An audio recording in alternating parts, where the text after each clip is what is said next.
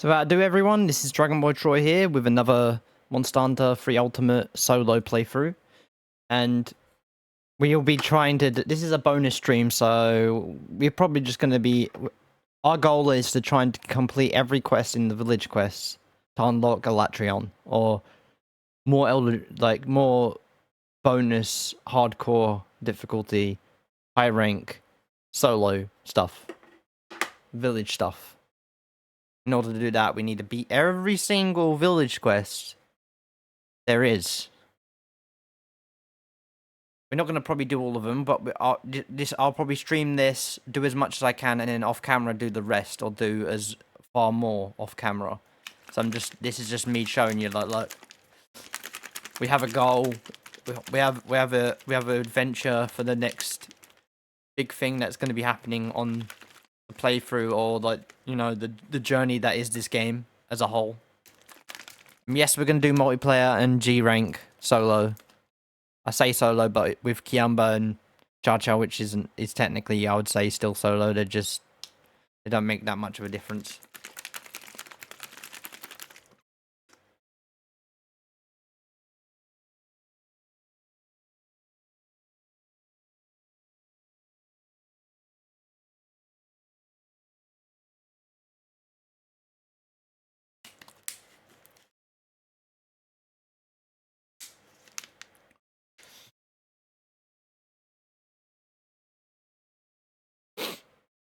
I always love to let the intro play.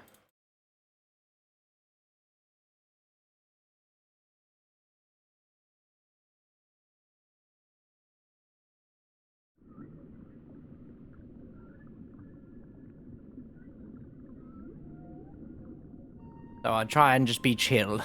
This one's, I'm going to probably be more laid back.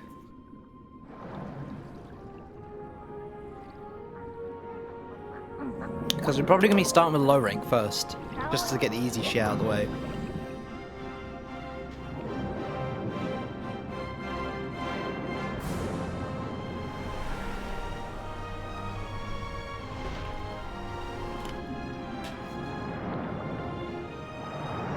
There's a longsword I want to upgrade. All I need is the Sharkwa skin.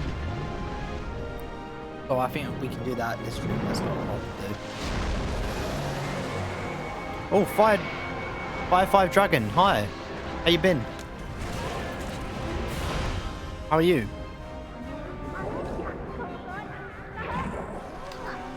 Damn. Thanks for catching the stream. Appreciate you. I just had a bath and my hair's still kind of wet, so kind of weird, but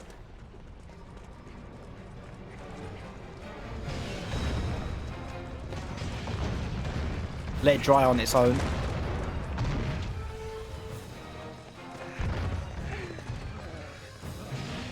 My mum's going to sleep, so I can't be like busting her in, but like, give me your hairdryer. Give me that goddamn hairdryer.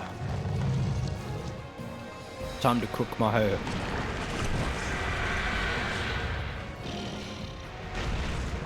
I'm trying to complete every village quest as much as possible to unlock the hidden Elder Dragon quests. Once you do that, the big mega challenge quest, solo village quest. That's what we're going to be trying to do. Yeah, Elatrion is one of them, and that is what I'm aiming for. And I want Elatrion.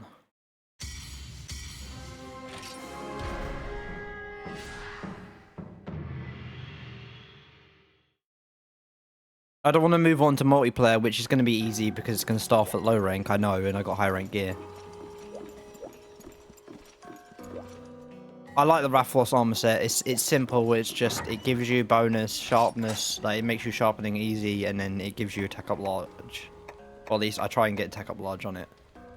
That's it.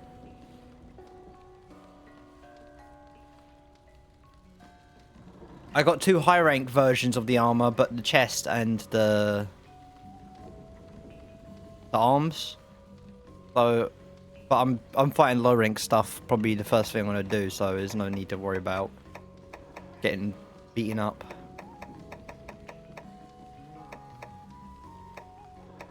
There's a weapon I want to upgrade though. That's the barbarian blade. I just need Sharkwa skins.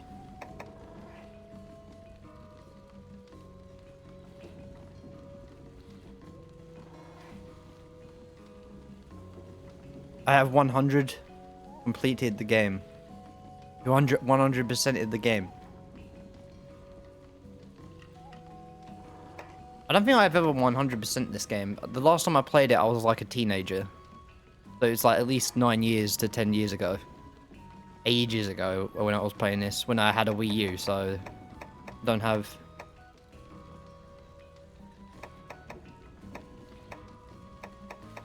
To get every armor set and weapon fully upgraded would literally take you like 1,000+ hours. In any Monster Hunter game, to be honest. Well, the original Monster Hunter game, one, there's not as many monsters, so it wouldn't take you half as long as this game, because this is a lot.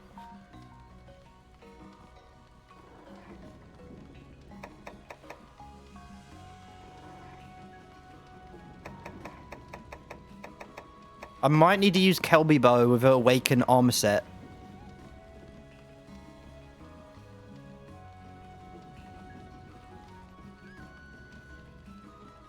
Holy shit, that is, that's a lot.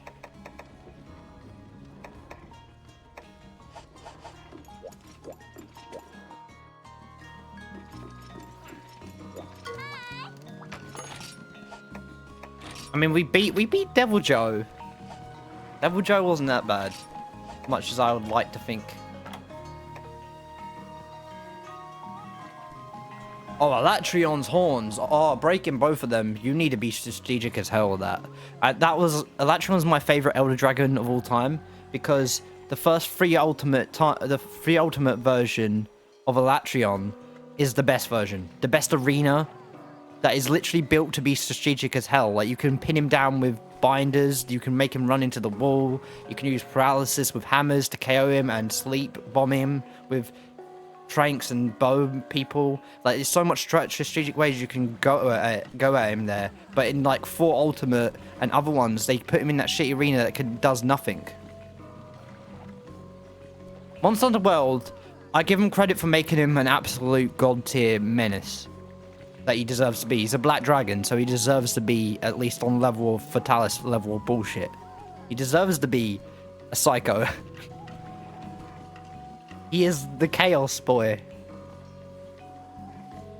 I appreciate they give him respect to his name by making him stupidly hard, because he's one of the Elder Dragons that out of all of them, next to Fatalis, deserves it. He controls every element. He basically does what like all the other Elder Dragons with one element does, but better. He uses all of them, so he's superior to them. Clearly, he's on a league of his own. He's just not Fatalis, because Fatalis is immortal and bullshit.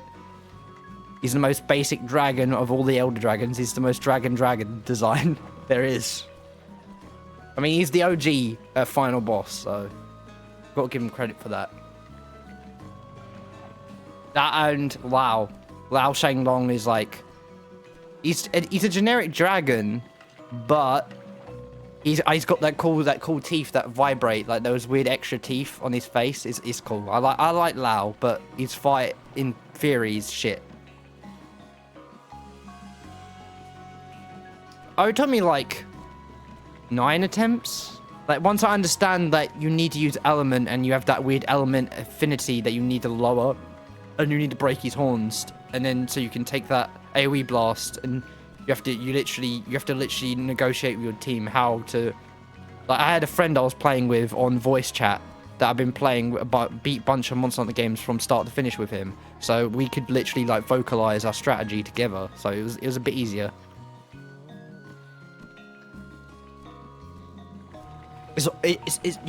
Every weapon you have to use is all about element, like elemental crit, affinity, high elemental weapons. Like basically, yeah,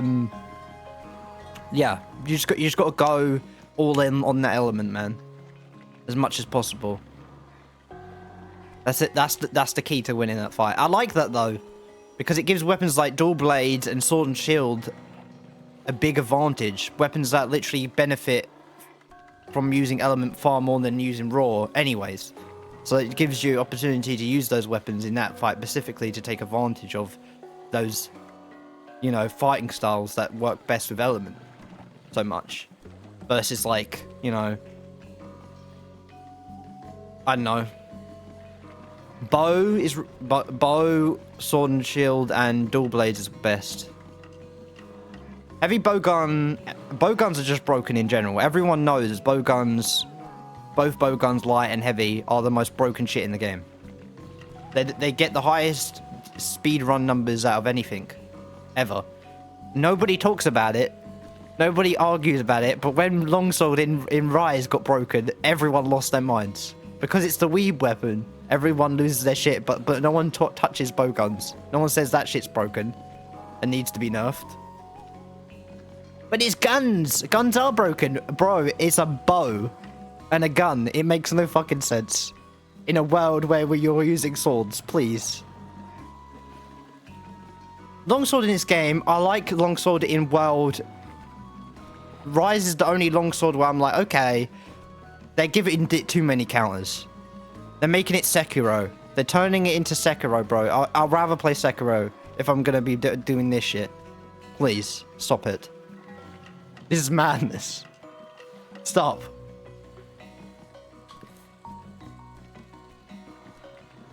If I want to play parry mentality, I'll play.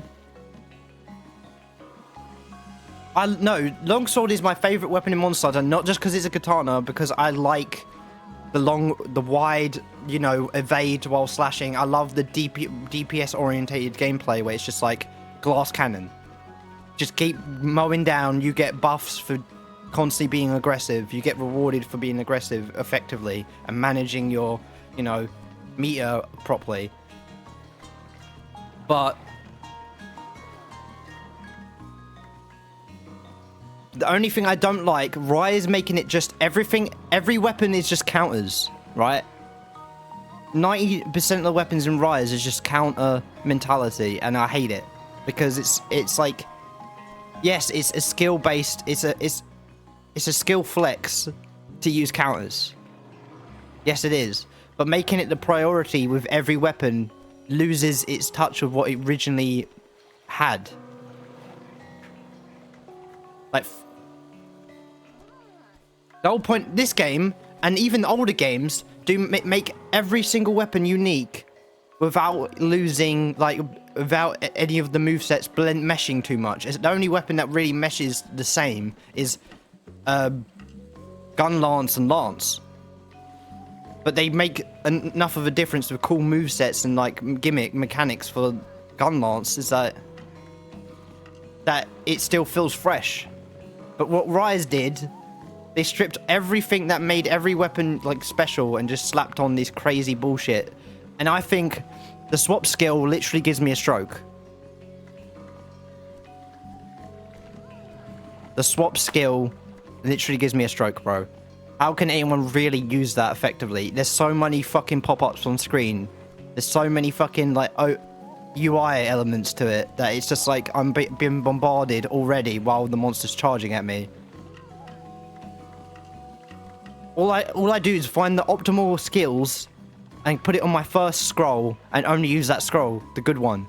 The other one's just like, just in case I swap to it when I want to spam Sakura slashes to get the meat up pretty quick, just so I can go into like Sacred Sheath or something. The big hits. Like I'm just like, I think that shit is toxic. Or you can use it to dodge, and it's like, bro, I have to literally push 2 buttons just to activate it.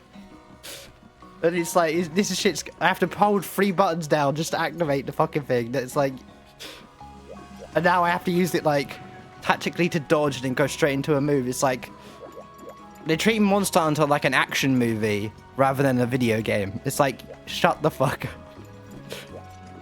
This ain't I ain't an anime protagonist, guy. I ain't pulling this shit off.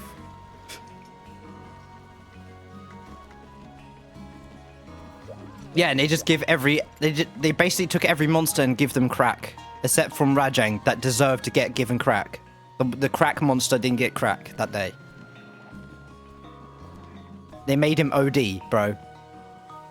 He fights like he's literally, you know...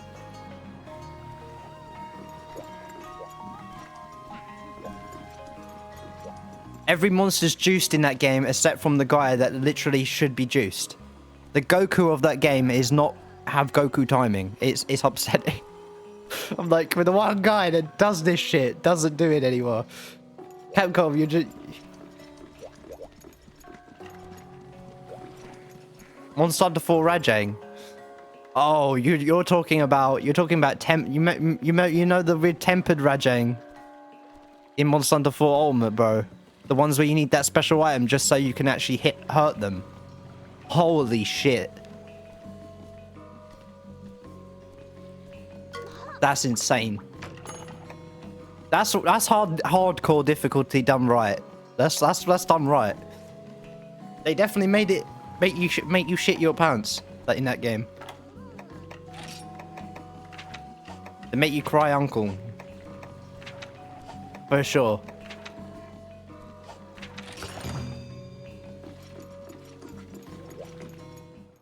Fuck.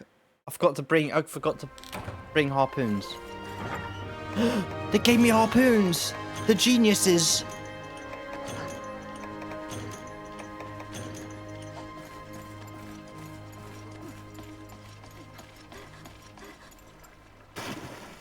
I personally wouldn't want to do that, not because I don't want to do that, because I do it for a stream. Like, that's like stream level of effort where, like, okay, if I'm getting views and like motivating, if I'm gaining a following because I'm put all this hard work in, versus like, then yeah, there's like an incentive, not even for money, like just to show people, look, I love this game, I care about this, I'll go above and beyond for my audience to try even harder than I normally would, just because they even just people to be like, oh, you're cool, like not even for followers, just for the respect that the appreciation of this game on camera.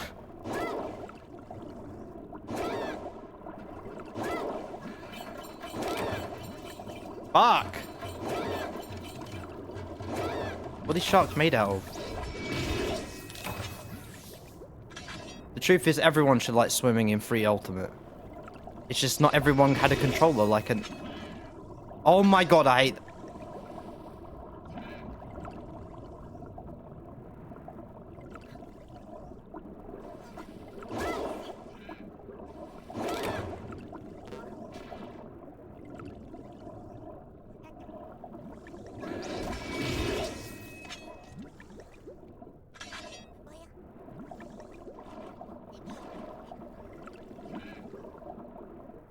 I need a Sharkwa skin to upgrade the Barbarian Blade, but that shit is...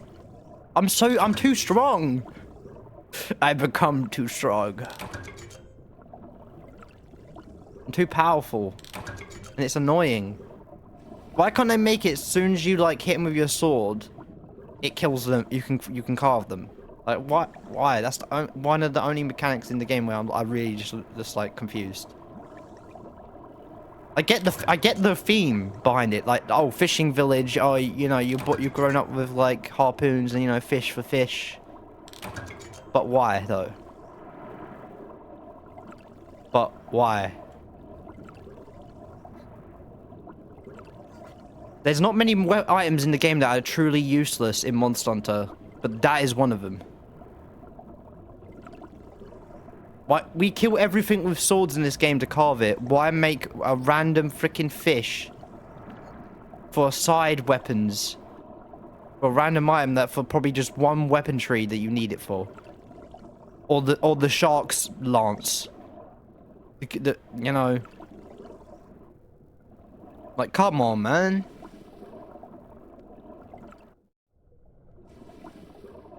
Not many items in Monster Hunter are useless, but that is one of them that they created. Look at this shit.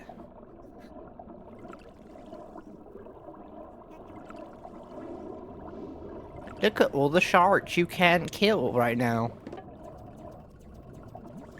Cause you got a sword, my boy.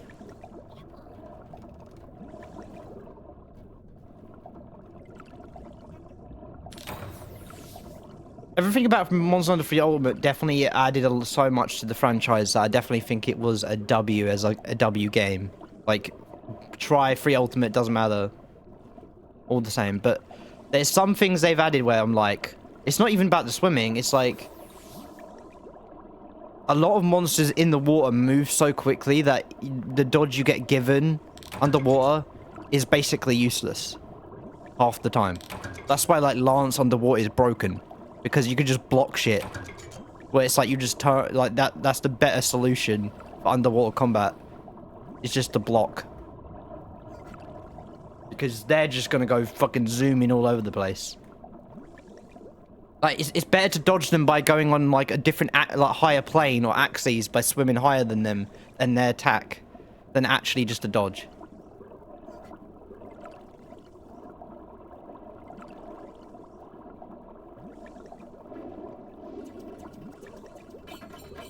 I wish there was a quest where, like, you can kill sharkwas and it'll just give you, like, the shark skin.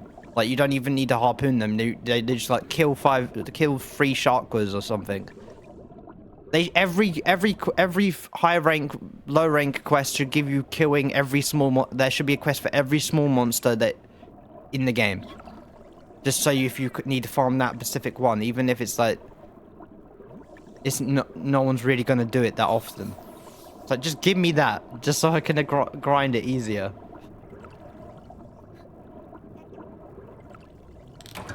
Make capture quests for every single large monster in the game instead of, like, make it a hunting quest. Because capture quest gives so much more money for the same thing you're gonna do anyway to farm it for the rare item. But might as well just... Oh, Black Pearl.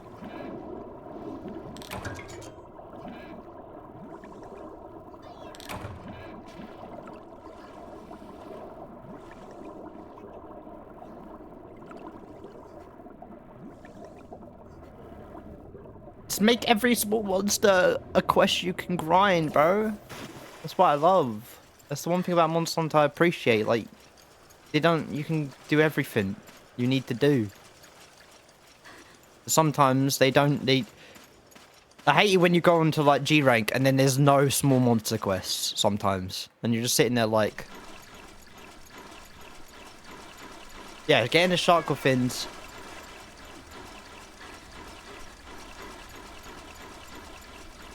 Just give me a shark quest, bro. Just give me the shark quest to kill them. And then the reward will give you fins. So I don't even have to worry about carving them. You can carve them, obviously, just to get extra ones. But, like, you technically don't have to. You could just swing your sword and murder them. Let me commit genocide without my conscience being questioned, okay? My morality. Game. I like to slaughter things without actually thinking about it.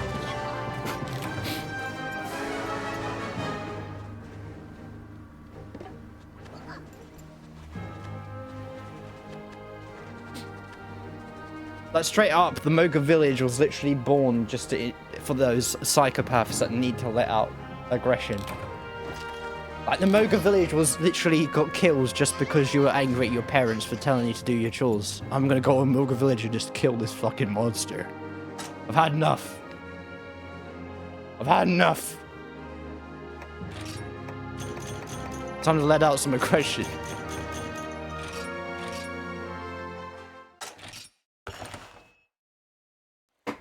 Yeah, this stream's just gonna be chill as hell. Like, I don't... We're doing something that's just like, meh. Oh. I'm gonna probably use Sword and Shield. Sword and Shield's that much weaker that I probably won't kill the chakras in one hit. Hopefully.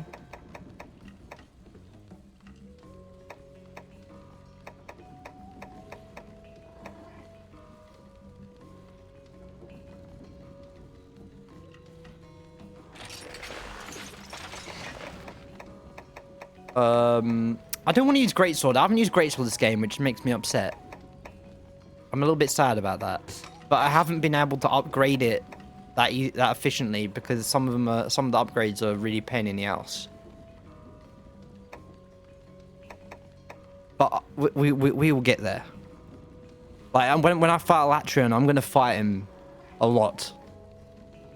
I need Elatrion's weapons, every Elatrion. Elatrion weapon is the best dragon weapon in the game. It's got the best everything. Best crazy good sharpness, decent raw damage, and then crazy element. It's just all around this good stats for a dragon weapon, for an elemental weapon. It's just really hard to really hate to say one's better than it. The only better element is, like, you know, the ancient shard sword and shield. It's got crappy, it's got meh raw, but it's got 700 dragon. That shit is the highest dragon weapon in the game.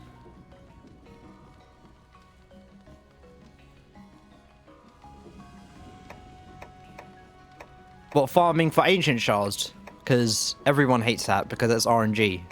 And RNG is ass.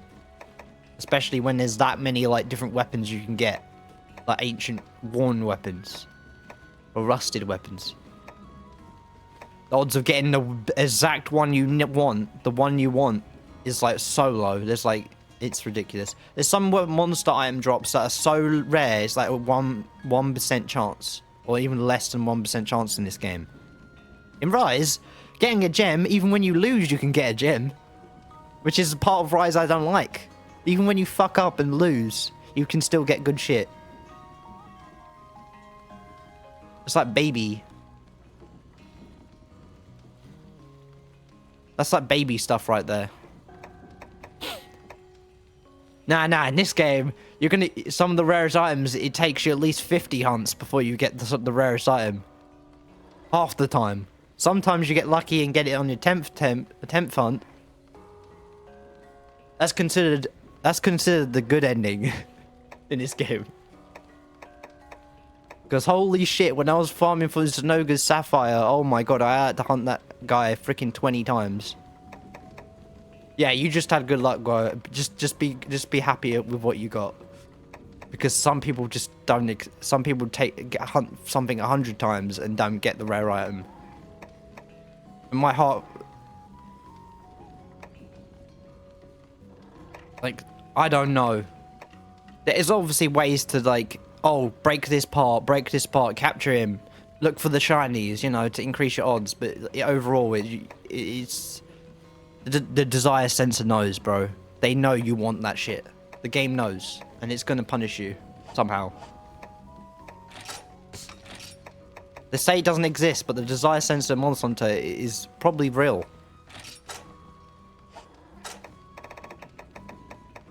It sounds like something Capcom would actually do.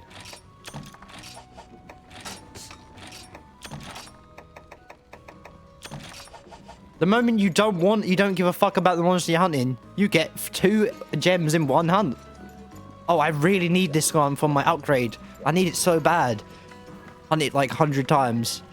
You never see it. Never see it.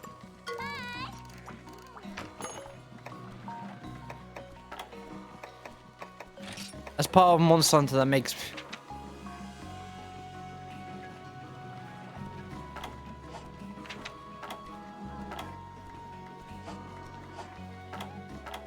Someone's gotta pay here. And it ain't gonna be me.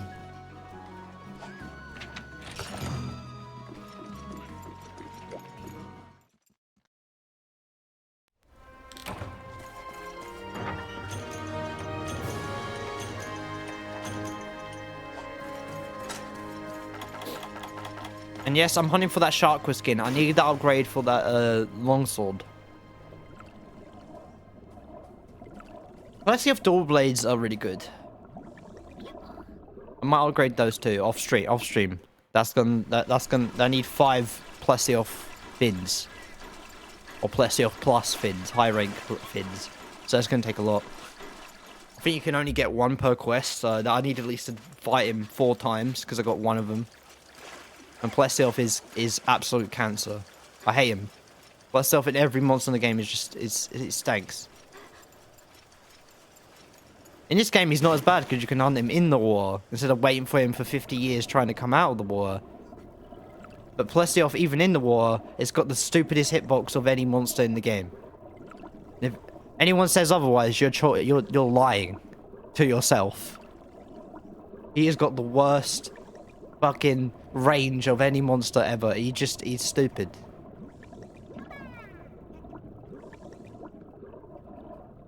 He's got every attack every monster wishes a monster wouldn't have in one monster.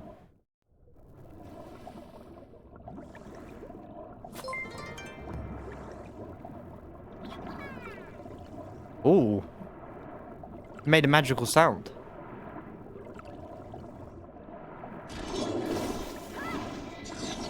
No, they die in one hit.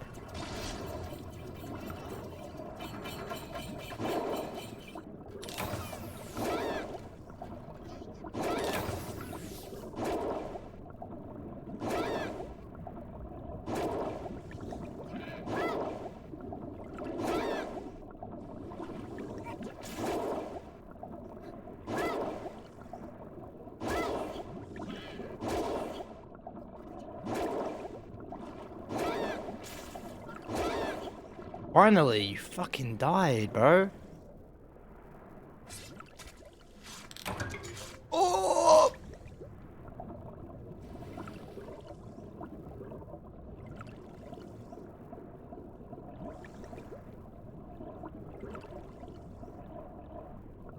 You had the audacity to not give me that one item that is your item. See what I mean? The game loves to troll. Capcom are the troll kings of the RNG world. I swear to God. They know what they're doing. The guy just pushes the button to turn off what item you want. They know. Oh my God, Cha-Cha.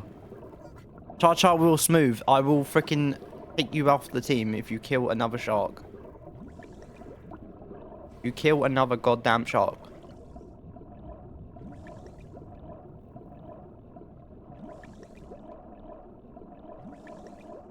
You'll be banished back to your people. Because you just committed a crime.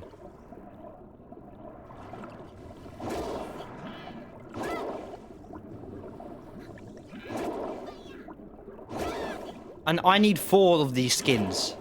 Why can't I just get 2 carbs from these guys? Like, just save me all the hard freaking work. There we go.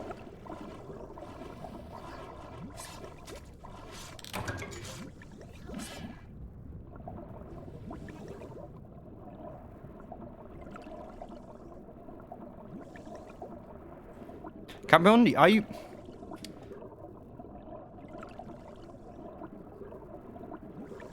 Like, killing these fish fucks, fishy dino fucks, is fun. It's fun to kill. It's to kill small normal monsters, but killing the baby little fishes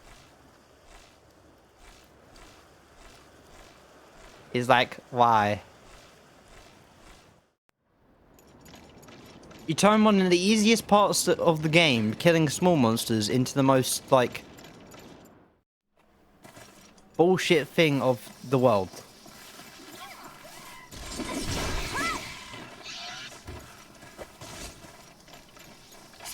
And yes, I have got the Kelby bow. And yes, I will be using it against Jimbo Ram because fuck him. He's got too much health. He's stupid. For solo. Especially multiplayer and G rank. There ain't no way I'm not using that. I have to use it. I'm literally have to use it. If I'm gonna beat him. There ain't no other way. I mean, yes, there's like special builds you can get with like greatsword or something, where you can buff yourself with every item and get, or something crazy, with like special gear. But like, there's odds are I'm not gonna, by G rank, I'm not gonna have that gear, or I probably won't be able to unlock it until after I've beaten him, which is the most annoyingest shit ever. So it's like.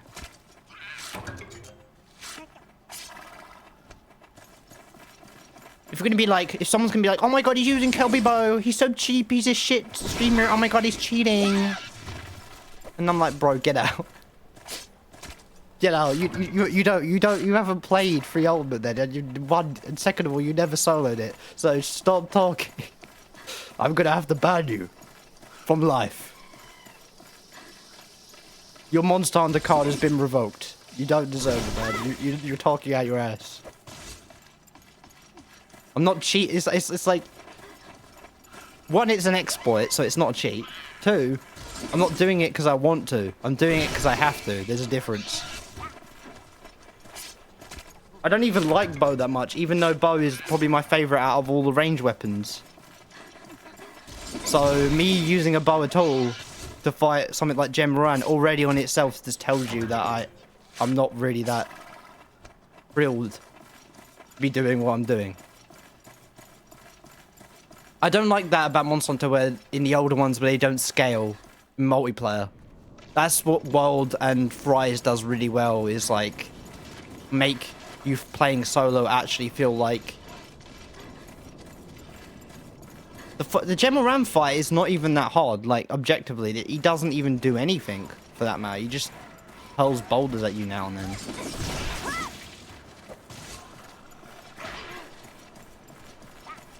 Wait, have I got 2 cow behind us?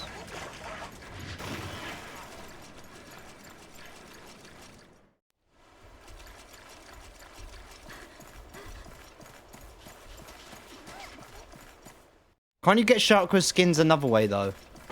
Like can't you trade for them or something? Because if you can, I'm doing that. I ain't fucking hunting that shit.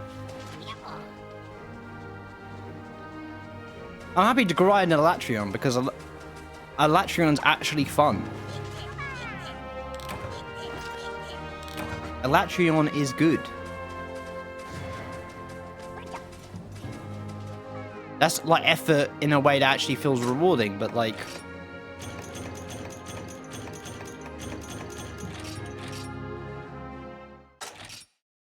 I mean, Elder Dragons arguably are either the best or worst monsters in the game. Like...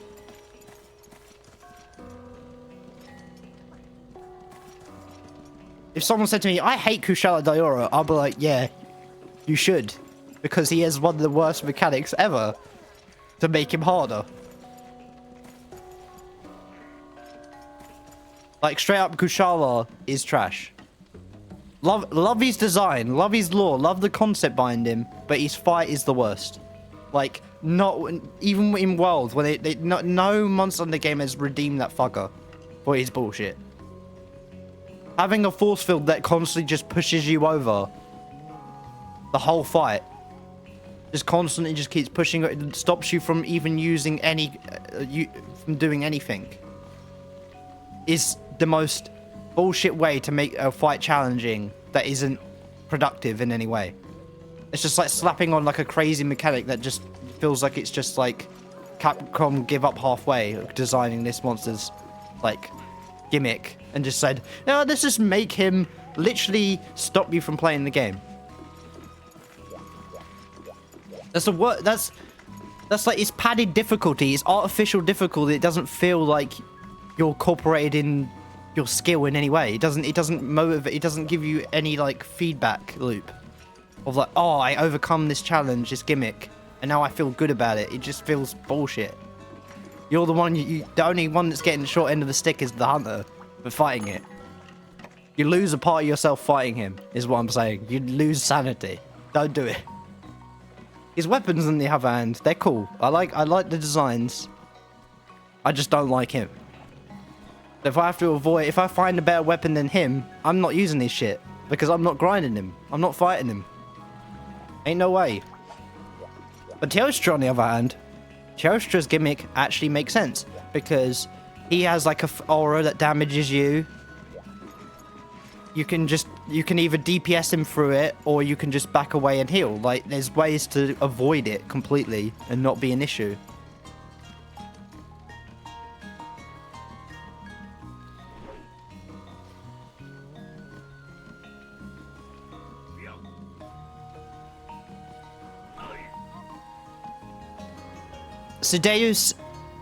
Sideus is a good fight when you can only have to go into his final arena to do it.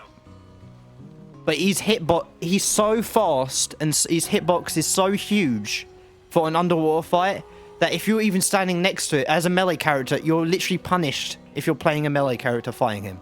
If you're anywhere near him when he moves an inch, you're getting hit. If you're even a spitting distance away and he turns around, you're getting slapped the fuck up. Him just turning around just instantly just knocks you the fuck out. So you might as well just use range shit. That's why using Kelby bow is literally why everyone spams that shit on him, because no one likes actually fighting him legitly. Because it doesn't... What's the point? Design-wise and lore-wise, he's cool. But that doesn't make a good monster actually worthy of being a good monster. A good monster is actually, if fighting it, the fight is everything. Yeah, use the Dragonair. You should always use Dragonairs. If you can. But the thing about the Dragonair is his AI is so whack that he sometimes just floats up and just pushes you so you can't touch it. He clips through the freaking Dragonair and you can't touch it. And then he just floats up away. That shit's annoying. Like, bruh, get out. Get out in this game. Underwater, I can tell they didn't really, like, test every monster design for the underwater combat completely. They didn't really game test that shit fully. Which is what I'm hoping in Monster Hunter 6, if they bring down water combat, they take their time with it. Like, you got the technology to make that shit god tier. Now, we got Unreal Engine 5. You can make the underwater combat good. Don't make it anime.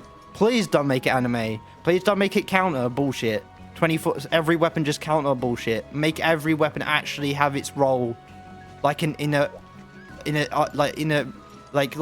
of Warcraft or something, like a tank, a DPS, this. Like make everything has its role to play.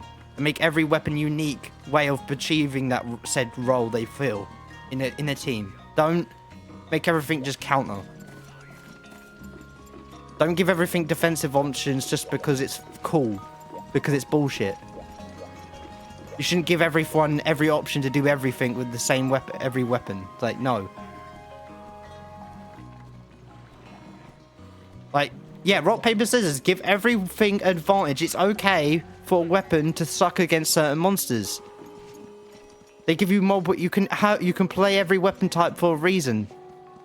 It's not like a character in D&D where you can only choose one role and you have to work as a team to even make that shit work. You can play everything. Everything's available to you. So if one weapon is shitty against the monster, use a different one that works. That's the whole point. That's why Capcom needs to understand the audience better. You need to actually focus what people are saying, because sometimes game developers don't listen. Even when they're screaming at you. We can listen to the audience, or we can make money.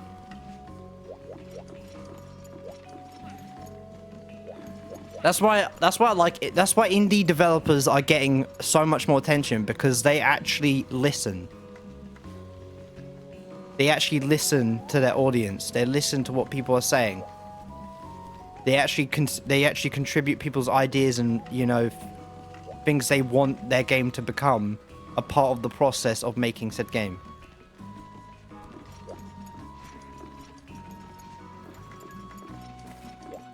That's why AAA games will someday be overruled by indie games, or will eventually become superior in the fact that once game development becomes so much more easier with technology and becomes so much easier with less, like, you can have less skill but do so much more with said minor skill, that it just becomes so easier that these indie developers are just going to create so much better games and actually give what people want and actually contribute other people involved, where AAA people being all greedy and shit is just stupid and cutting corners isn't going to fly. I mean, look at, like, it shouldn't be a thing. It's like, I'm gonna say, this might be a crime I'm gonna commit right now. It's like art, in the fact that if you're one of those artists that just splashes paint on the canvas and being like, isn't this freaking amazing? It's like, it's a metaphor for society. It's like, no, it's shit. Real art is actually takes skill and freaking like understanding of your craft. You don't just freaking fart on a fucking window and say, oh, that's art. It means something. Because anyone could do that. You know what I'm saying? Like, anyone could half-ass something just to be fucking a shitty person and be cheap.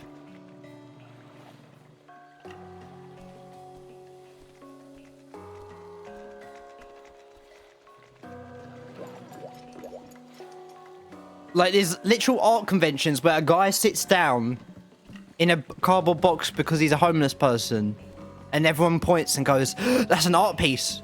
That's an art piece. It's a form of expression. It's like, what? Someone just put a glass. There was literally a time a guy dropped his glasses on the floor, and everyone started taking photographs of it, saying, oh, it's part of the exhibit. And it's like, no, he just dropped his glasses for.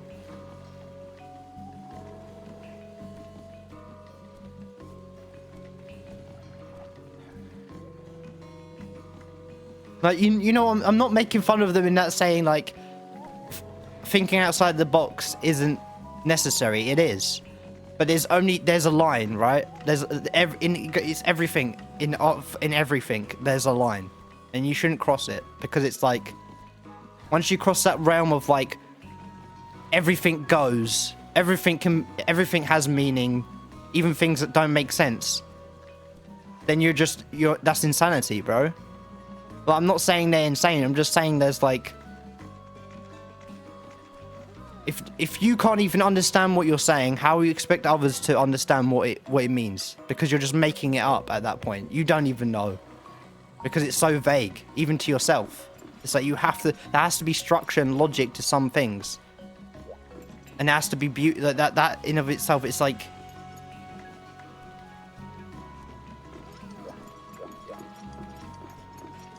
It's just like the pyramids. It's like, you know when people think aliens built the pyramids, but there's literal, and they think Egyptians have more they think Egyptians, yeah, are more technically advanced than us. When there's some things they did that we can't understand for their time period, but the things we can do now are so much more than what they could do then. And people that believe otherwise, there's these giant there's these weird steps that say that giants built them. These weird stone platforms, but what they really were actually farms. These wooden stone platforms used to be like agriculture. These giant plains of like agriculture, and because they died out, they were just stone left behind, so they look like giant stairs. And everyone said, there used to be giants back in the day that climb these stairs. There used to be gods. It's like, that's the thing about common sense. It's not that common. Ironically, it's not that common at all. Especially nowadays. It's like, think, McFly, think. What are you doing?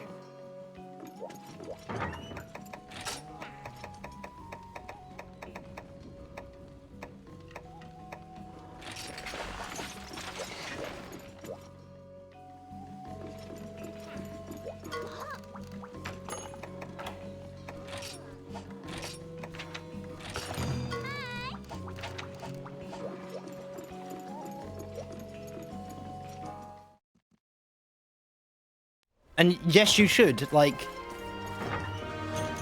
just because you think something's true does not mean it is. Like, yeah, my grammar when it comes to texting people is not that good, right? But people assume that I'm illiterate and stupid. People think I'm absolute like smooth baby brain. I'm not calling myself a genius or intelligent, no, but I'm not a freaking like 5-year-old. And on the internet, I don't really try that hard. They're like, why isn't everything immaculate? Everyone's using slang terms like pog and all this shit, and I'm just like, I'm the one they choose. They need to be a Nazi to because I'm not trying that hard. Like, come on. Is this the hill you're gonna die on? Just because I made a typo, you're gonna literally froth at the mouth. I'm talking to strangers. Why do I need to be essay level, like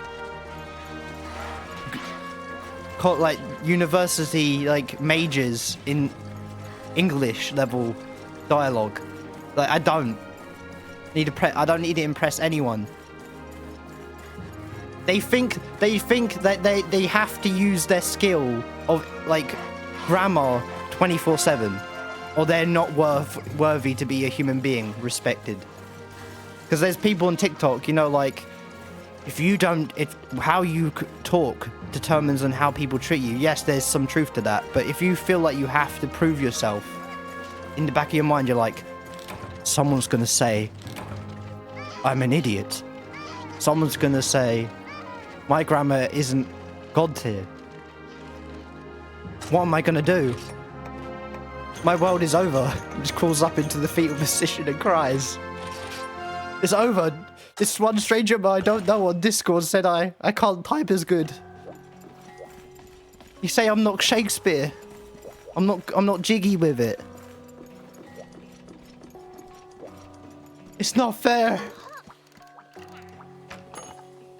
Sometimes I just say stupid shit for the sake of doing stupid shit. Like, sometimes I just say stupid stuff on the internet for the memes. Just because you have to stop caring. Like, at some point, you have to stop. That's my favorite. I just love to come into Discord chats or, like, group chats and just say unga bunga shit.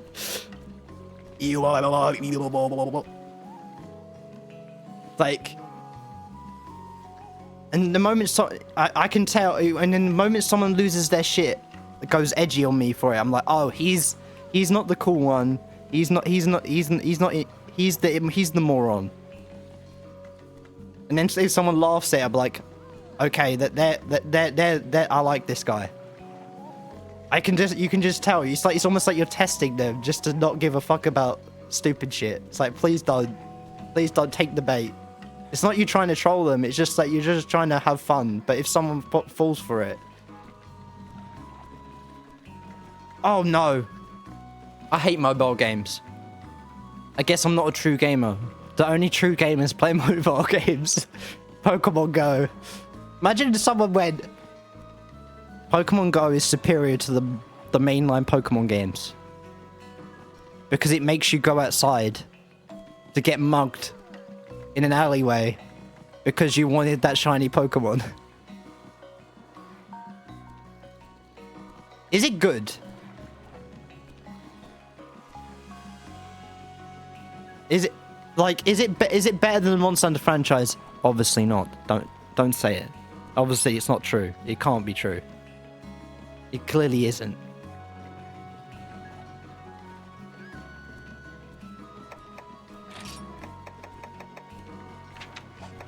It's one of those games where it's like, if you're a fanboy of the series, you're only gonna play it because you're a fanboy of the series. There ain't even a lot of monsters in there. But like Pokemon Go, of course they're gonna add updates where they're gonna be like, Elder Dragons. There's monsters you actually want to play. It only took us a year to get there. The monsters you actually want to grind.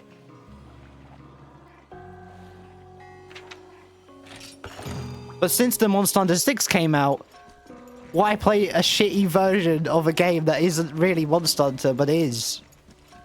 When you got the new good shit that everyone's really been waiting for.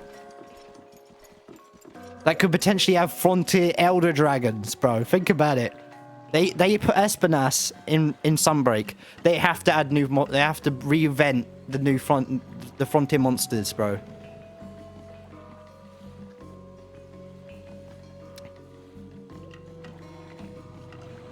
I'm gonna say it right now. They're adding new frontier monsters, bro. They're bringing more. They're bringing a lot of frontier monsters to the new Monster Hunter 6, and I'm all for it. Because Frontier has, like, some people be like, Frontier designs are so over the top and stupid. But listen, young Padawan, listen here. There's some Frontier designs that are so freaking revolutionary with new freaking status elements and elemental damage and gimmicks. They have Earth element, bro. And there's in the Monster Hunter manga, there's an Elder Dragon that has wind element weapons. There's literally an Elder Dragon that is a bamboo dragon that summons bamboo shoots out the ground, bro. There is a freaking dragon, there's a whale wyvern that is a accordion that plays music to stun you. Its literal body is built like an accordion, and it's a whale that uses sound to stun. Like, that shit is so good.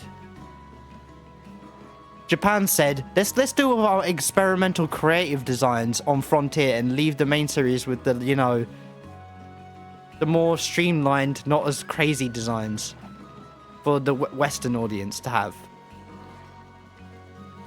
There's a crystal scorpion that when you shatter its crystals, it attacks 10 times faster and basically becomes hard difficulty because it's lost all the weight from the crystals and goes absolute apeshit.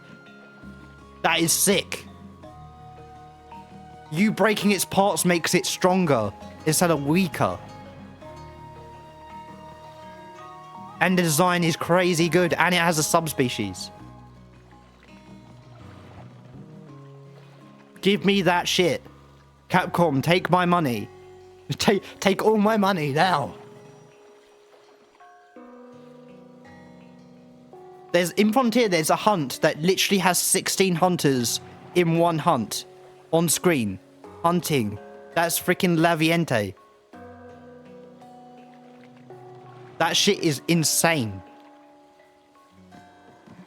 Not even the main series has ever done that. Not even the main series can pull that off, bro. Could say they ever did that. They made raid hunts that are 4 teams, but, like, it saves your progress. That's all it is. Like,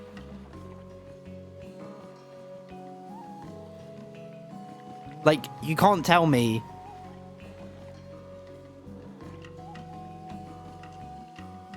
Even though I know, like, Monster Hunter tries and sell the big Elder Dragons as not boss fights in the main series. But let's be real, they're boss fights. They're not set up like boss fights in the traditional sense, but they are.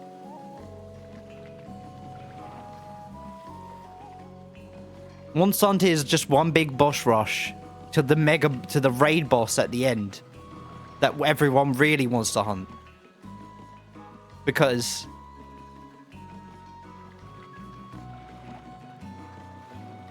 yes, it feels like you're hunting in World specifically. It definitely feels like you're hunting something, because every monster doesn't just attack you like a psychopath like the old monsters. As soon as they see you, they don't aggro onto you straight away, and they actually 2 different monsters fight each other, like in the ecosystem, which is what I like about World. Rise tries to do that stuff, but it comes across as corny and like gimmicky and weird. Like I don't even know. Like Wyvern the Wyvern riding shit is so weird. It's so broken. It makes no sense.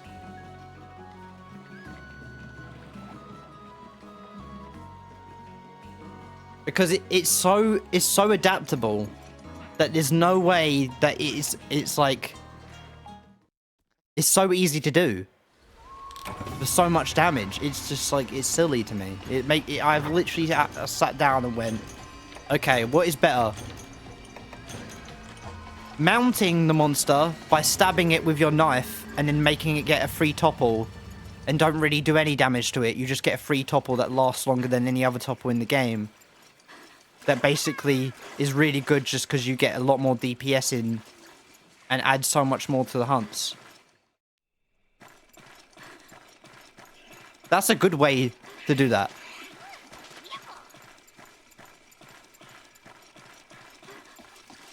But what Rice said was, let's do crazy damage, and topple the monster, and you can do it with multiple different monsters on the map.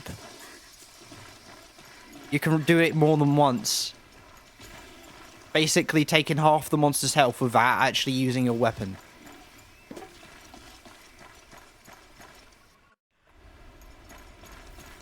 But also, Frontier has some of the Elder Dragons. There's an Elder Dragon that uses liquid metal, like mercury.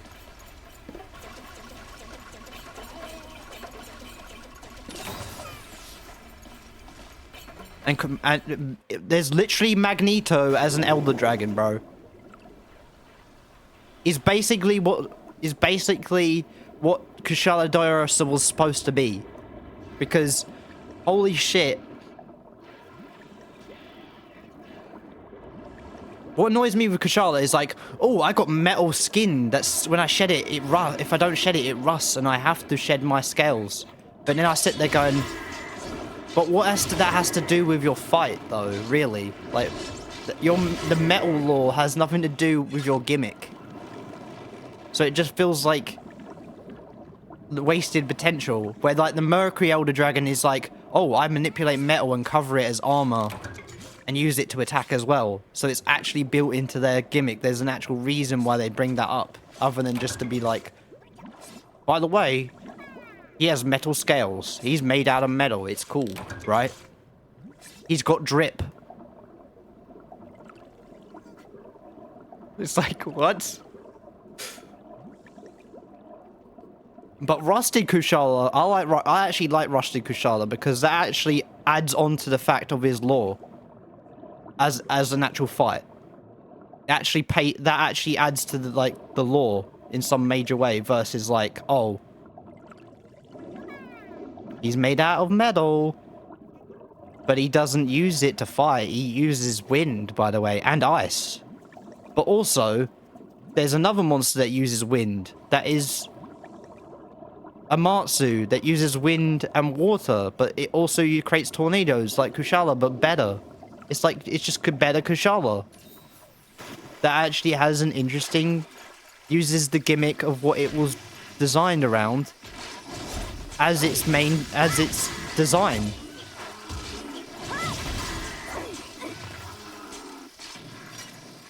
Like,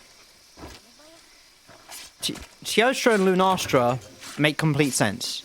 Like, there's a Pokemon that is considered... the sun Pokemon in Pokemon Sun and Moon is based off a lion because it's based off the alchemical symbol, or like alchemical symbol involving the sun and stuff like that. That's what its like design was based off. But like adding Lunastra and Teostra makes sense because it's like, with their design, is that they're the Fire Wyvern and they're based off the sun and moon and stuff like that. That makes sense.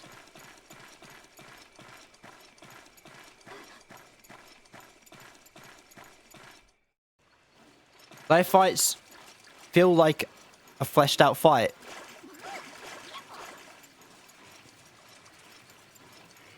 Ironically, it wasn't till like they give him blast where they actually feel like that whole explosion thing, even though it does make sense in lore when they explain it. In the older games, it makes sense.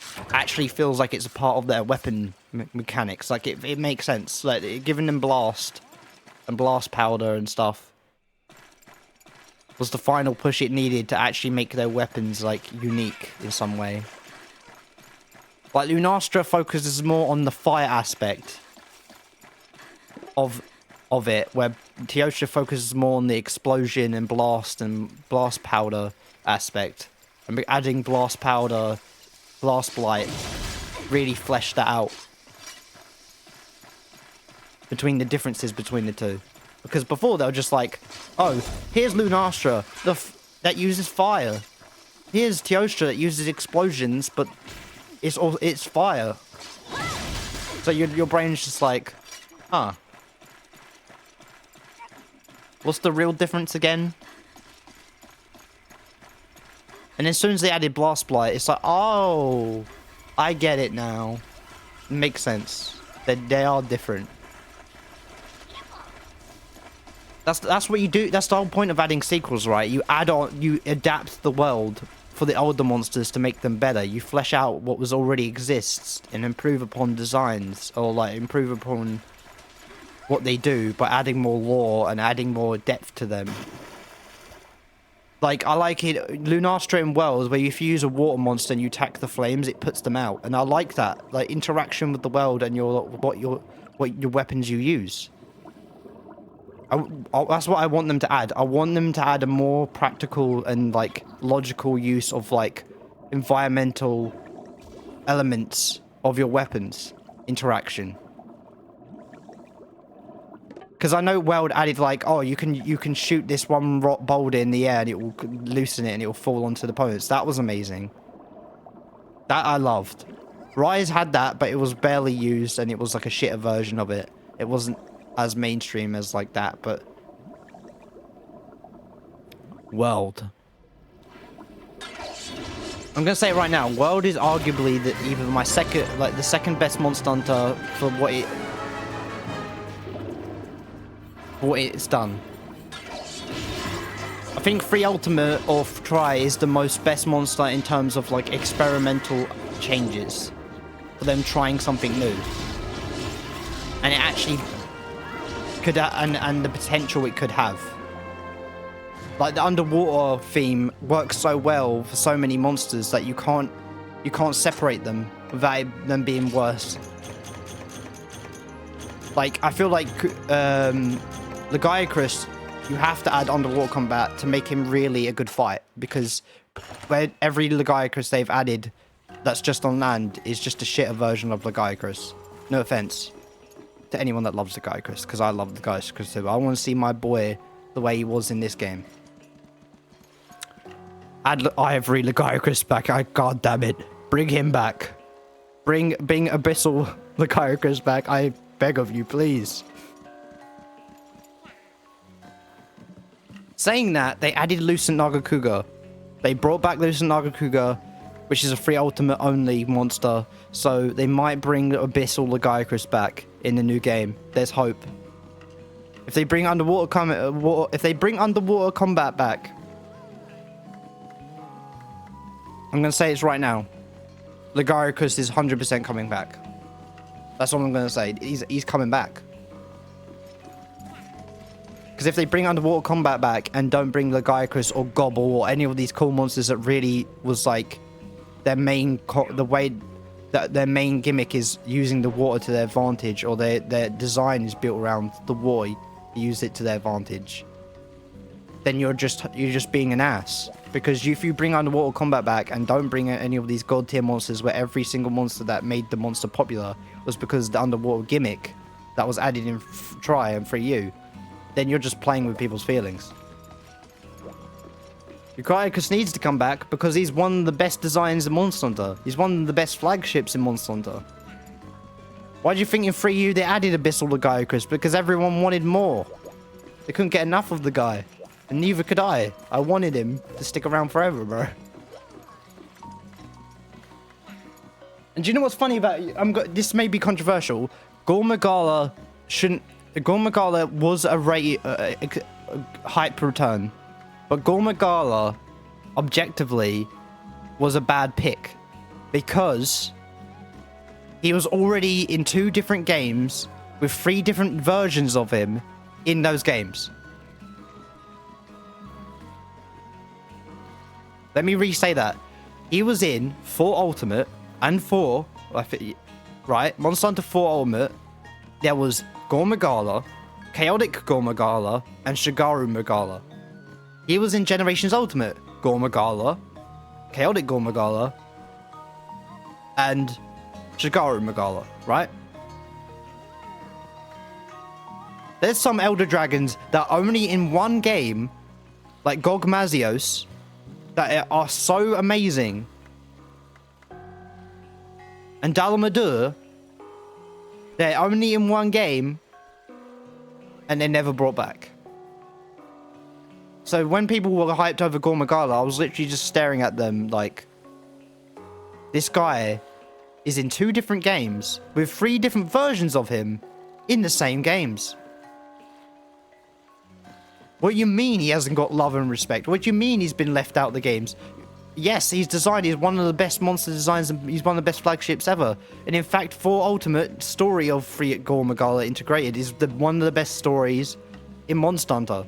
And the best integration of adding mechanics based off their flagship to their story. That made the most sense. The whole frenzy mechanic made the most sense. The whole virus shit made the most sense. I loved it. But by God, you're wrong.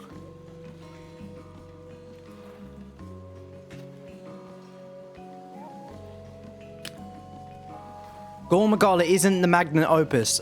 Espinas is the real contender for the most crazy interaction in the main series.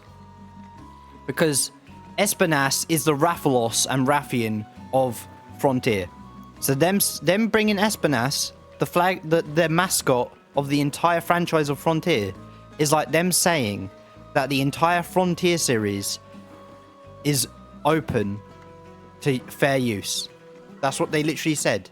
They said the entire echelon of Frontier that has they have a fight.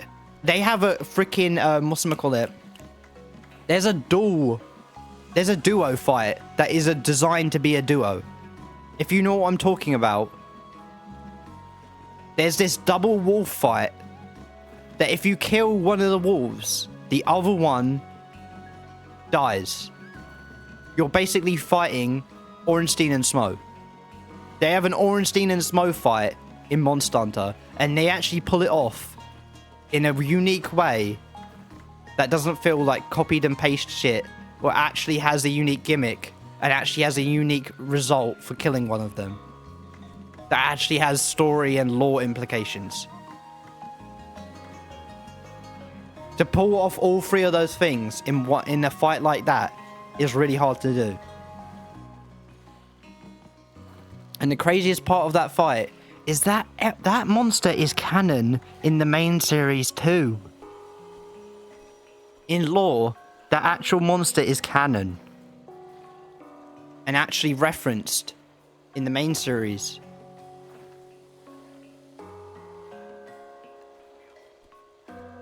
Which is also what I love about Monster Hunter, the main series, is that I feel like Capcom was always going to bring Frontier monsters to the main series, and they've been hinting at it for the longest time. They've just been teasing us for so many years, and we just haven't seen it. They've been playing us like a fiddle, thinking it's never going to happen.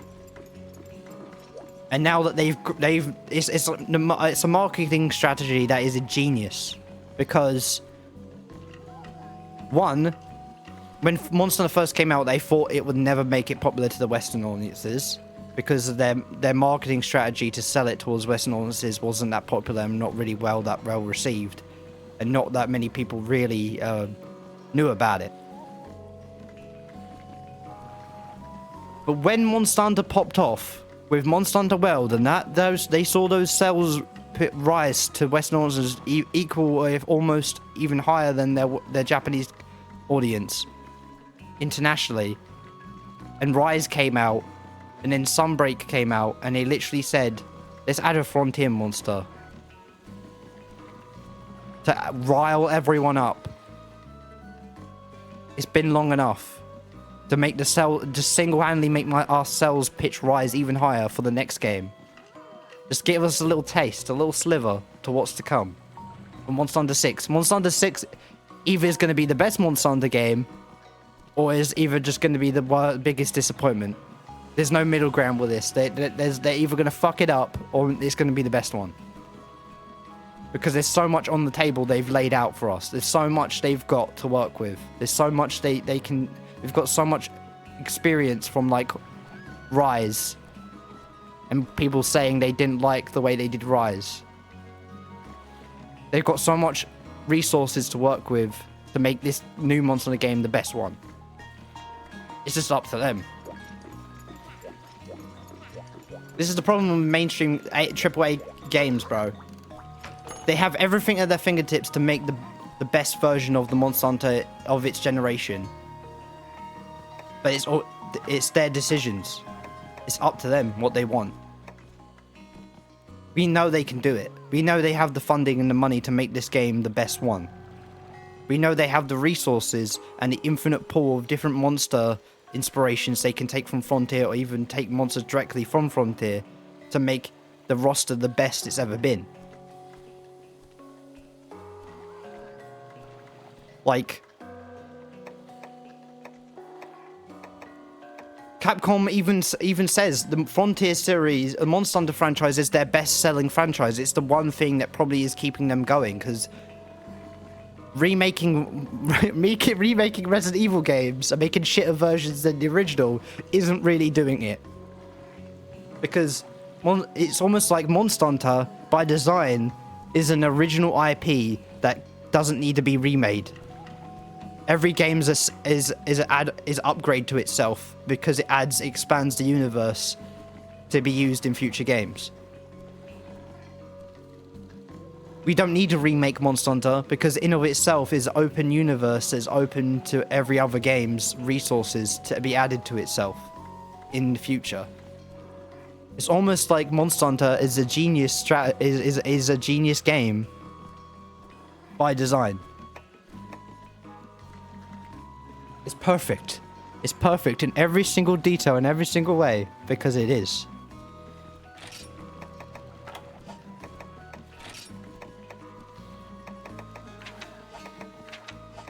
Just think of how many games they've had in Monster Hunter. Think of how old Monster Hunter is. And how shitty it did at it when it started out compared to what it is now. And tell me that it's one of the franchises that manages to start out terrible and manage to actually realize everyone and prove to everyone that it's actually been a good game since the beginning. Because there's so many people going back to the original Monster Hunter from PS2, the first one, and realizing that game is also a really good game despite the controls are complete ass. Not many games can do that. Not many franchises can pull that off.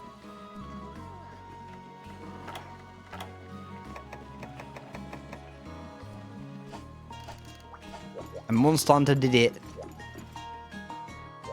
easily.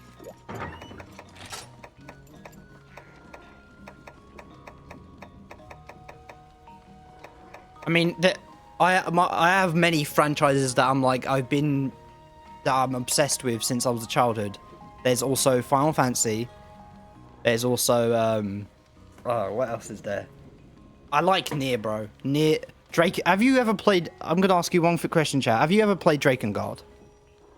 Because 9 times out of 10, you're going to say, what the fuck is... What's Drakengard? What is Drakengard? Because I've heard the name before from lore videos, people talking about what Drakengard is, but what is Drakengard? I've never played it. Why is it so important to the Nier franchise? Because Drakengard is what Nier used to be. Drakengard is what Nier was before the Nier even was an idea in someone's head. Because Nier wouldn't exist without Drakengard, and we all know this. But I need to calm down. I'm talking too much and getting too hyped. This is meant to be a chill stream, goddammit. I'm not ranting, I'm just having fun. I'm feeling free. I'm feeling free and unrestrained. I'm gonna play the game now.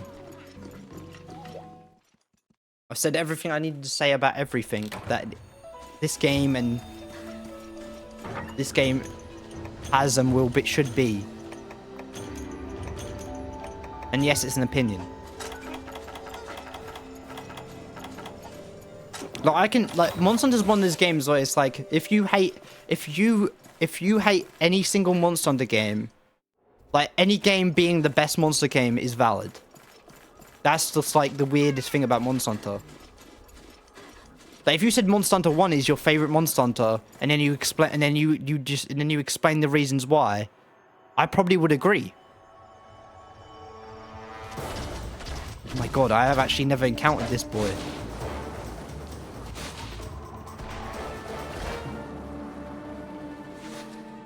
Look at it! Oh my god, why did I hoe him? I just realized what I've done. I'm a villain. Lagombi, I'm sorry, man. I become too strong. I didn't fight you when I was on your level. I'm sorry.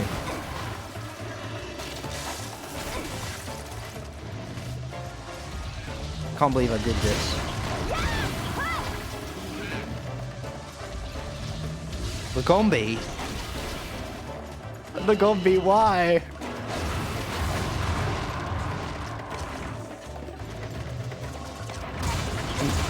Sorry, boy.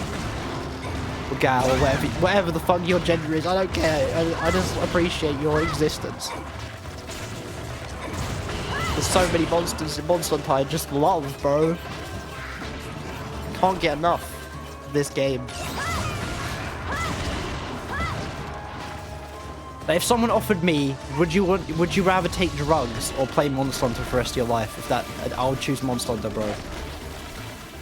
Would you rather be buff and attractive and get women, bitches, or play Monster Hunter? The only thing, you're only allowed to play Monster Hunter for the rest of your life. I would choose Monster Hunter every day. Because Monster Hunter has always been giving me good shit. Even when it's bad, it's still good. Even at Monster Hunter at its worst, it still makes me feel happy inside. This may sound like a stupid thing to say, but every example of relationships I've ever seen ever has always been either at some point has been really bad. It's almost like the saying, you either die the hero or live long enough to become the villain. But that feels like that applies to relationships. It's either short and sweet, or you die being married to the same person.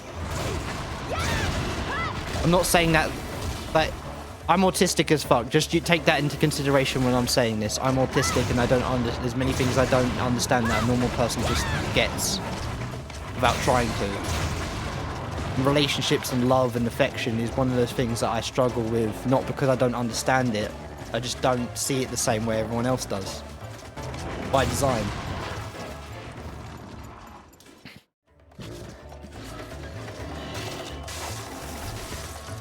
How my brother explained it. If my brother sees this video, he's probably gonna be mad, but he isn't really autistic. But the way he explained it was, I'm not just, and anyone that's autistic, I'm not saying you think the same way. I'm just saying this is how he explained it. Made more sense to me from my perspective of how I see things. But he basically said, autistics see people as an obsession, or as like something to obtain, rather than straight up one-to-one love. Like, and to me that made sense, because it's not that autistic people see people as objects to obtain. They see to obsess over something is to love something. Some of the time. Think about it, like a lot of autistic people, the things they love most, they obsess about. Obsessions to autistic people is another way to say that this thing meant something to me. That's why a lot of autistic people either say that's creepy or weird or like possessive, because we see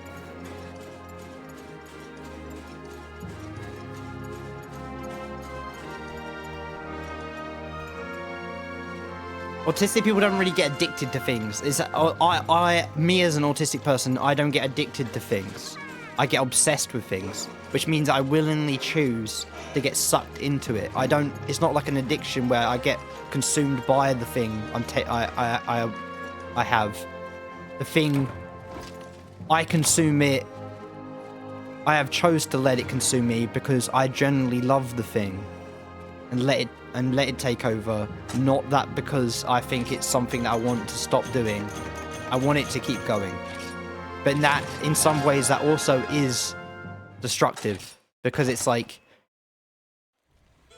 even if it does harm to your social life or does harm to push other people's way, you're so enjoying what you're doing that you don't see that it's blocking other opportunities, which is sad in of itself.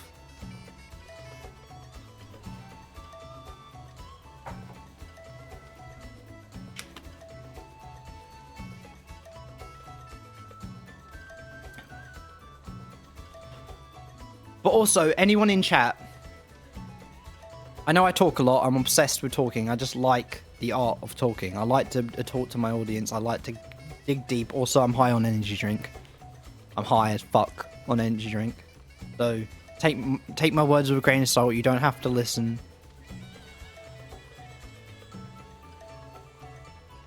But, somehow I'm addicted to streaming. I don't know why. I love talking to an audience. I love playing games, and I love talking about games to people that also feel the same way. Because the longest time I watch streamers, I've been obsessed with watching streamers. I'll be like, oh, this guy's so cool. He's on camera, being himself. He's being raw and real right now. He's showing his cringy side. He's showing his, you know, energetic, you know, bubbly side. He's showing his anger and frustrations and controversialness about hesitation. And I'm like, bro, that's me.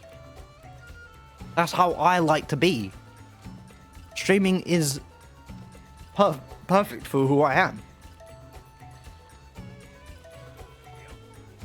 But anyway, we need to continue destroying the quests.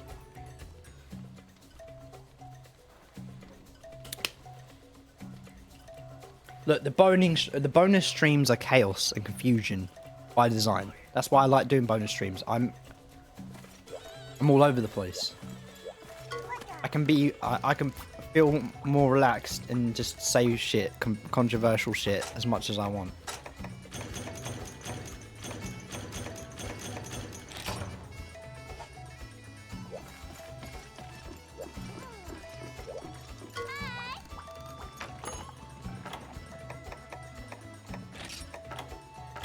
No guts, no glory. Shall we say the egg? I probably should save the egg gathering quest off stream, bro. I'm sorry. I know they're fun to watch because they're so chaotic, and they're the one thing that, even no matter what you say, egg gathering quests are the one thing that actually makes you shit bricks. The moment there's an egg gathering quest and you realize you have to do it on some level, a speed of sweat appears on your butt crack before you even started the hunt. It's so intense and so boring that it's the weirdest combination of boring, intense, scary. It's like knowing if you even get sneezed at, if you're even tiggled, if you're tiggle wiggled by anything. You have to go back and slowly waddle your ass.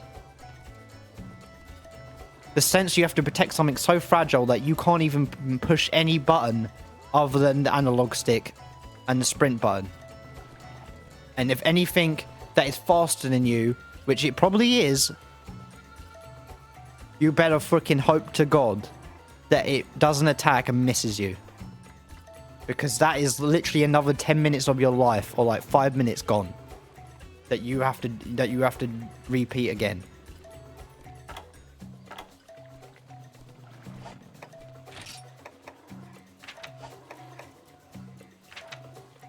Egg gathering quest is why Monster Hunter hates us. Why Capcom hates us.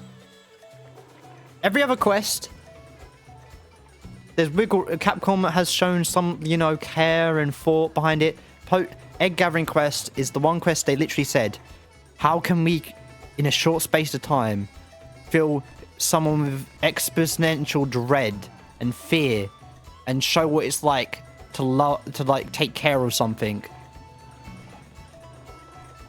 care for something other than yourself in a video game. That's the worst thing. Worrying about something other than your own well-being in a video game is the most stressful thing in a video game. Any quest where you have to protect someone or like stop AI or NPC characters from dying is the worst, because you know there's no it's out of your hands. There's some sense of control, yes, but for the most part it's just RNG. It's up to the NPC, and the AI of the game has taken the ride of your enjoyment and fun. And that is the scariest thing for a gamer. You can't use your muscle memory for dodging and countering and all this stuff for monsters, or like your count. You can't use spam counters for everything. You have to actually rely on giving a fuck about things hitting you. You have to actually give a shit. You literally can't use any of the tools that the game's given you to solve the problems. You just have to walk and hope that nothing happens to you.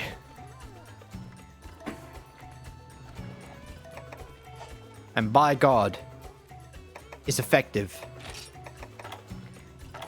Okay, we're gonna do no guts, no glory. Because fuck that.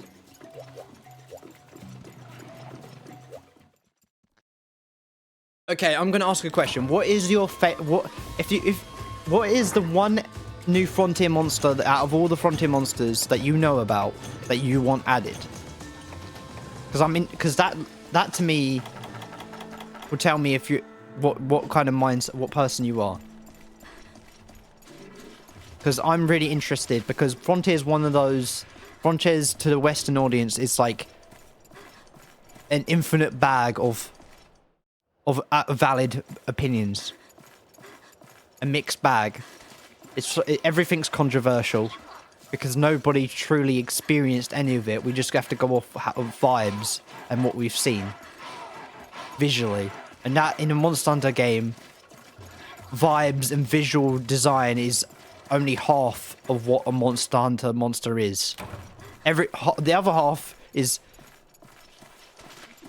the theme, the soundtrack, the design, and the gimmick is only 50% of what makes a Monster Hunter valid. The other half is the actual fight itself. Most of what makes Monster Hunter monsters good is the fight.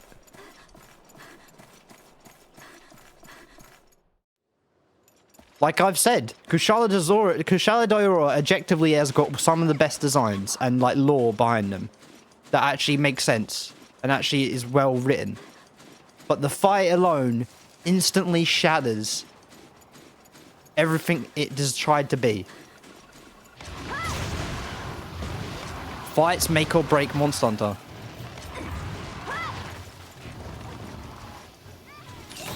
Like...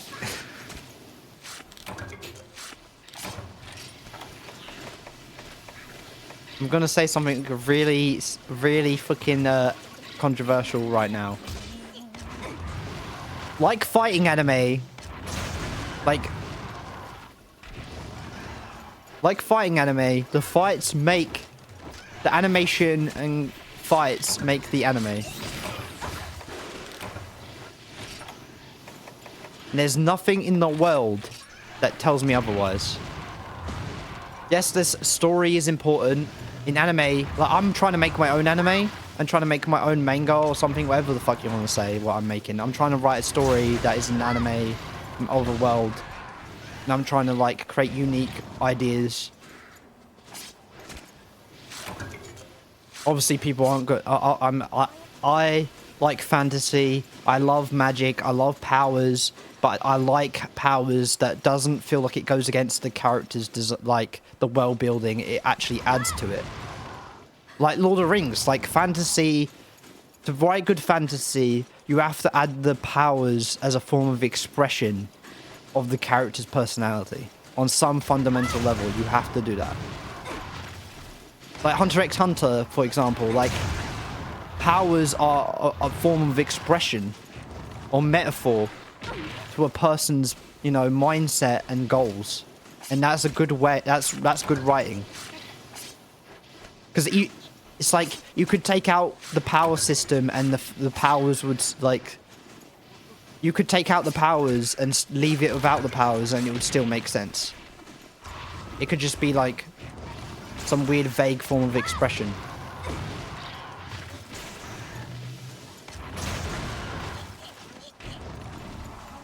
And I'm going to say another thing. People that think realism, making anime as realistic as possible... There's this one guy that is famous for, like... in the anime community, and he says Shonen Jump or Shonen Jump anime is the cringiest shit and it's bad. Objectively, he's wrong, because realism does not exist in anime by design, and the way they... even slice of life anime, even anime that's built around real shit and real life scenarios and no powers whatsoever, is... What it does, it mirrors reality, because through metaphors and, like, relatable situations. But even then, it's still not realistic. Because, one, it's a drawing. Two, the designs on the characters are not... The body proportions will never be realistic, because it's a drawing. And that sounds like you're saying anime isn't real, therefore it's not valid. No. What I'm saying is, the whole point of anime, and all drawing and art and animation and comic book heroes is meant to be an art of expression. It's meant to be... It's, you know what I'm talking about. People that go, a video game's only good when it's realistic and it's built around real life logic and reasoning. Like, I want anime to basically be real life and have real life graphics. And that's only then the game's good. If it's like Monster Hunter where they're swinging around weapons that they couldn't lift since they're human, it's a bad game. You're setting yourself up to fail because games aren't real. They're never going to be real or realistic. They can't. No engine, no AI is smart enough to create what is right in front of your face. The real world. Reality, what is. It can't be done. And they've already scientists are already proven that this is true.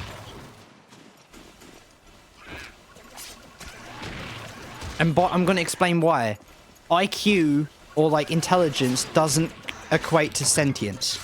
You can make a robot that has an IQ of 50,000. It's so intelligent, it makes freaking supercomputers. Like, it still isn't sentient. Intelligence doesn't equate to sentience or emotion or humanity.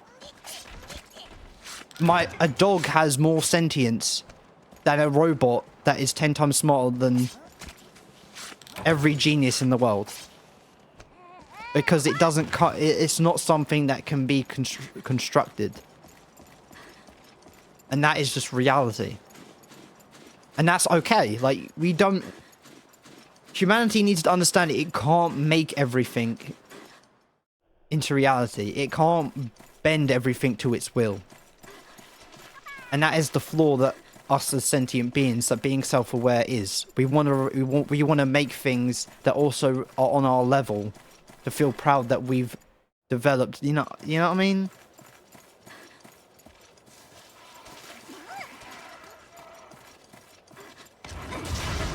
The first rule of human beings need to learn when they come into the world is the art of understanding of things aren't in your control, right? That is the first rule of, like, a childhood. You can't have everything. You're not in control. There's things you can't control, and you shouldn't worry about them because no one can control them. Nothing can control them. The universe itself can't control itself. It's just there, and it is what it is. And that's okay. That's the scariest part of life. That is the one thing that the human condition and also all life forms on every existence fear that's the reason why death is the one dividing factor for every living thing, not just humanity. It's the one thing that we fear. Why? Because we can't control it. We can't stop it. It's an inevitable force that is always gonna be there.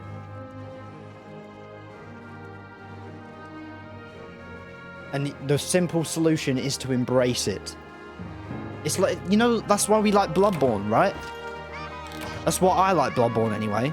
That's why we like Dark Souls. That's why we like, you know...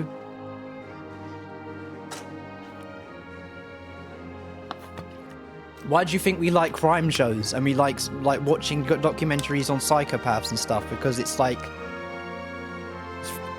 It's lethargic to see this controversial stuff and these horrible people do these horrible things and trying to understand them, not because you think they deserve validation, because you want to understand something that is connected to death.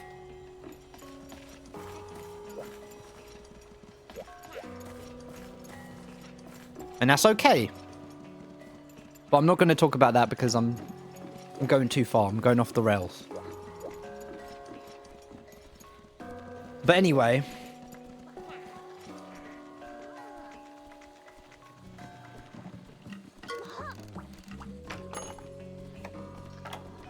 I'm going to kill...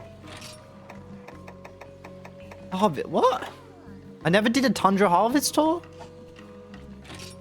Ain't no way, boy.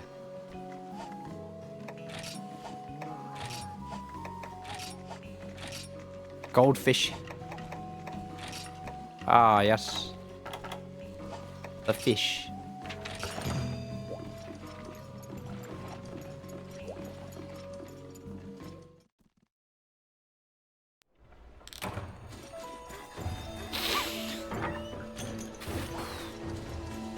I do get carried away. I do go on severe rants.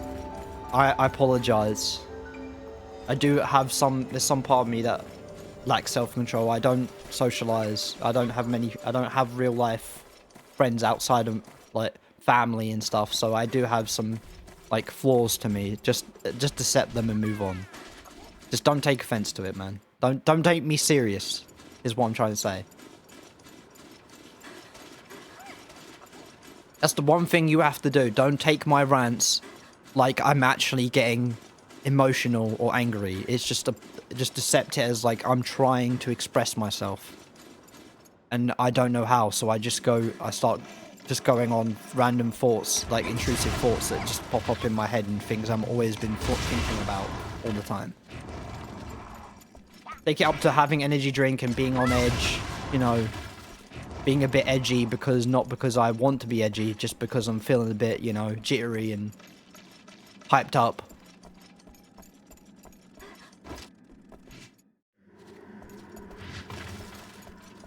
I've always been a person that, no matter who I'm talking to, I can't help myself but talk about deep subjects.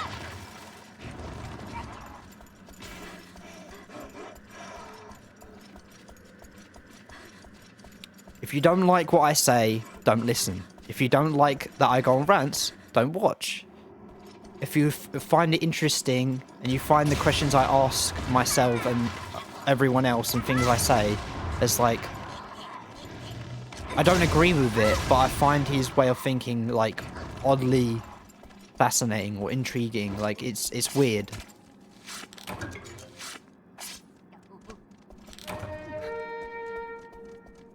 As a person with autism, I think you have to be right or correct or morally obligated to be on the right side of things for me to agree with you. And at some point in my life, I was like, I have to agree with you to respect you. I have to agree with you to agree with your opinion. I have to share the same views as you in order to respect your views. But now, lately, I've been trying really, really hard to be like, just because I don't agree with your opinion doesn't make you wrong. Like, lately I've been doing a lot of that. Like, considering other people's points of view and trying to understand them. And trying to actually look out. I'm trying to look into other people's shoes more often. And it's just a weird experience. I've always tried to do it. Even as a child, I've tried to done that. But it's one of those things. It's like, as a metaphor, it's like I'm a machine that's programmed to be what it is and who I am. And if I try and extend myself outside of my way of thinking, sometimes it stresses me out or makes me feel like anxious because I don't know what I don't understand it. Therefore, it confuses me. And when I'm confused, I get depressed. And when I'm confused, I get angry. But not in a way that I'm genuinely mad at the person. I'm just mad at, like, why can't I just understand them? Why can't I understand people that are normal, that don't have autism? That makes sense. I've always been that way. Like, I want to get you. I just want to get you. I want to be like, I want to be your friend. There's so many times, like, you know when you had a friend in primary school or, like, you know, kindergarten, all that stuff, and you remember them, and you see them, they live in your, like, hometown or something, and they walk past you on the street, and you want to connect to them because you knew, at some point you knew them. They were your friends, your best friends, but now they're strangers to you. So you just keep on walking.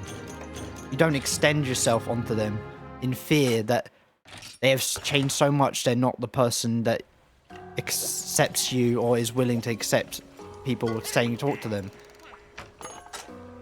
There's so many people I wanted to just reach out to and just be friends with, but because I don't understand that, just because they're like, it's one of those feelings that it's like, it feels wrong, but it's normal, if that makes sense. It doesn't feel like that's how it should be. That's how I am. Like, I make deep connections with someone, and I don't like the idea that it can just end. Like, the deep connections just cannot just end so easily. Like, can just disappear. Because for me, it's like, I hold on to things for a long ass time, right? Whether for good or for bad, I hold on to values or emotions longer than most people and, like, analyze them and think about them. I look at my own feelings as like a program in a machine, not literally, but like I have to analyze my feelings in order to validate them, if that makes sense. I have to sit there going, question them before actually understanding them, even though I'm actually on the spot when I'm feeling them. It's not like that, is it? So it's like, oh, my back, shit.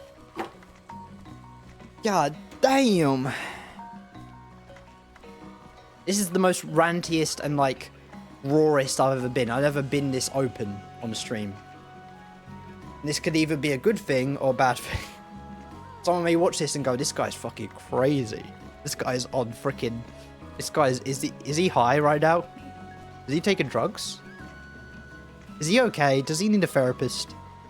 Or another person would be like, whoa, he's just letting it all out. He's just being himself. He's just saying everything on his mind, and he doesn't care about the repercussions.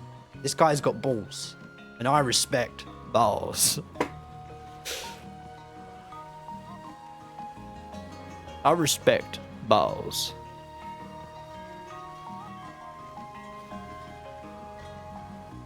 That quote is from a freaking Team America. You got balls. I like balls.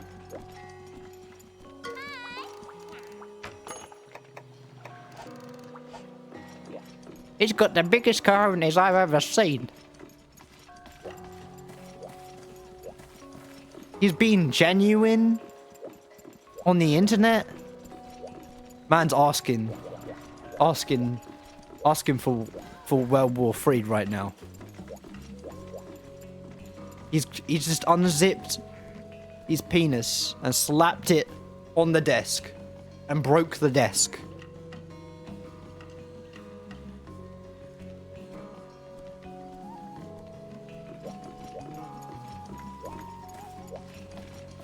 He's committed the taboo of being real. It's too real. All at once.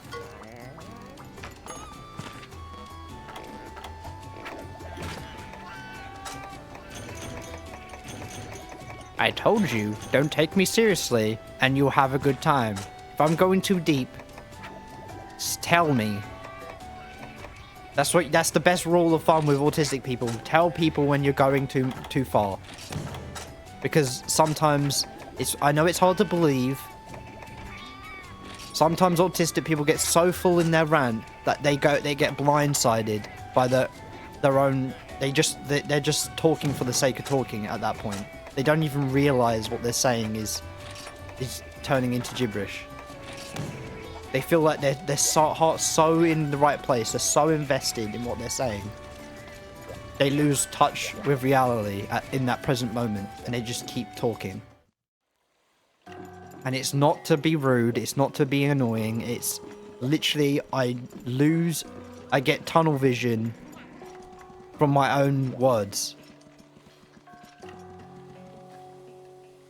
There's this guy that literally says, the more someone talks, the more someone doesn't control their speech, and the powerful and wealthy and intimidating and the leaders of the world reserve their speech and that's a sign of like power and control. I agree to that to an extent, but in some situations, depending on the situation, it's okay to splurge, right? It's okay to let the inner voices out. Not on stream though, and I'm...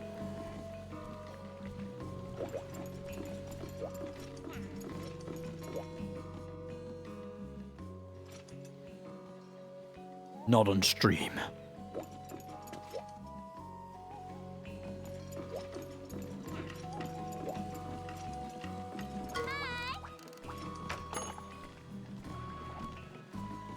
I mean, isn't, Speed, you know, what's that guy? The Speed guy? You know, the black dude that literally goes absolute psycho, ham.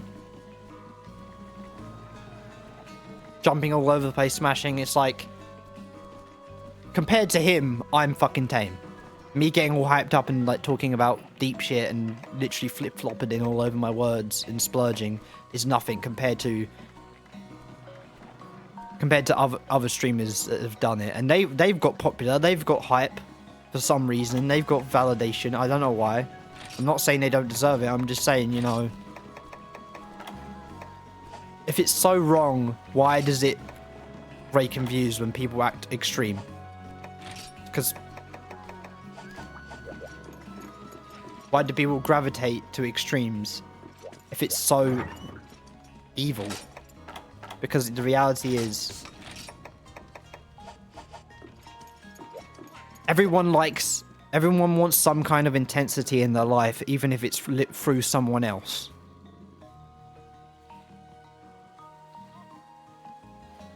Thank you for the snack. I'll eat it. I like to eat after. I like to go ham.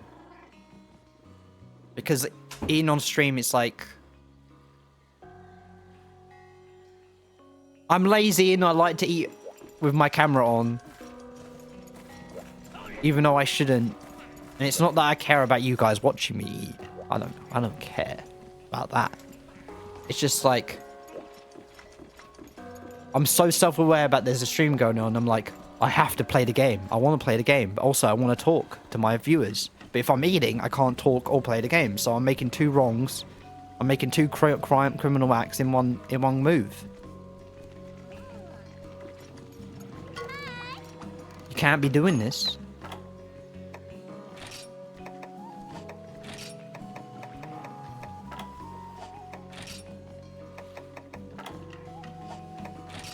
Okay. Let's breathe, everyone. Everyone, let's breathe with the streamer. Breathe. Breathe in.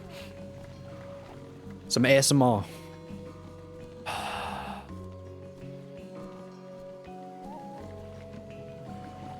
Actually, fuck it. Let's have a snack.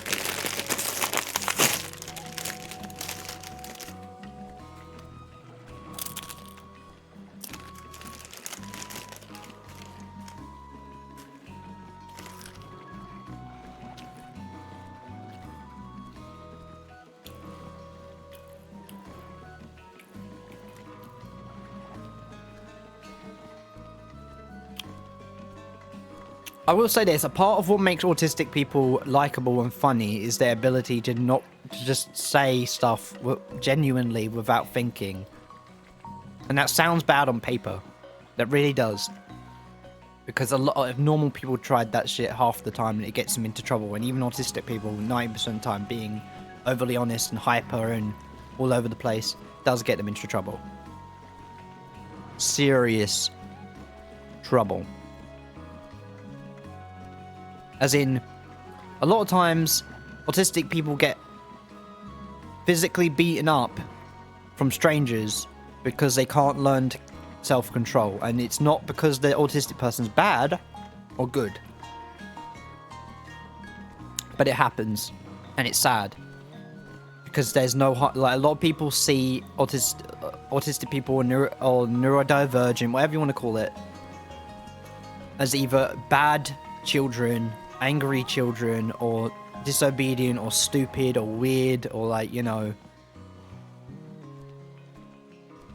Sometimes they are. Sometimes they're being little shits on purpose. Sometimes they're outwardly being terrible people, and there's no excuse for it. But sometimes, and even sometimes the majority of the time, depending on the person and the case by case, they can't help themselves sometimes. It is a disability for a reason. It doesn't mean you should punish them, but at the same time, it is not always under their control. Sometimes they haven't got the, you know, education and the care and the love in the country they live in or system they are in. They grew up without any support or not enough support soon enough that it could really pull them out of that funk.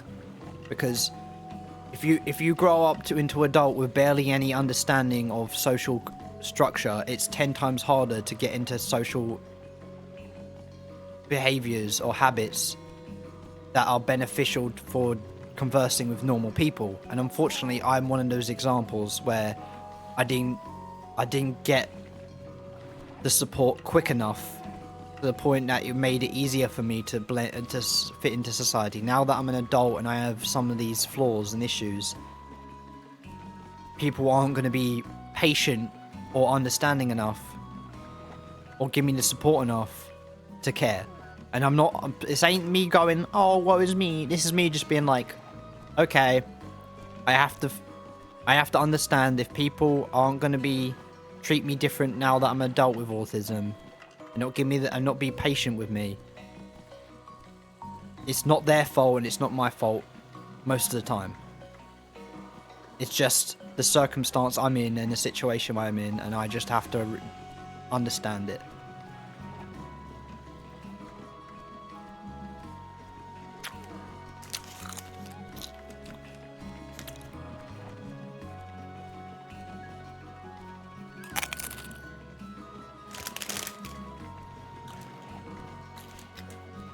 What's your favourite type of weapon, though, in Monster Hunter?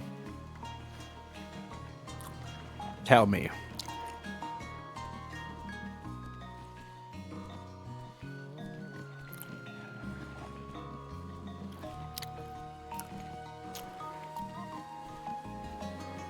I will say this.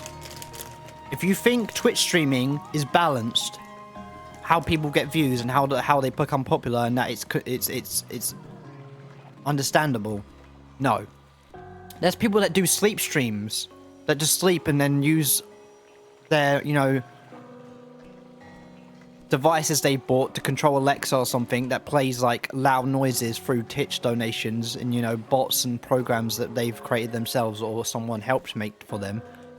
That gets them ridiculous views far more when they're being genuine and playing a game. That makes me find it hilarious and also a little bit sad, embarrassed to be a human being when other human beings act like that, because it's like, really?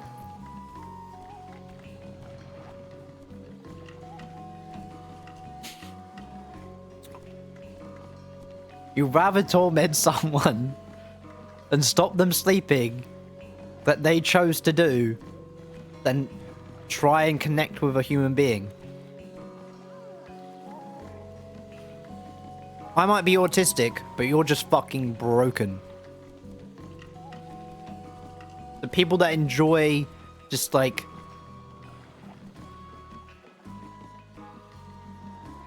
enjoy stupid shit. That it's okay to enjoy stupid shit when it in moderation, but when it's like that, where it's like someone falls asleep on stream, like a stupid thing happens by accident, and people are more invested in watching a streamer pass out from exhaustion than actually watch him play the game and have a good time.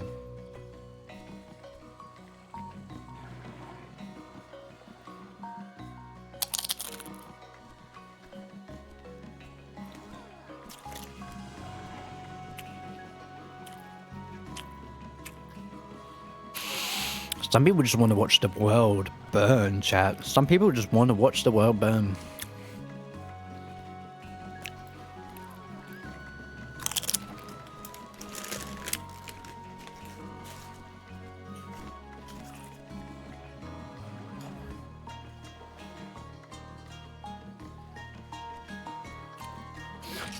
I completed all this one. 2 completed.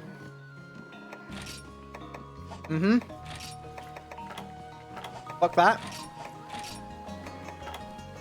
Oh. Fuck that. I farted. That's what I say to you, chat. That's what I say.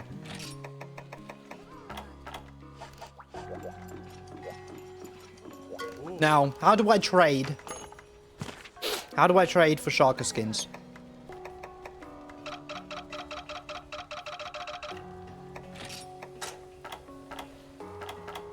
I've had enough.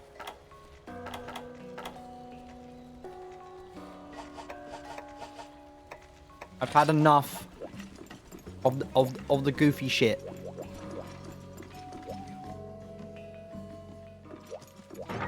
You know what? Fuck it. We're gonna equip a shitty weapon just so we can kill those sharks, man. Because that shit is toxic. Bring it to me. Bring it to me.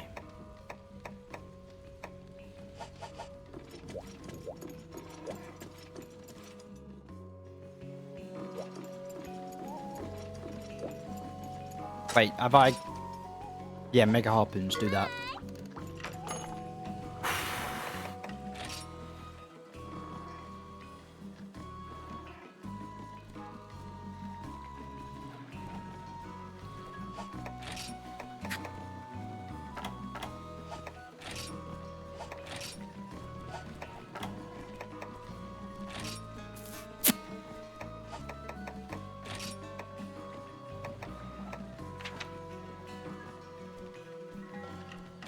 You know what? Let's do that. Let's do that. It's the last one we need to do for the lowest star quest. I'm gonna go to fishing spot, streamer. Hey, we need to go to that fishing spot. We need to go to that fishing spot. Yeah.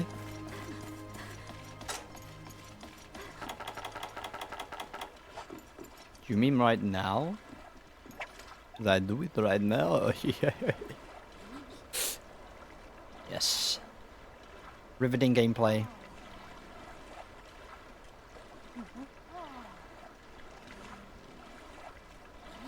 The game said no. The game said no. You might be able to actually do every quest, all the low rank quests in one stream. How long have I been streaming for, chat? 2 hours?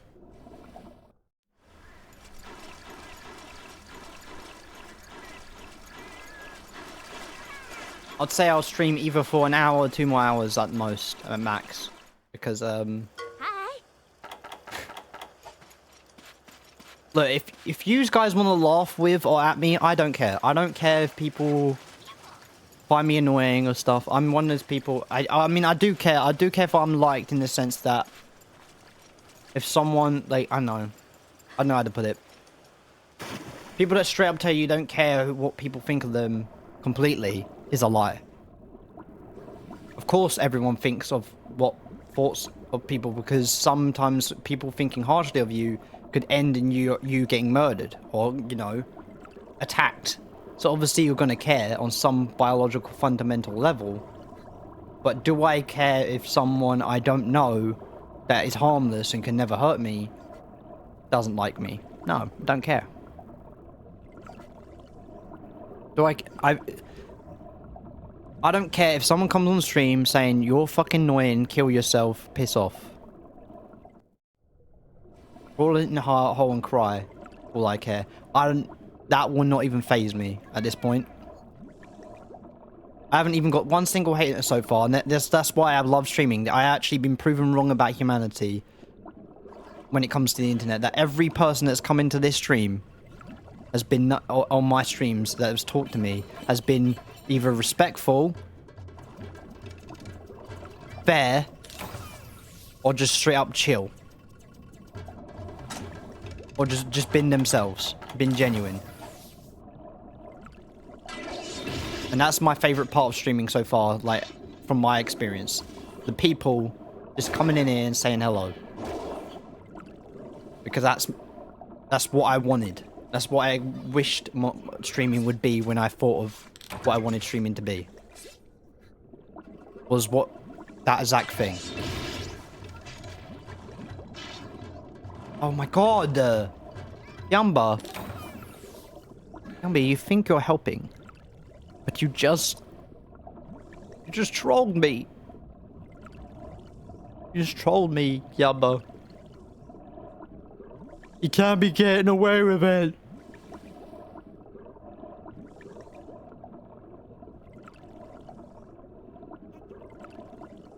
There's so many streamers that I absolutely love and adore, and I'm inspired by Kraken, Tomato Trash, and his whole gang of friends. I like them so much. Lobos Jr. I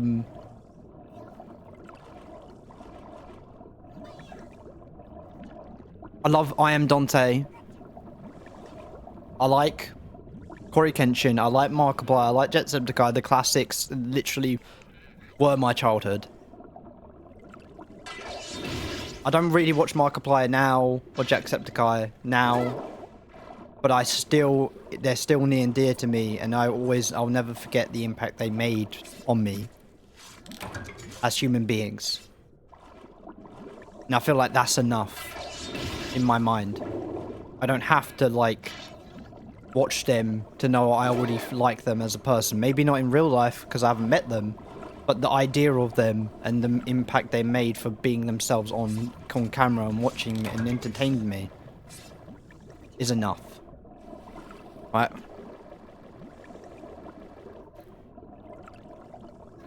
I want to be the underdog, not because I like, you know, you being unappreciated or, you know, misunderstood. I want to be the underdog because when you're the underdog, the genuine people come out.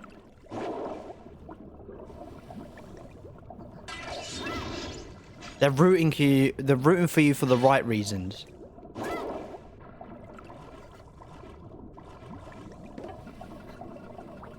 They're watching our streams because they want to, not because they feel obligated to, because everyone's talking about them. If that makes any sense. You're not so popular where everyone's just there to be like hopes that I notice them. They want to be there because they want to see something new and different from everyone else. He's not like everyone else. He's not trying to be anyone else but himself, and that's what draws me to them. That's the what if someone says that about a streamer, and you say, oh, he's only got 4 subscribers on YouTube, oh, he's only got like 40 followers, but he's like 10 times more genuine than any other streamer I've met, and I love that.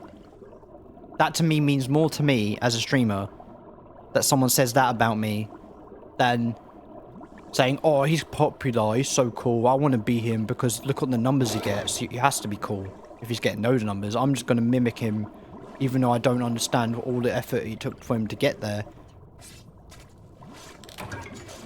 It's like, bro, I don't want to be so popular that people see me as a god or an idol. I never want to be that. I don't want to walk outside and people, you know, shake my hand saying I need to get an autograph for me. I just want to be a normal person like you and me, and you see me on an equal level. I'm a human being. I'm a guy. I'm a friend. I'm not a bomb sack. Ball sack? What the fuck? Didn't know jellyfish had ball sacks.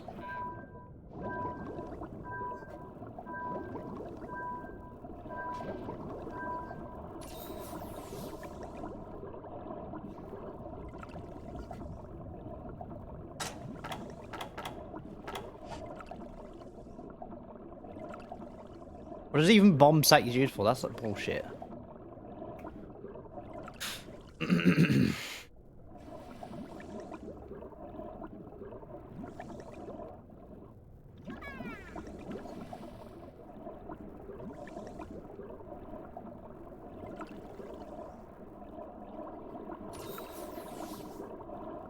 It's weird because I have a lot of relatives, aka like uncles and aunts that really like me.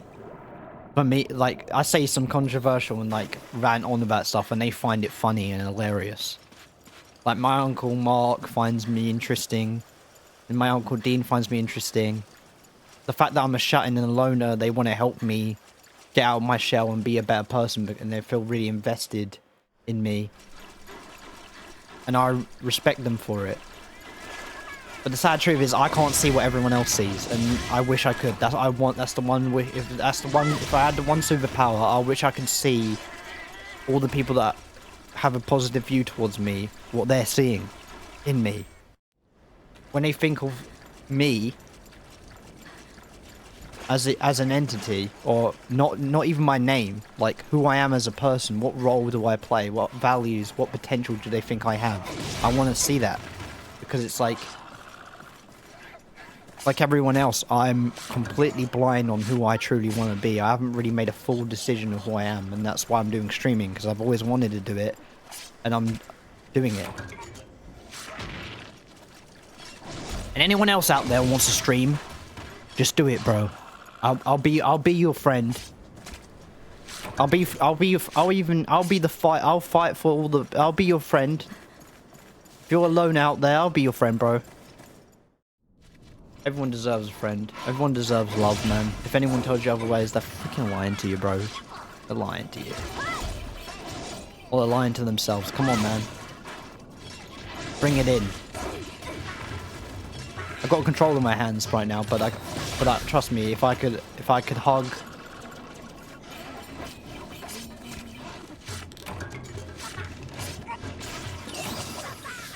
I mean, do you know, I'm going to tell you right now, every friend I've ever had autism, like me, or like some disability, like they were selective mutism, or they were a sociopath or something. That sounds bad on paper, or they were like ADHD.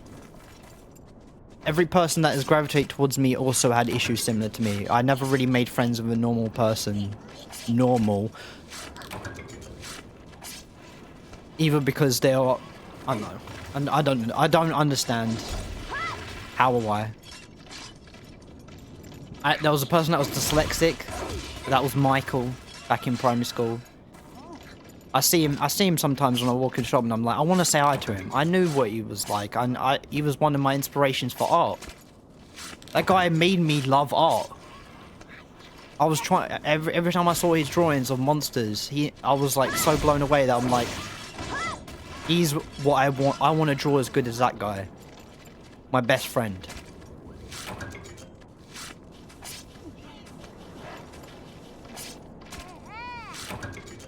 He was my inspiration for art, and if any of you's like, even now, he's still kind of my role model.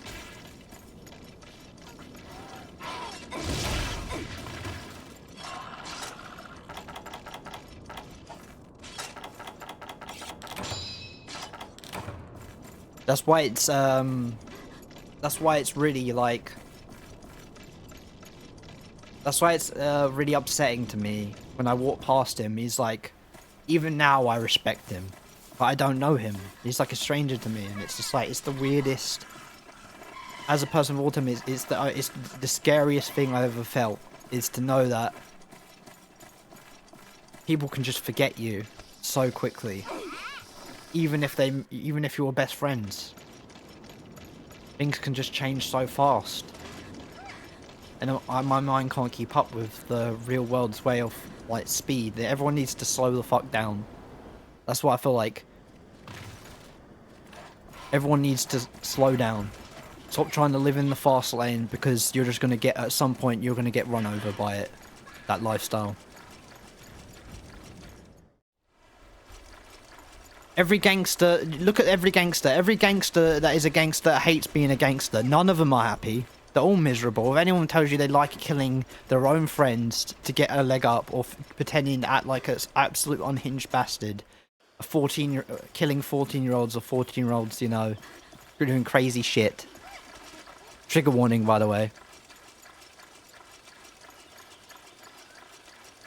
Do you think they like that shit? No. They don't. They don't like that.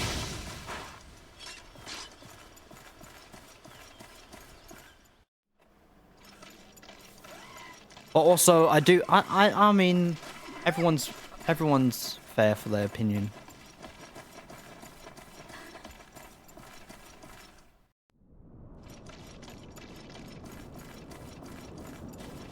Like, my mum says to me, no one's truly in control of their life. 100%, it's not possible. But hey, I'm in control of these guys' lives. I'm in control of Monster Hunter. The Jaggy. The Jiggy.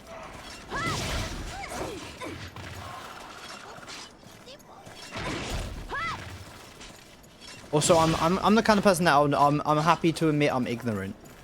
If I said something ignorant and stupid, you can just call me out on it. I'll apologize. Because you're probably right.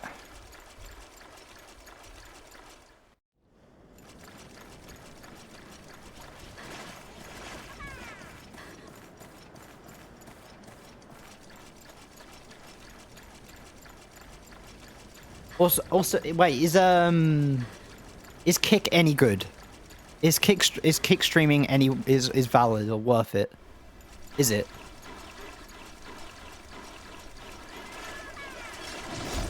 That is my question.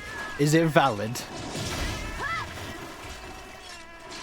Because isn't Kick like Kick streaming is designed for like gambling, right? That's what I heard. It's like, it's a gambling streaming service.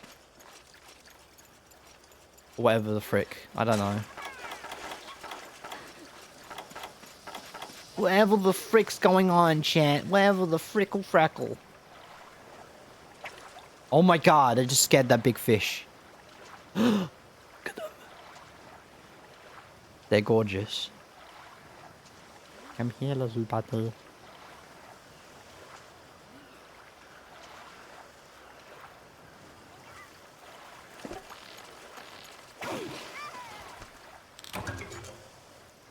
Wait.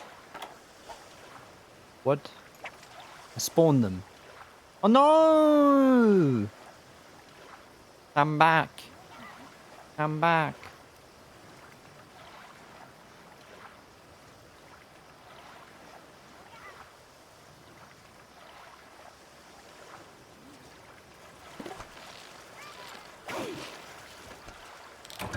Pop fish. We're just fishing. Dude, this calms me down. This is therapeutic, bro. Just forget about the worries and pain of the world and just enjoy some fish. Oh, that fish is sweet, sweet. Oh my god, look at that big boy. The small boy. That's the big boy, come on.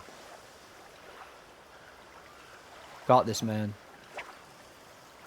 I'm the fish motivator. Life coach for fish. You can get on that bait, boy. Don't look at it. It's almost like TikTok motivators.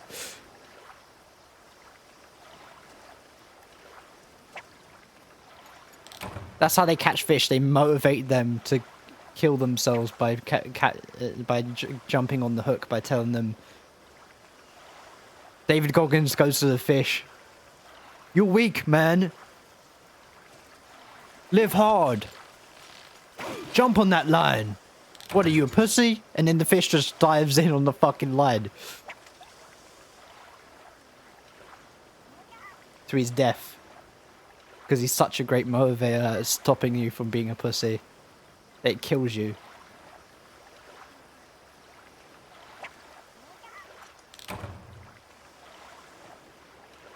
So what if you die from working out too much because I told you to work out, to be hard and work and do a 10-mile run despite the fact that you've literally never done any training in your life and you break your ankles?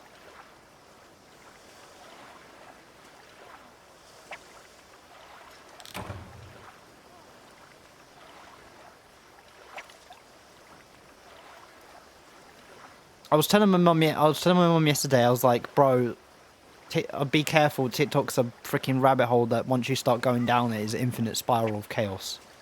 Of madness.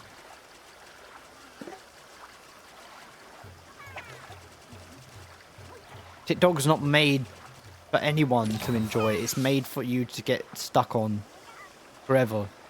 It's not made for a good time. That's why the only TikToks I ever watched on my own. And I only watch them once and a couple times just to see how, like, good I did them.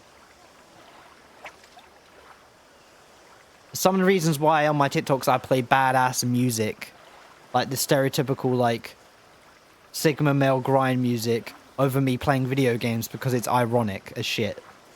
I'm doing something that isn't Sigma, but I'm playing the Sigma music over it because I'm being badass on a game.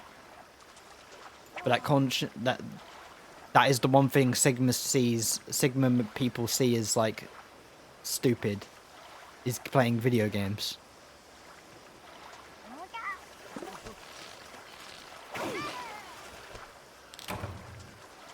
Fuck you, fish.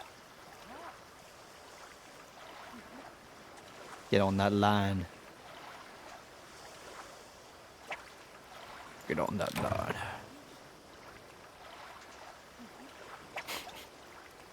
There's a cringy... There's a thing what me and my friend used to say, like, I haven't talked to him in a while.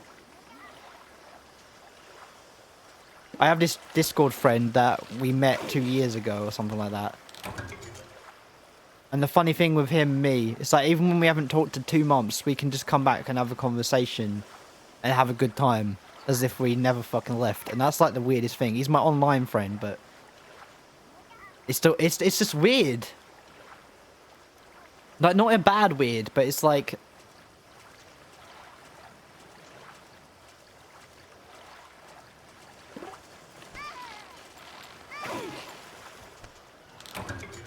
It's just like... And the funny thing is, we don't even mesh, like, really well. Like, sometimes I rant and annoy him, but, like, he's not that annoyed where he's, like, he's truly bothered by me. He's just, like, he's, like, asking, like, why... What's going on, buddy? And I'm just like, ah.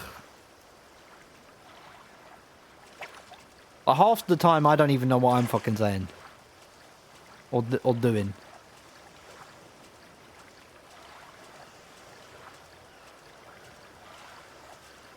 Oh my god. Fishy power, fishy. Oh, it's so quiet. Oh my god. This is gonna take forever. How do you even make goldfish bait? Chat. How do you make the goldfish bait? Golden fish?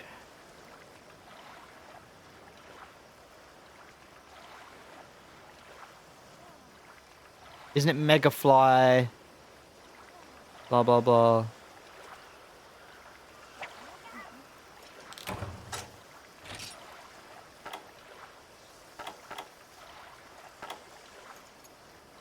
Oh, stupid. Can you leave the area and come back and then, like, the goldfish will spawn again? Because that's what I did in Freedom Unite. I left, the goldfish spawn back. I repeated that. You just leave the area, come back. Leave the area, come back. Leave the area, come back until goldfish spawn. It's the best way to really do it. Unless, like, this game's like, no. Oh, what the hell?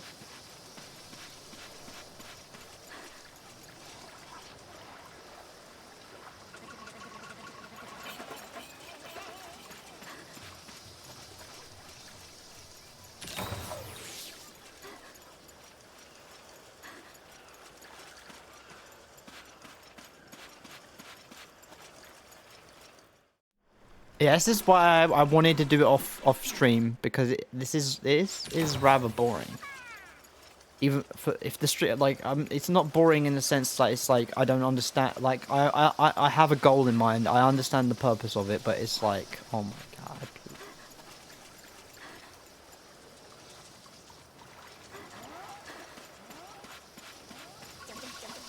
It has to be done.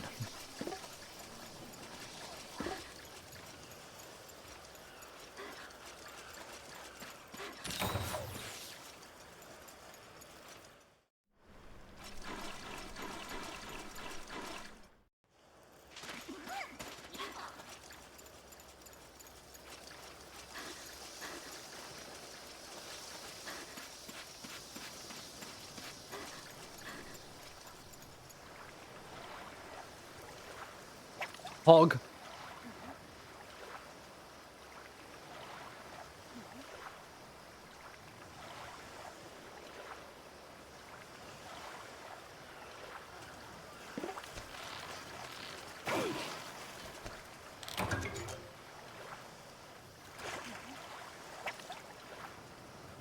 Get him. I just got a bunch of fish in my pocket. I must fucking stink, bro.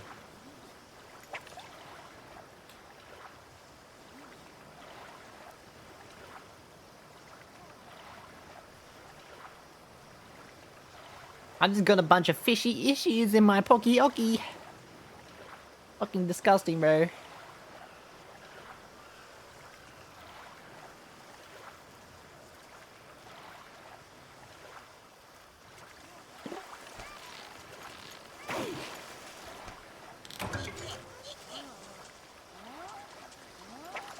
Yeah, I haven't ordered a lot. I haven't.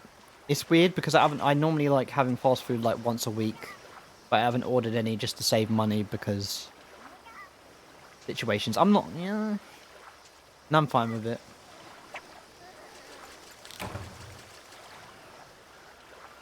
Ooh, golden fish.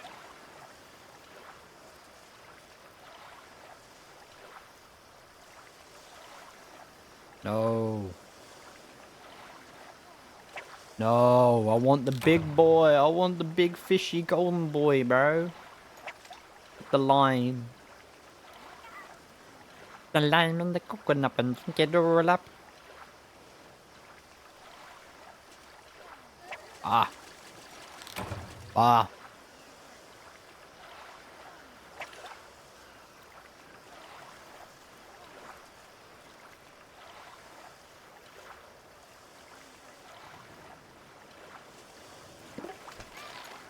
I'm pretty sure XQC, a lot of streamers will eventually say something controversial and dumb.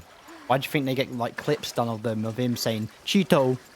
Because it's okay for me to say something that you don't agree with. It's okay for me to say something stupid, and I will. It will happen. It's something you can't avoid, and I'm not ashamed of it. I'm actually glad I fucking say what I want to say. As long as I don't get banned for it, as long as I don't get truly in trouble for it, as long as someone's just like, you know, what you said was a bit cringe or a bit weird, but hey, you're actually all right guy.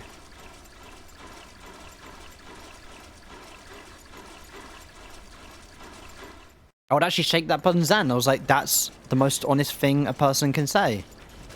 Sometimes you do get overwhelming, and sometimes you are a bit over the top, but I like you.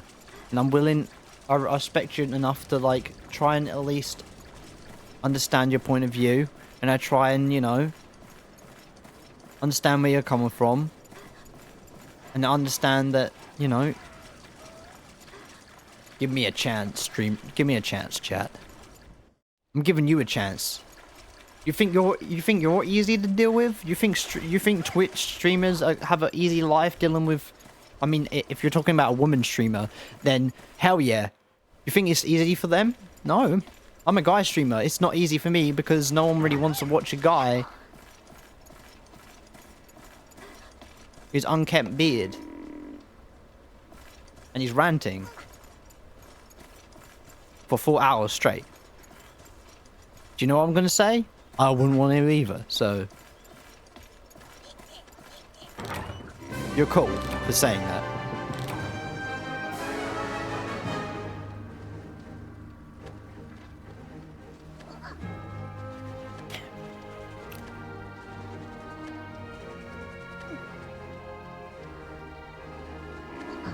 Holy shit, the salsa. Oh, my back. Oh, oh, wow, oh! The shoulder blades. I felt them grind together. We're starting a fire back there.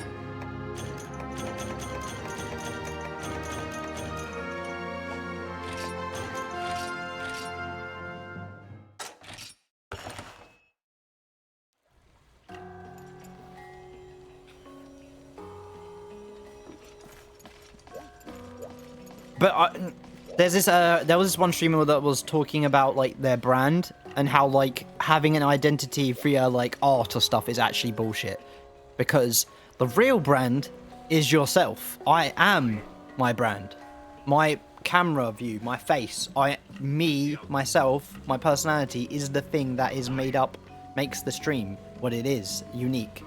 My existence, my entity, me. Yes, having a logo and having a banner and all this stuff that I will have paid for to be made for me, and that's some of the reason why I need to save up my money, because I spent quite a bit of money on my streams, despite the fact that I don't know if I will keep streaming in the future. But because I understand the importance of it, and I really like you guys, and I really like streaming, and I like doing all this, I'm willing to put investment and time and energy into it, despite the fact I don't know the risks I'm taking, or how bad, like, the chances I have. Because it matters. You matter. Oh my god.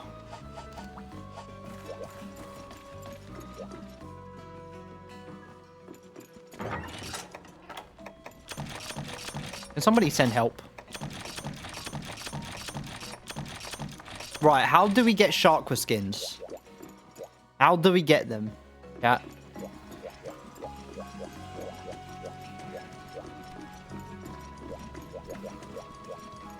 There better be a fucking way.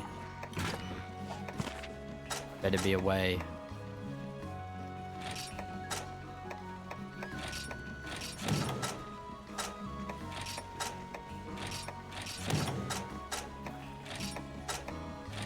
Also, thank you for the follow, Fire Dragon 5. Did I actually say that when you first followed?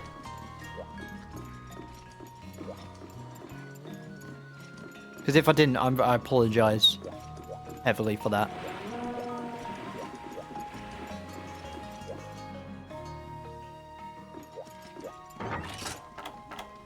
Look into my eyes, chat. Look into my eyes. We are making progress. There is meaning. Also, I need to freaking... Oh my god. See that? Tick, tick. Number 4. 5 and eggs. Before that...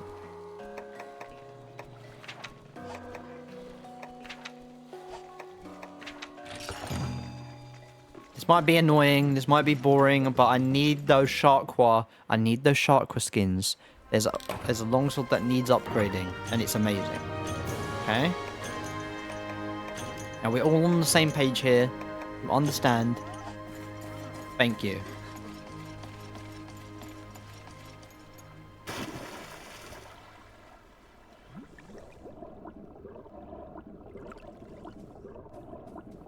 I also love Yu-Gi-Oh, but I mean that's anime. Of course I like anime. I'm wearing a freaking Jujutsu Kaisen shirt, even though I haven't watched season 2 of Jujutsu Kaisen, which I should. I watch reactions to people watching season 2, but I haven't watched, like, sat down and really, like, knuckled down. Lately I haven't been really watching much anime. I don't know why. It's not to do with anime itself. It's just to do with, like, one, I'm doing streaming and I'm focused on, like, playing games for the streams, and also I'm trying to think about what. It's just. Rule of thumb. Thing to take away here is I still love anime as much as I always have. That's never going to change. I'm never going to stop liking something. It's just I either don't have as much time as I like to appreciate it.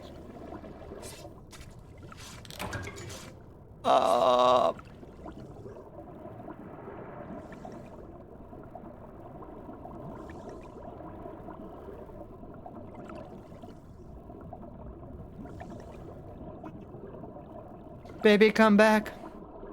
Banana. Oh, oh, oh.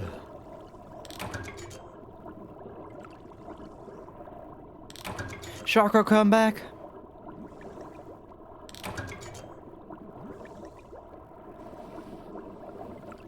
There was something.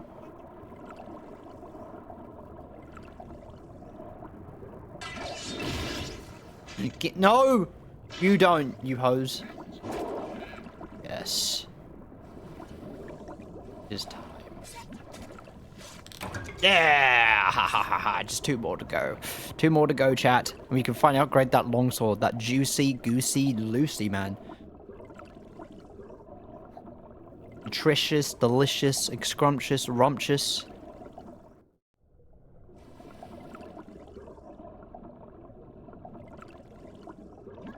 The flavor's not melting on my tongue. Oh my god.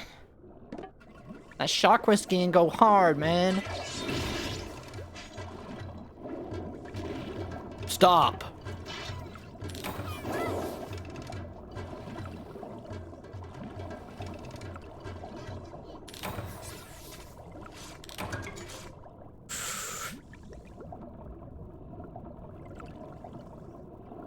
Give me 2 more. These cookies are good. Give me 2 more. Don't you dare, Kiamba. I see that look.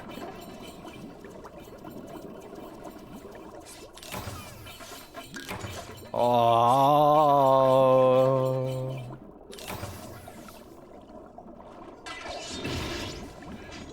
Capcom, baby.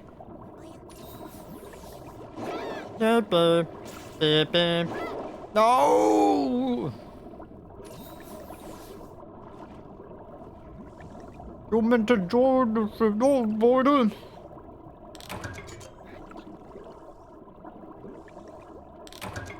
Red coral stone.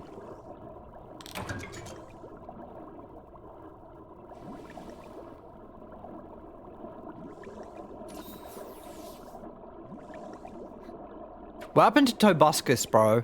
Like, what happened to... There's so many, like, YouTubers that I watch, but I just want to know what happened to them. What happened... There was this guy that did Bloodborne lore, Redgrave, that did so good Bloodborne lore, even wrote, like, a thesis, story structuring of Bloodborne lore. He was one of the best Bloodborne lore enthusiasts ever, and I still watch his videos, like, to chill out to today. Where did he go, bro? He was so laid back and chill, and he didn't do crazy editing. He was just so simplistic and like in terms of like his setup, and he was just being genuine with everything he did, and it just sucked me in. He reminded me of myself, someone that was just genuine and just wanted to express themselves. It's something that they have knowledge on and also were fascinated. There was one time that I was playing Rise with someone, right? And I was like, bro, the traps, if you use them multiple times, their effect gets weakened each time you use them. That is a mechanic in the game. And he goes, no, they don't. No, they don't. The time they get trapped, it is not reduced when you put them in there. Yes, it is. That is literally everything in the game. Poison, paralysis, sleep, every fatigue, or exhaustion. Every time you afflict something on a monster, its threshold to get affected a second time increases. So it's harder to do that multiple times and becomes less effective the more you do it. As a countermeasure to not being broken. And that is an effective way at like not stop people from spamming. It still works, it still holds value, but the value is far less more you do it. So in the long term, constantly spamming traps is actually, at some point, it's going to be completely pointless. So you might as well, like, minimize the amount of use to really capitalize on the effectiveness of it. I hate when people say the mechanics don't work like that when they haven't even fucking thought about it. They haven't fucking thought about it. And they're saying, no, that's not true.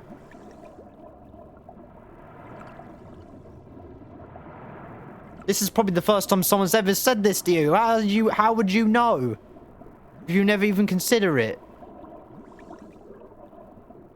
That's insane to me. What the fuck are you on about, man? There's nothing wrong with if you just admit you didn't know that.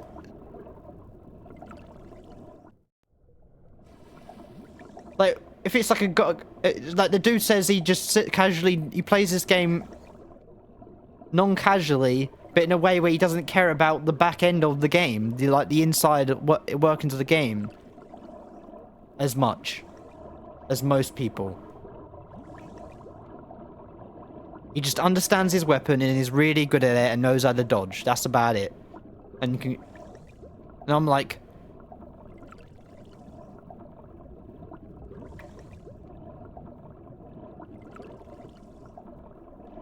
so bro, do I have to fucking spell this out to you? It's okay to admit you don't know something about something. Which is ironic because I'm autistic as fuck and think I'm the king of everything. When I'm obsessed with something, I'm like, I have to know more than other people, or I'm an embarrassment to myself and to the thing I'm obsessed with. Like it's like a sentient being, not literally, but like that's how it comes across with autistic people. We're so fucking high strung when we're obsessed with something. It's like we have to know everything. We have to be better than everyone else because we love it so much.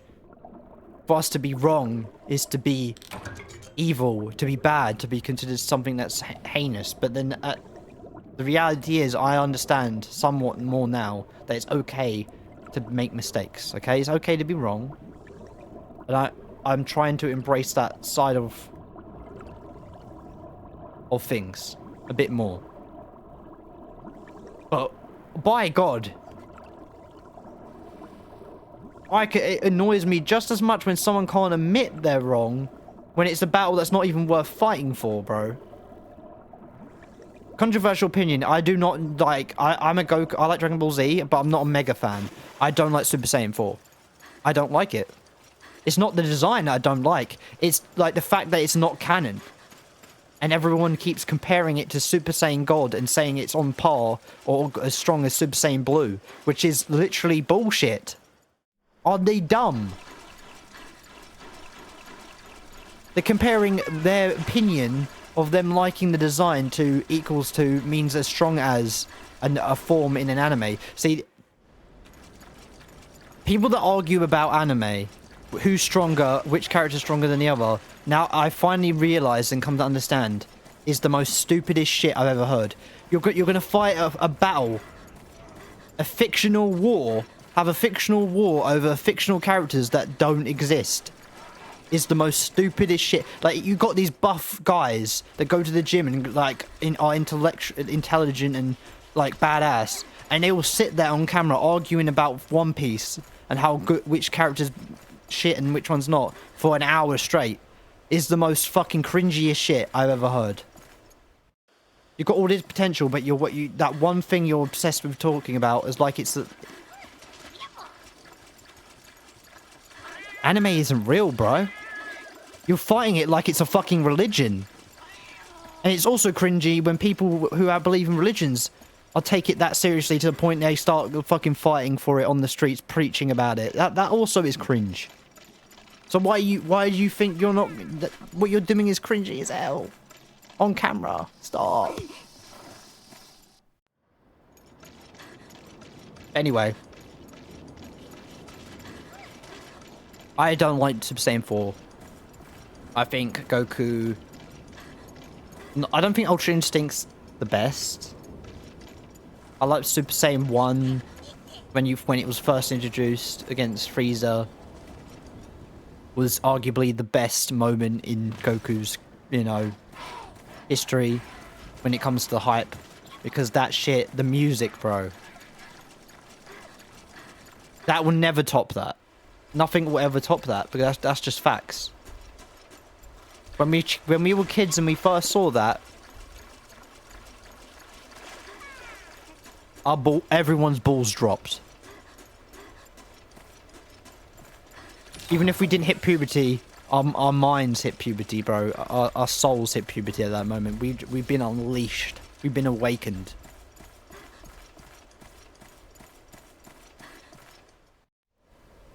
I don't know what it was Goku did. I don't know what about the Super Saiyan when it was first introduced that just hits different than anything else in Dragon Ball Z's history. But by God, the only other thing that compares to it is Super Saiyan 2 Gohan. The only other thing. And that's facts. That is a fact. On average, that is the moments that we all think about. When we think about anything about Dragon Ball franchise, it's Goku's transformation to Super Saiyan 1 and Gohan's transformation to Super Saiyan 2. They're the shit. The pinnacles of Dragon Ball Z's history. Fuck Super Saiyan 4. I was going to say fuck Ultra Instinct, but Ultra Instinct's moment is actually also, like, broke the internet for different reasons. But it's just not the same. But at the same time, the Ultra Instinct theme is the best theme. It's so it's the most iconic thing I've ever seen, even though it's not that old. Comparatively, the Super Saiyan 1. Dun, dun, dun. It's just so simple, but it works. It works, bro. That is the most hype fucking theme. If I was in the gym listening to Ultra Instinct theme, I would fucking do 10 times more reps than I ever did without it, bro. That shit makes you feel like a god. It's just so simply done, but it's intense. It's just a work of art. I think the theme for Ultra Instinct is too good for Ultra Instinct. That's how good Ultra Instinct theme is. It's too good for the fucking form, bro. It's too good.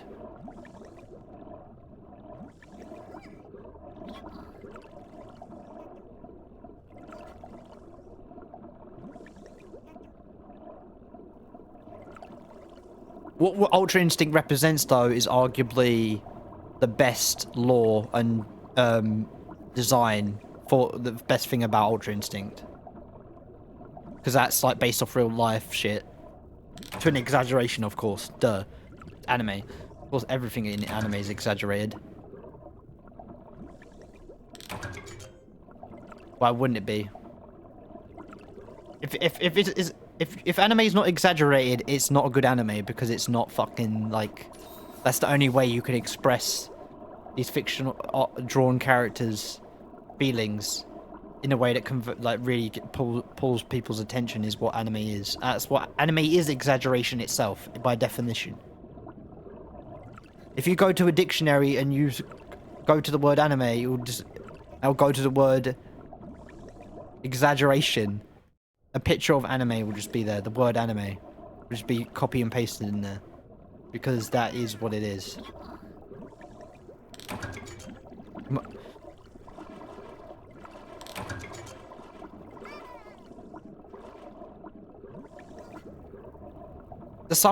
That's the reason why people think anime is cringe. Let's be real. That's the real reason. It's because people just don't like... Some people just don't like overblown shit. But the sad truth is, every anime is exaggerated. To a ridiculous degree. The cutesiness of romance anime and, like, the weird fucking, like... The indecisiveness is exaggerated to an unleveled degree. And it's like, that's why, like...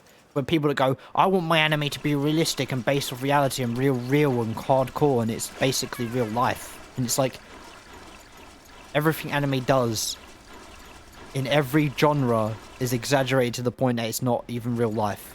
No human being acts like that. So therefore it's never going to be truly realism, so shut up. You're wrong. You're stupid. You're right in that it's your opinion, you're allowed to think that way. But you're wrong in the fact that a fictional thing that is built... Like, even actors acting as characters is... Even if it's based off, like, a real event, like freaking Oppenheimer or whatever the fuck it is, isn't real. Because that's not how it... The way they portray it is exaggeration. Or, like... Never going to truly be compared to the reality that it was. Therefore, it's not truly real.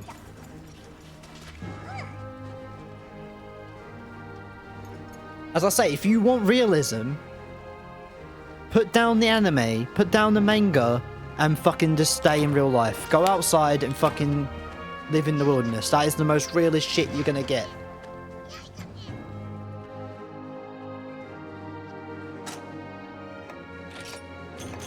But give up trying. Because you're not gonna win. No one can win. It's fiction. Just because it's based on, like, stuff people go through does not make it truly not fiction. Or real struggles.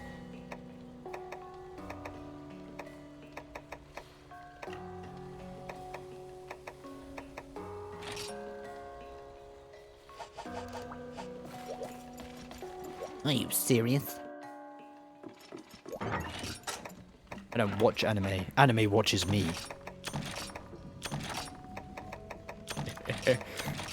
One thing I will say though, people that have that opinion where they're like, "Oh, you watch Shonen Jump, you're cringe. Oh, you haven't got good taste anime. It has to be real. It has to be the most realist real of the real logical reason and good writing. It feels like they're trying to be an intellectual. They're an anime snob, a manga snob. It's the most that's the true cringe. What you're really trying to say, without saying it, even when they agree that a Shonen Jump is a good anime, they can't agree because it goes against their way of thinking to truly say it's good. They're like, yeah, it's good, but everything there's other animes that are not as popular and there's not as meta that have done things truly transcendent than it before it. It's like, bro, shut up. Just say that it's good. It's okay to say a Shonen and a Jump anime is good. It's okay. Because when you sell yourself as a person that hates it so much, that's like almost your brand. That is almost your personality online. You set yourself up for failure. Because when something good does actually come out from that shit, from Shonen, something actually that isn't cringy and actually is well written, all the way through, like Fullmetal Alchemist Brotherhood is. It's one of the best real written anime of all time. Factually, it is.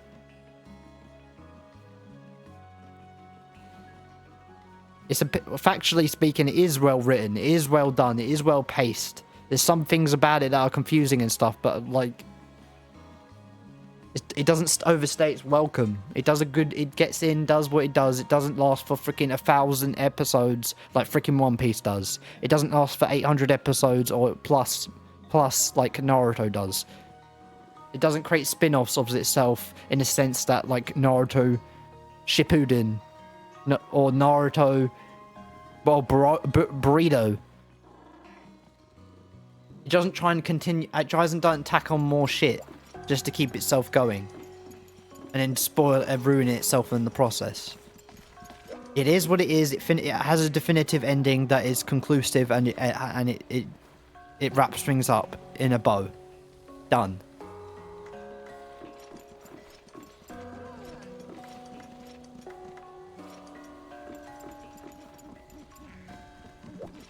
Isn't it true that a lot of studios have stopped making long-form anime because it's not practical anymore? One Piece is like the only real one, and Bleach, that is still going. Objectively. Going strong. And they're doing a good job with Bleach, the new Bleach. In my opinion, they're doing a great job. Keep going, man. Bleach was originally my favorite anime. And probably my first true anime that I realized was anime instead of like Yu-Gi-Oh! And Pokemon. I was so young when I watched it, I didn't even realize what anime was, and I thought it was just a normal cartoon show. I didn't know the difference back then, but when I watched Bleach, that was my true like exposure to what anime is and opened up the floodgates of like, oh, anime. This is what anime is.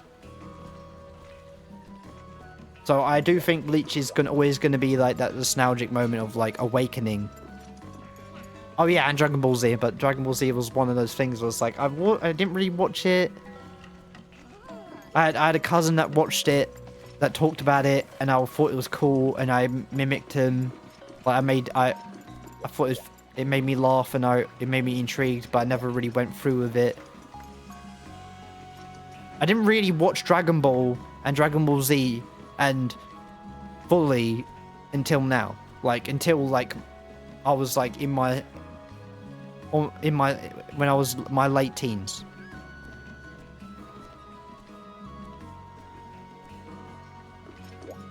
And I'm actually grateful for watching Dragon Ball Z in my late teens versus like watching it as a child, because it gave me a bit of different perspective.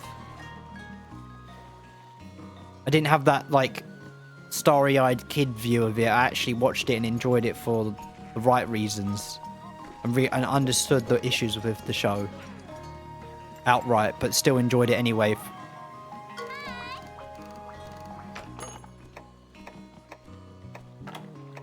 Dragon Ball Z isn't really one of those shows I would class as like good.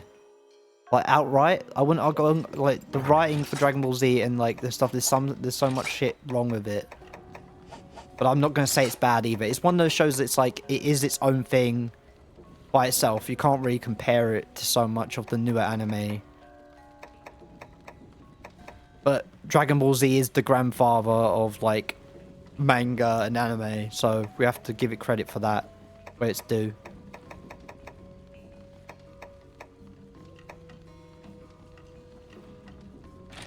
It's patient zero, okay? Dragon Ball Z is patient zero to the into the Western audience. Anime existed before, but not in the way that you think, and not in the way that is different. Wasn't anime originally used as propaganda and wars and stuff like normal cartoons that we had? It was originally invented as like a way to poke fun at like other nations and schemes and jokes, as also as art of expression for Japanese people, almost like Japanese theatre and obviously light novels and stuff.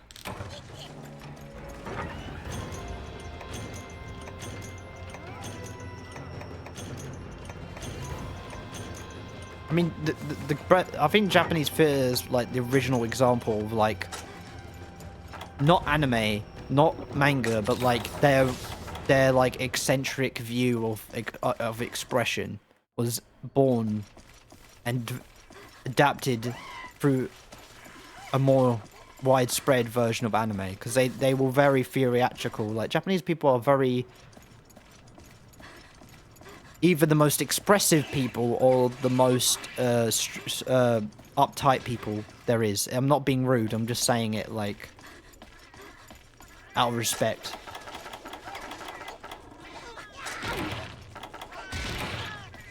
It's very cut and dry some of the time.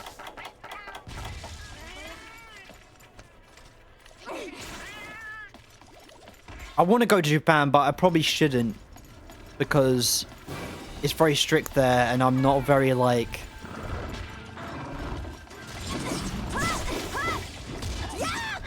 As you can tell by my streams, I'm very all over the place, and Japanese people, like, don't like that. I'm very different, and I can't contain my indifference, as some people can.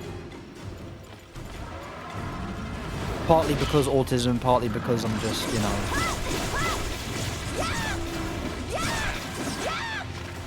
Oh, we have to capture him, shit! Oh yeah, that's good, it's fine. Again, you're going to be in my jar.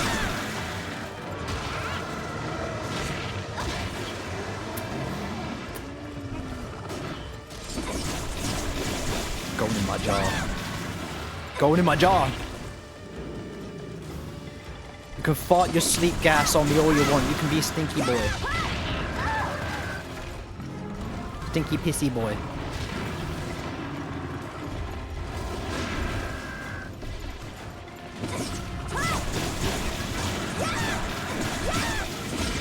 Oh, I was trying to out DPS that. It's okay.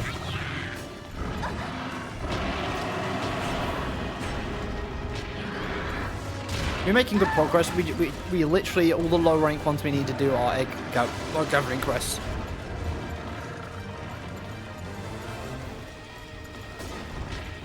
I think tomorrow...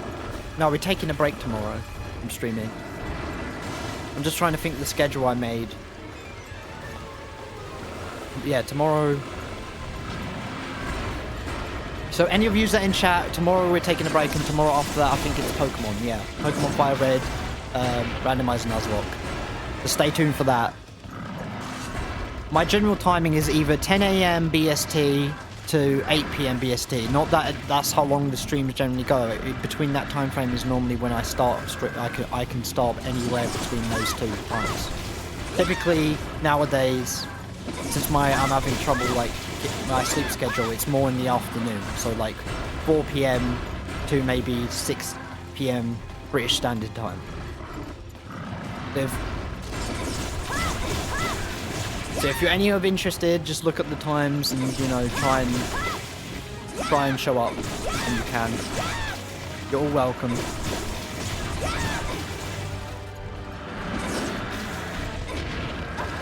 I might play Drakengard on stream. I might play the original Drakengard as just like a weird little cool, like,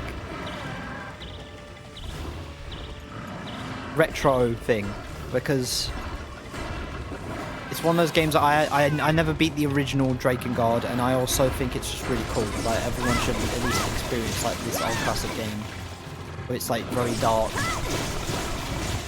Well, obviously Nier's music is superior in every way. I think the soundtrack is a lot better, and so is like later Drakengard. The latter of Drakengard, but Draken 1's just like, oh, does a good job of really just selling. It does a lot well.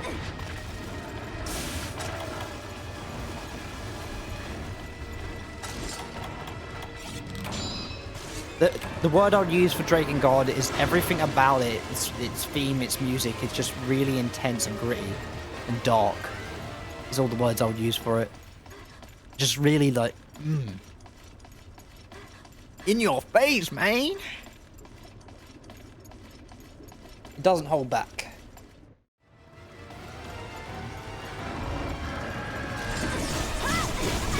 It be something, and it just sticks. It be consistent with what it is. But another word I was used for Drakengard or Dragoon Guard or whatever the fuck it in Japan's version is called. Is very unhinged. Very unhinged. Very edgy, but in a non-like... It's a more of a creepy edgy versus like, oh, I'm dark and I'm like a annoying edgy. I would use for it.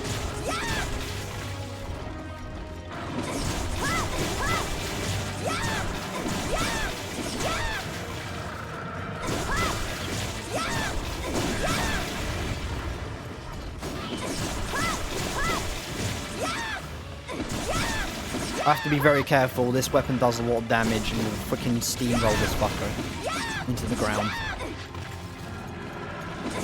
This is a capture quest after all, so...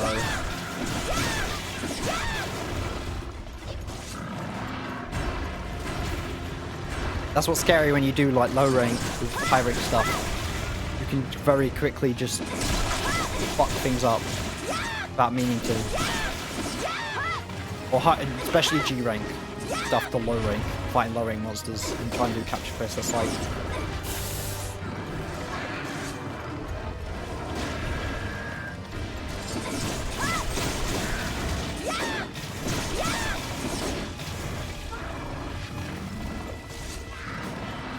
Oh my god.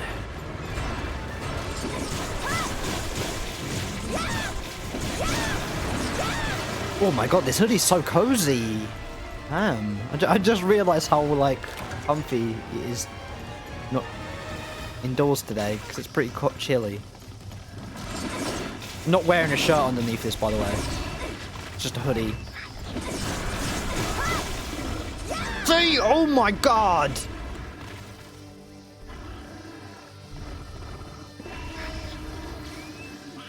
Oh.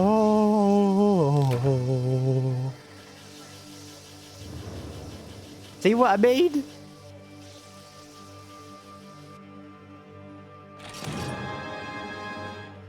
This is one time the monster being a fucking trash or like a bitch being so weak beneath you is actually scary and actually a problem. That's why I like Capture Quest. It's such like a road reversal that you being strong is actually a detriment in some cases.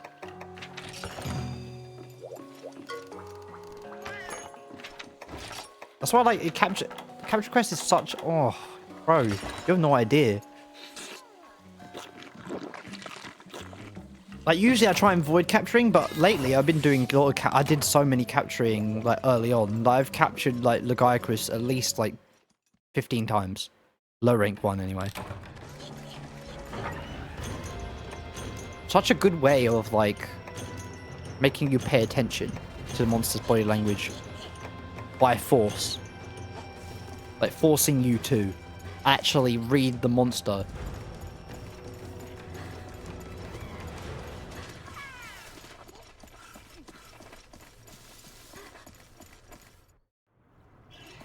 You better freaking look at that monster. See it limping. And feel something.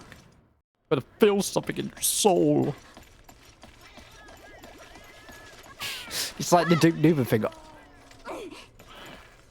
I capture monsters because I feel sad when the monster limps.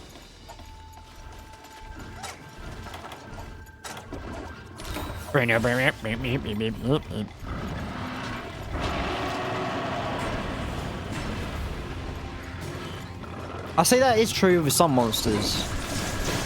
Like, you feeling sad that you're like, they're limping. But some monsters, you're like, fucking hell. What? This thing is horrible. Why does this exist? Like, Giganox, bro. He's one of my favorite monsters in this game. Like, he's literally the Kezu that was meant to be. It was the Kezu. He's the Kezu's complete true form. But my god, that thing is nothing but a monstrosity of hell.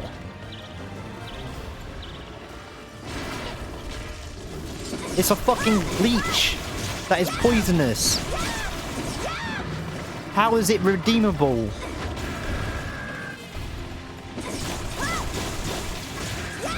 How?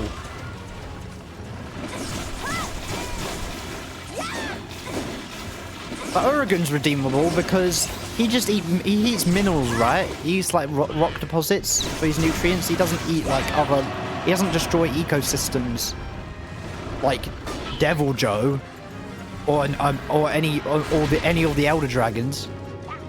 So technically, he's not that bad. Just leave him alone like a real life monster. Just stay out of their way, and then you've got no issue, right? He won't attack you if you just fucked off. It's like real life. You don't fuck with a bear or a shark or anything that can straight up kill you without much effort. Don't mess with it. All the fun. Do what black people say and don't investigate. Just do it.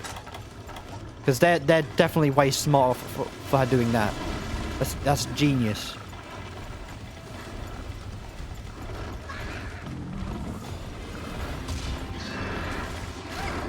I have a pet snake and his name's Onyx, and I freaking love him. He's awesome. But by God, like, venomous snakes, I'm not messing with. I love reptiles; they're my favorite, you know, thing. But even I admit, like, I don't want to mess with a Komodo dragon. I don't want to do that stuff. I don't want to mess with a venomous snake.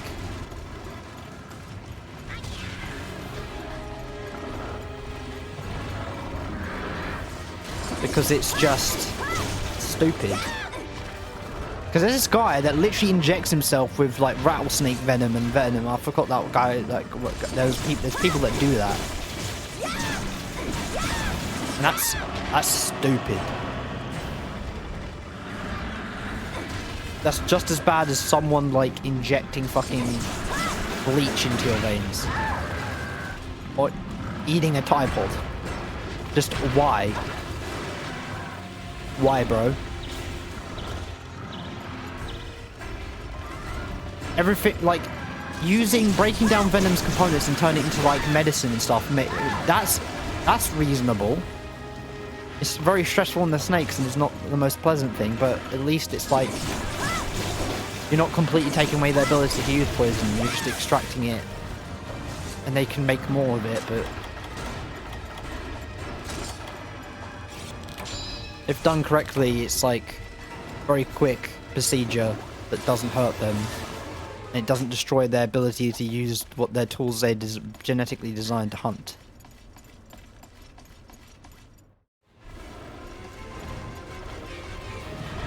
I think snakes are far more reasonable pets than cats and dogs, because you have 10 times more chance of dying from a dog biting you, from a pit bull, or a cat scratching your eyeballs, slashing them wide open, and an infection getting in it, and going blind, than having a pet anaconda.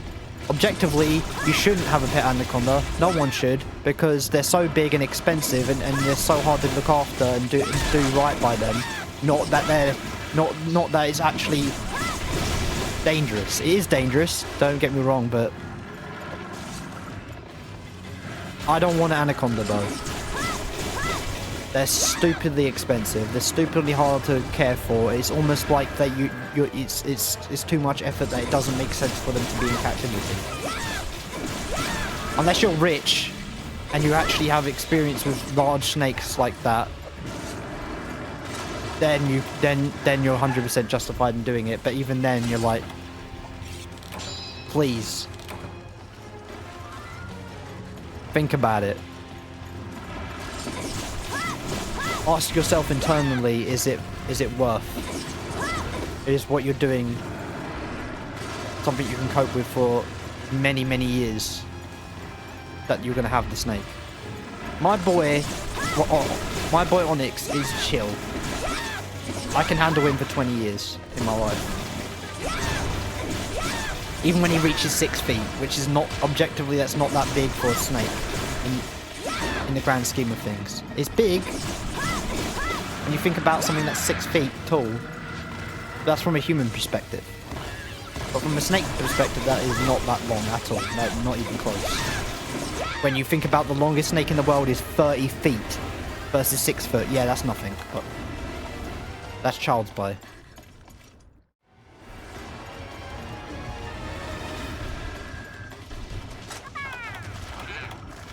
And constrictors are far more easier to deal with because snakes' bites are nothing. Even the biggest snakes, yeah, it's obviously going to hurt like fuck, and you obviously shouldn't get bit.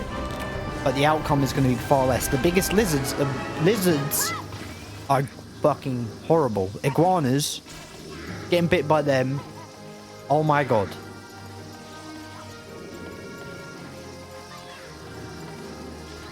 The rule of thumb when it comes to constriction: if they're not so big, they can't. If they can't overpower you with their sheer size, then they're completely harmless. So when it comes to constrictors, the bigger, the more worse your situation for yourself is going to be if they choose to actually be aggressive.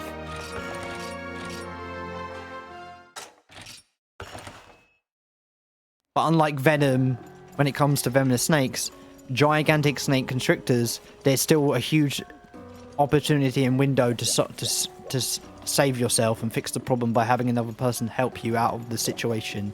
And 9 times out of 10, a snake's not even trying to kill you when it constricts you. It's just so powerful and big and strong when it holds on to you, and because it doesn't want to fall and hurt itself, it will squeeze you hard. And sometimes they grab in the wrong place because they can't tell that area is sensitive, and they do what they need to do to feel secure, and it ends up you passing out and getting your windpipe squeezed. So, rule of thumb, common sense. Even my boy right now, if he wrapped around my throat, could cause damage, even when he's only 1 foot. Even a 1 foot constrictor snake can cause you to asphyxiate and collapse if it grabs you in the specific spot to put it in around your jugular and squeezes it. You just don't play around. That's what I do. I don't mess with him. When he's being defensive and he really is hissing at me, and I will obviously try and pick him up. I will try and, you know, call his bluff. But at some point, I have to admit, even when, just like people, sometimes snakes aren't gonna take your shit and don't feel like being handled that day. They have their moody days. They have their ups and downs. They have their good and bad days. I don't force him. He's still a baby. Like, baby snakes, everyone knows, and every snake owner knows, and everyone knows that just because a snake's been nippy and bitey does not mean can't be tamed or handled, or their temperament's not gonna improve. And typically with boa constrictor, which is the snake breed I've got, they chill out. The more bigger they get and more older more they mature as they progress, they become more mellow and relaxed and chilled out. Obviously, it depends on the snake, because every snake's unique and has its personality, unlike most people like to believe they do have personalities. So you just gotta be patient, take it slow, understand boundaries. There was this famous video, I don't know if you've seen this, but there was this guy that had a pet iguana, and he would literally he's like lifting weights, and he's just like flexing at it, and then being like, yeah, come on then, fight me. And then it bites him. It's the funniest shit. That makes me laugh. When someone acts so dumb, acts so cocky and disrespectful to an animal that actually is very dangerous, and you get fucked up. When you mess around and find out, it's hilarious to me. It's ironic. It literally bites almost all his fingers off. Severs every tendon in his hand, and he has a secondary infection from the bite where he almost goes gangrenous and almost loses his hand. That isn't funny, but in a situation where he was literally mocking the animal and constantly messing with it and constantly poking and prodding it and constantly showing off to it, and that's what happens to him, you get what you deserve, mate. I don't feel sorry for you. It's hilarious. I'm laughing at you because you did it to yourself.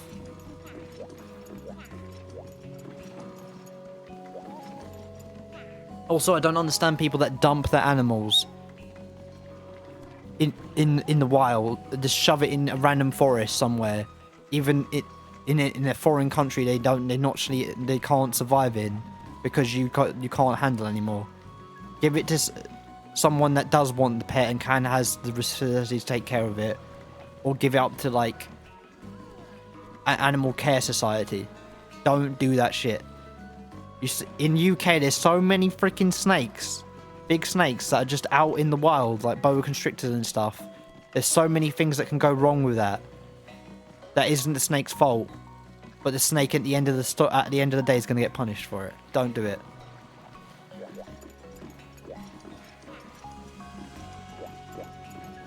It's not right on society. It's not right on the animal, and it's not right, and it's definitely wrong on your part to do that.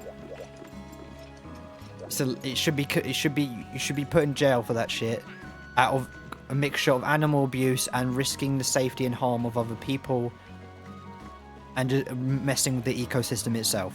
You're fucking up a lot of things, playing God like that.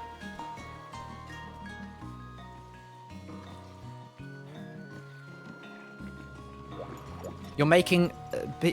I hate one bad egg makes everyone look bad, and that shouldn't be the case. Also... How long have I been streaming for? 3 hours. Okay, chat. Okay, chat. Oh, my chest. Ow. I think I've got...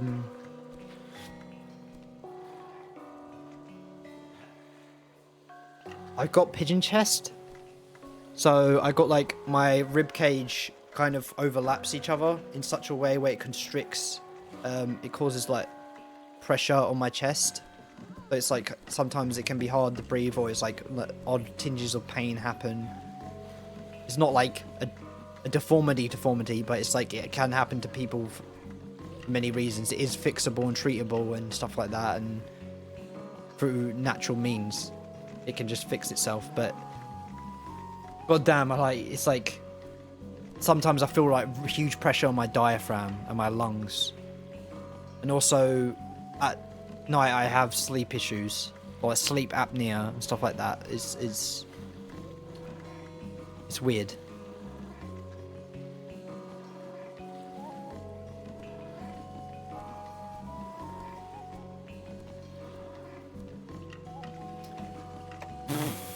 Also, yeah, we're doing this.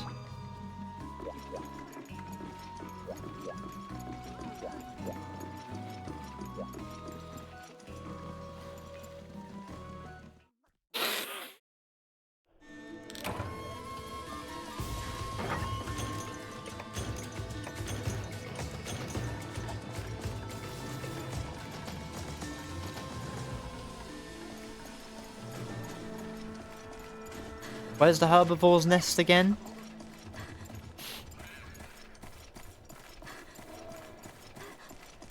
Isn't it 3? Right? 5? Oh, the wyvern one though. Oh my god. Oh my god.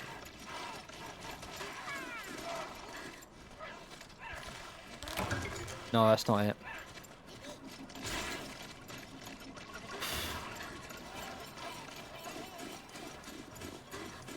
I think it's 8. Alright. 8? Definitely not 4, 9 or 10. It definitely shouldn't be freaking 11. There's a 3-star quest.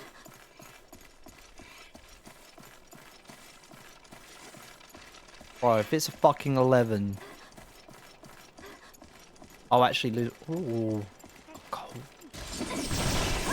It's gold! Had to do it, man. Fire herb. Nullberry. Fine stomach.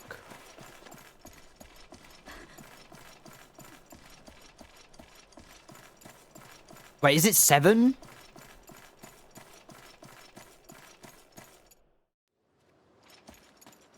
Also, I need the cactus. Cacti.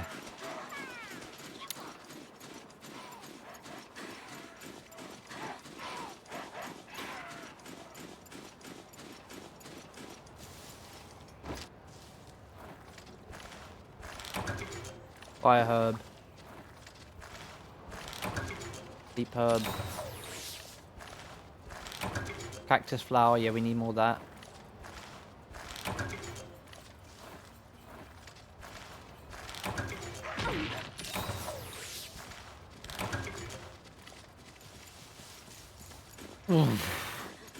Damn, my diaphragm just feels like just someone punched it.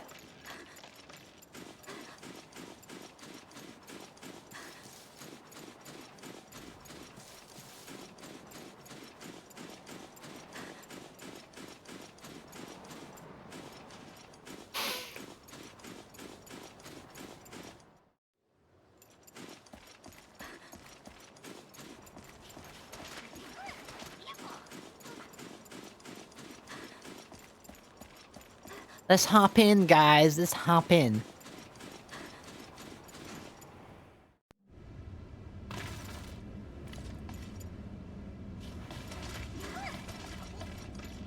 Bro.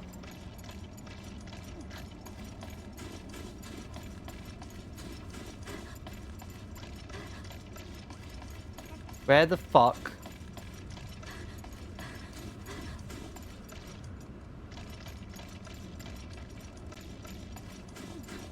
Where's the herbivore eggs? Has to be 7. Has to be 7, bro. This is part of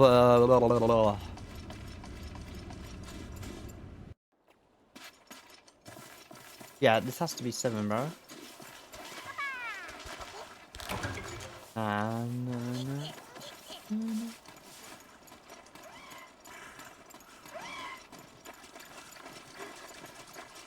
No, no, no, no.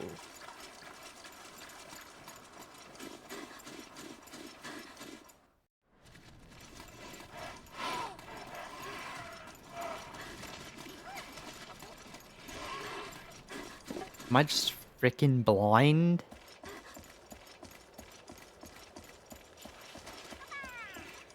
Where is the eggs?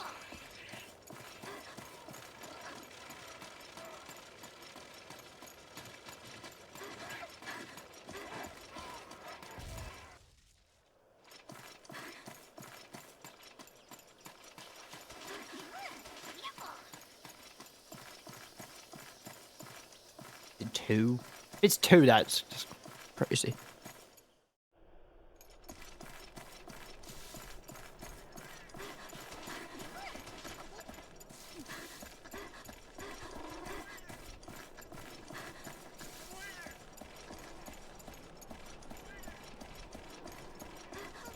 Where the fuck?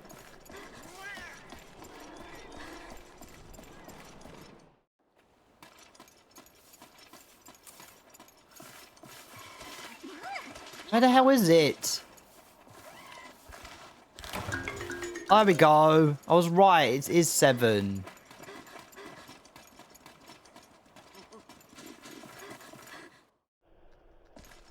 Oh, fuck.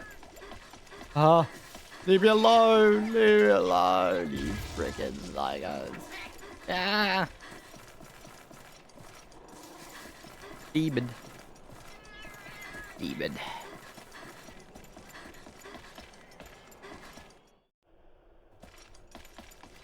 Bug on my screen. Get out of here.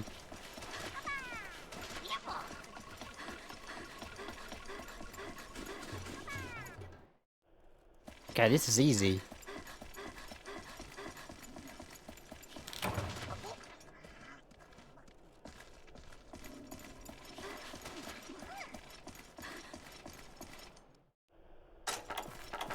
I'm pretty sure I have to do the long way round, don't I? They always do that. They always add a barrier and be like, no, no, no, no, no, no, no, easy round for you this time. Now they take the long way round. We have to make you feel sphere.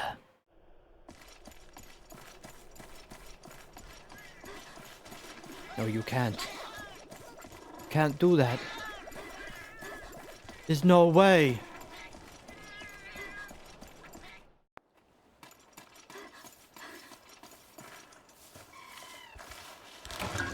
Yes. I'm going. I got your egg.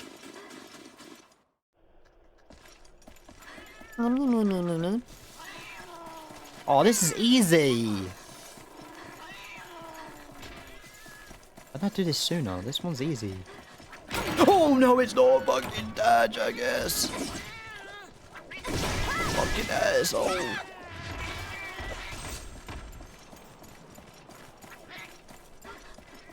Knew it. I knew it. I had to say something. It's always me that causes my misery.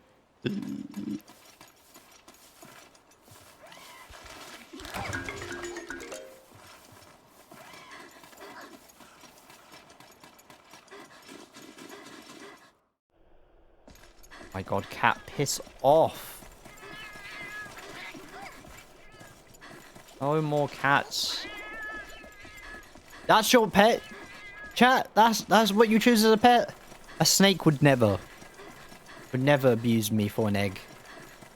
Even though they love to eat them, they would never do this shit. Snakes don't chase after people. Cats do. Cats can attack you for no reason just because you walked past them. Just because you breathed and looked at them the wrong way. They'll literally slash your shins off.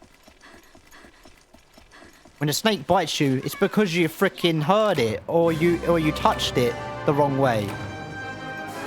Like my boy, even when I pressure him, like stroke him, constantly stroke his scales and he's hissing at me, he still tries to run away. And that's when I pick him up. When he's like not, when I calmed him down to the point he's like, okay, he's touching me, but I want to get away from you.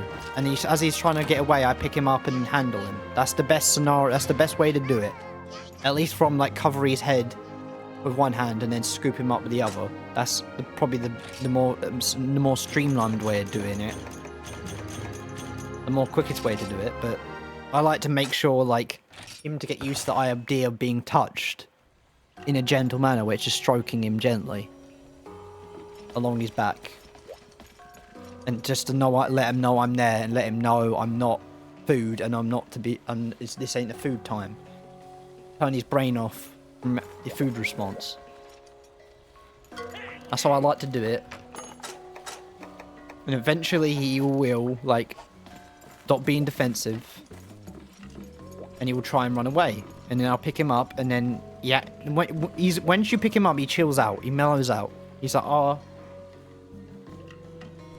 It's getting him to the point where it's trying to pick him up when he's on the ground chill, when he's situated, that he's a bit more like all over the place. But once you pick him up, he acts like you can hold. I can handle him for an hour without him. Can you say that about your cat? Can you pick up your cat and hold your cat for an hour without it fucking scratching your eyeballs? I don't think so. 9 times out of 10, no, it will fuck you up. I dare you. Can you handle a 6-foot snake for an hour? Yes. There's even snakes that love handling so much they'll come up to the glass just so you can open the door to climb on you. They want to some snakes love hanging out with people. They'll just sit on your you can walk to the shop and walk to a park with a snake on your shoulders and go back home and the snake didn't give a fuck. Can you say that about your cat? Can you pick up your cat for 3 hours straight and hold them the whole time, not letting them go to a park? No.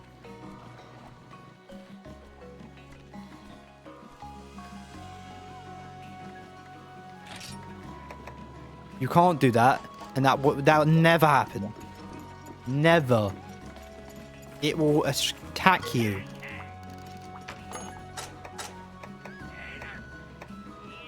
Why do you think, when you watch medical videos with the doctors, why do you think they wear gloves? And they have to literally subdue them? Why do you think they fit gloves? Because they will shred you. Even little cats will shred the fuck out of you. A snake, when you're putting your hand towards it, may bite you once, but once you pick it up and you handle it and it realizes it's biting you, does not do shit, it will stop biting you entirely. It can learn to stop doing that behavior because it realizes that defensive action isn't going to get it anywhere. A cat will just keep attacking you, even if it knows it won't stop you picking it up. It'll just do it anyway, because cats are fucking unhinged. Isn't it scientifically proven that cats are dumber than dogs? Dogs are more intelligent than cats. Because it's considered stupid to keep attacking something despite the fact it's not going to get you anywhere. Even a snake with its lizard brain, of how you want to put it, its more simplistic, instinctual brain understands that if it bites something and it doesn't stop it, I might as well just run away, because it's not going to fucking do me any good being aggressive towards something that can overpower me and kill me. It'll just make me more of a target. But cats don't understand that. They'll just keep attacking despite the fact you could literally choke slam a cat into the fucking earth. Not that anyone should do that. Don't punch cats. I've had a pet cat and I've handled I've had a pet cat set on my lap. AKA the cat we used to have called Tiger Lily that passed away like a couple months ago.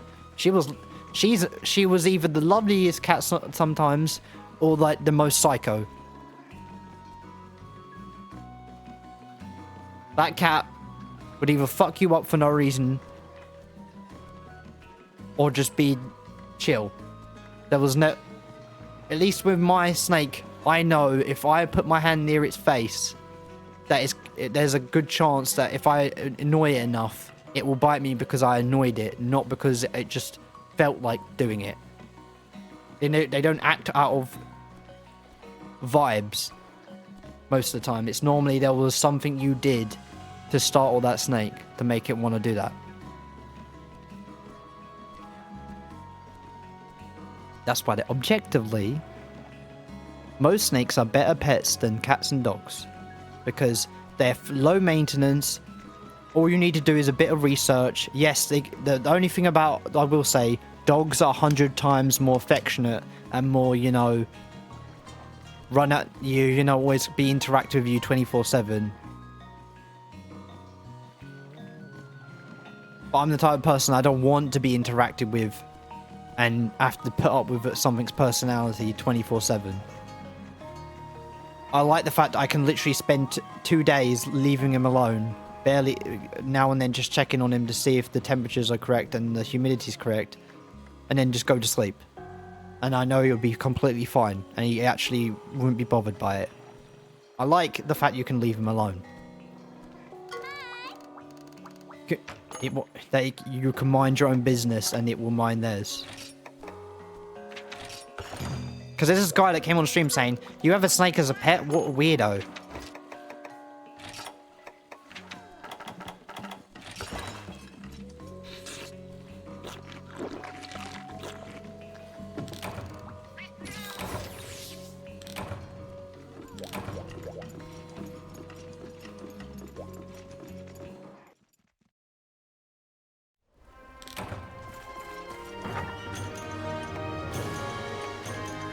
What is weird is to come onto someone's stream and start, hazing them for an opinion. I don't dislike cats. I'm neutral towards cats and dogs. I think that objectively, there is an argument to be made why they're the most common pet out of the whole planet.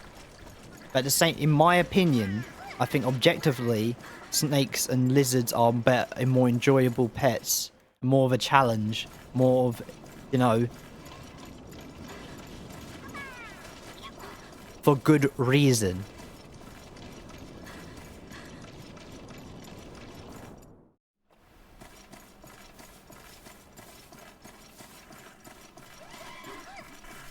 But the one thing I will say, snakes have underlying issues like medical problems and like other issues that are really challenging to deal with and really easy mistakes to make if you don't even just like do simple research. Just do research.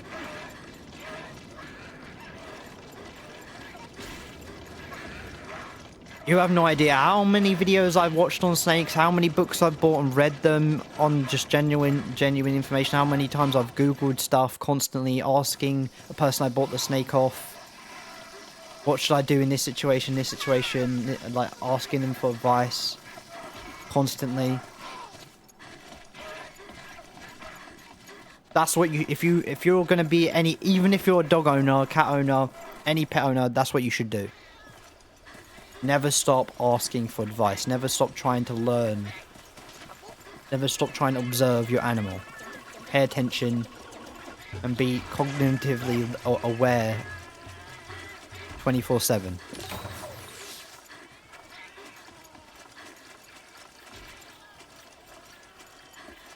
The only time you should drop your guard is when you know you've done everything for the day to make sure the animal's safety is secured.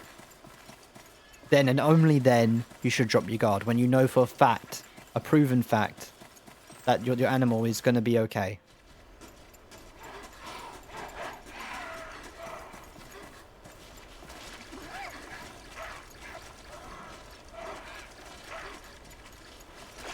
In my brain, but what I'm trying to do is I don't want to risk him getting sick. If I can live my entire life with my pet snake never having to go to the vet or I never have to get medication for him, that's what I'm going to try to do, to avoid that scenario altogether. If I can. Obviously, I will if I need to, but I will try to do the best I can to avoid that situation, because I don't want to be in that situation. And that's what a good owner does. They understand it can happen, they accept that fact, and make compromises in order to prepare themselves when they need to do it. But for most part, they try to avoid it, like the plague.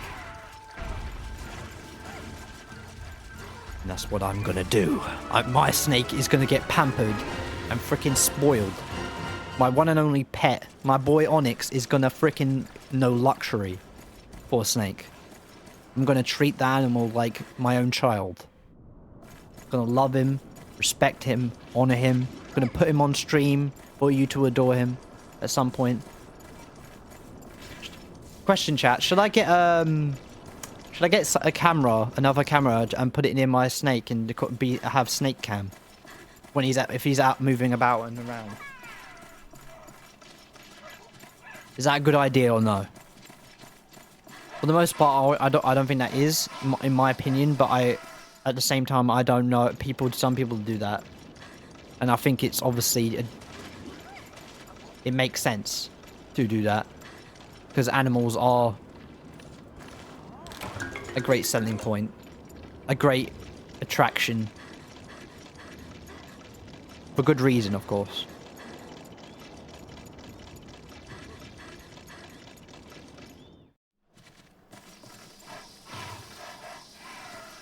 As in, I want to show off my snake, not to get views, and obviously I hope that people want to come and see my snake, see the snake, my pet snake, for the right reasons. Obviously, I want them to, you know, be like, oh, he's cool. What is he? What breed is he?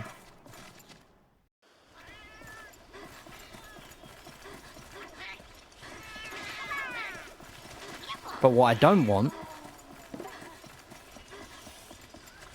which I know I can't avoid, is someone saying something really stupid. That's my issue. I'm never gonna carry that snake out in public.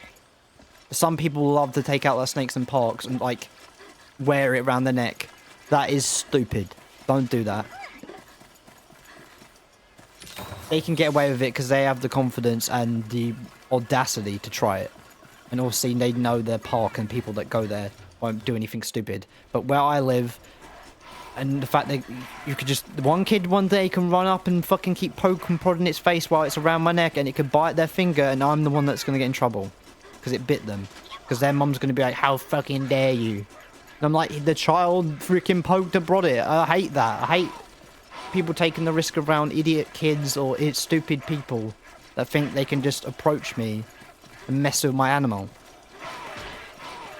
I'm going to protect my animal from idiots. Because there's too many of them nowadays.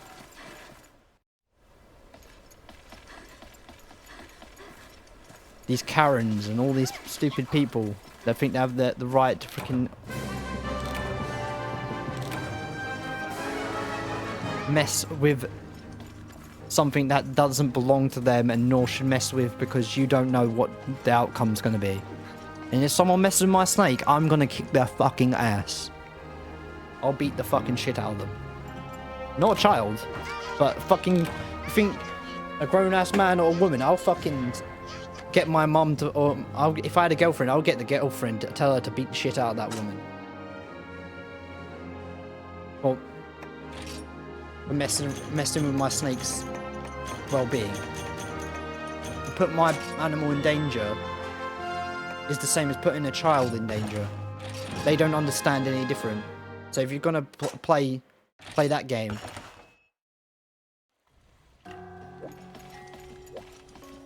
you're gonna get a slap. You're gonna get backhanded because you're playing with fire.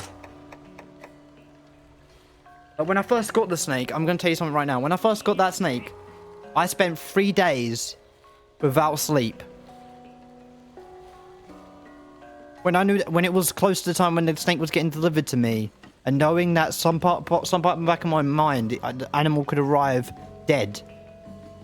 That stressed me out so much, in putting so much fear in me, that I didn't have sleep for 3 days, and I only had an hour's sleep when it got here, and I picked it up, being all numb and feeling so freaking out of it that I just picked it up. When my mom said, was like, "Oh my god, it's here! What do I do? What do we do?" I was just like, open the thing, pick it up. It bit me. That was the only time it has ever bit me when I first got it. I just picked it up, slid my hand underneath it, bit me, didn't even react to it, didn't even care. I was like, ouch, or whatever. Plopped it in the heart enclosure, closed the lid, done.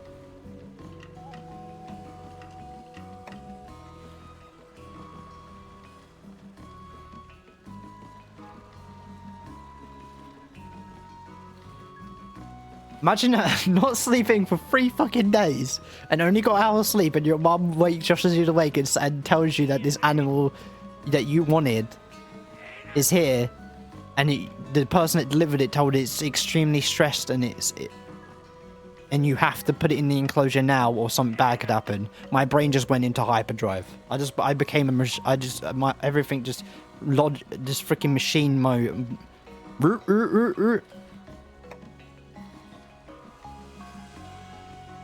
That wasn't funny. That was not funny. That was horrible. It's funny now that I look back at it. I find it funny now because he's okay now. I can laugh at like the circumstance, but oh my god.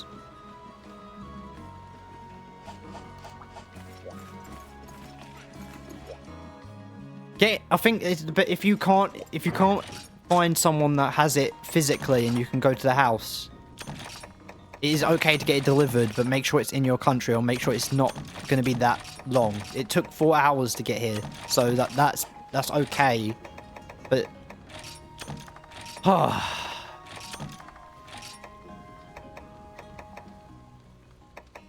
definitely wouldn't want to do it internationally. I don't want it traveling overseas or from another country. That to me is where I draw the line. That is too much. Like 8 hours or more is literally, like, anything above 4 hours is like insane.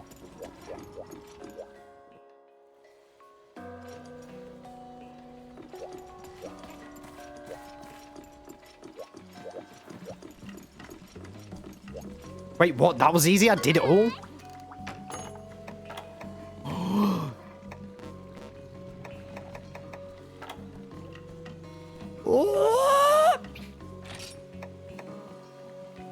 Hell yeah. Ah, shit.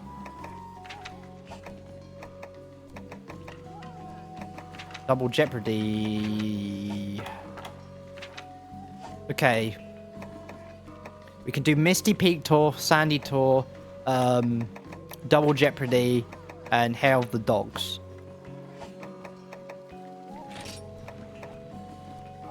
Let's do this, get this out of the way first. The most simplistic shit.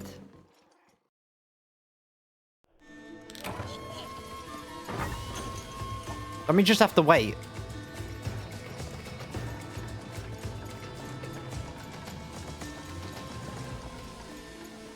Okay, I'll just eat food.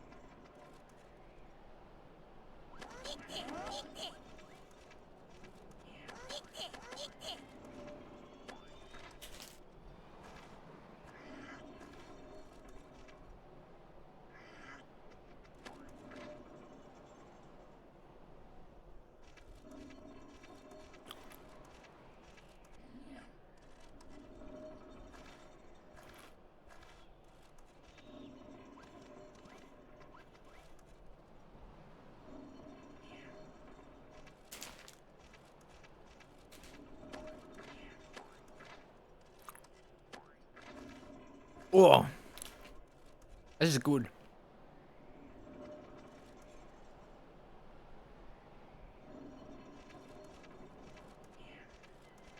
There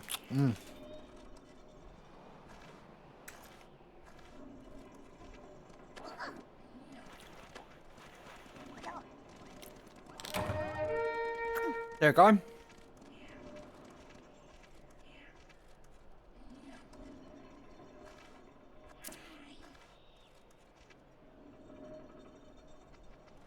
Don't say anything, chat. Don't you dare.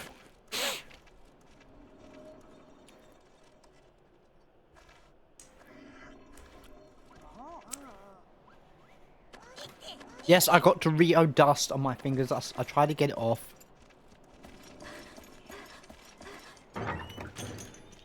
I know it's not the most, you know. I had a bath today, okay? I'm fresh. I'm clean. I'm smelling good. I got that a Dr. Squatch soap. And went bala bala ba ba.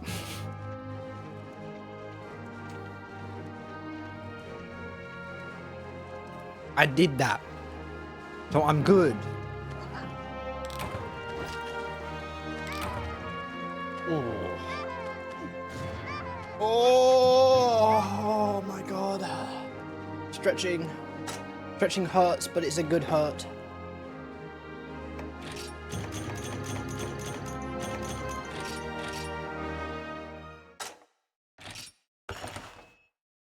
Good pain. Oh my god, this hoodie. Oh my god, today's. I'm so glad I'm wearing a big hoodie today. That was a clutch. Misty Peaks. Oh my god. Seizure warning, everyone. Seizure warning. Oh my god, the glitch. I haven't fixed it. I don't even know how to fix it. Pretend it's not there. Don't look at it.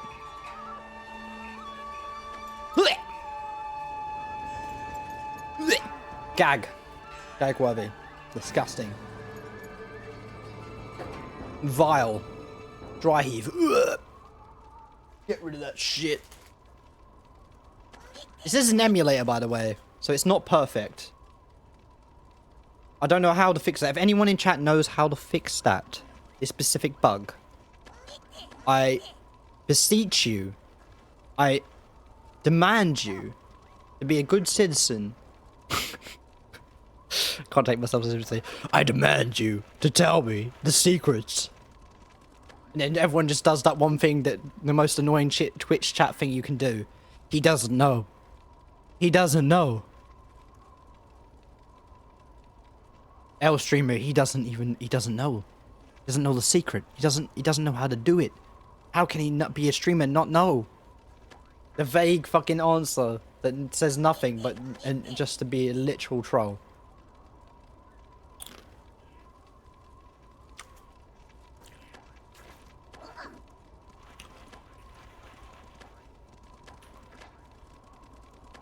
Is that what you call one guy in, or is one guy in a little bit different now?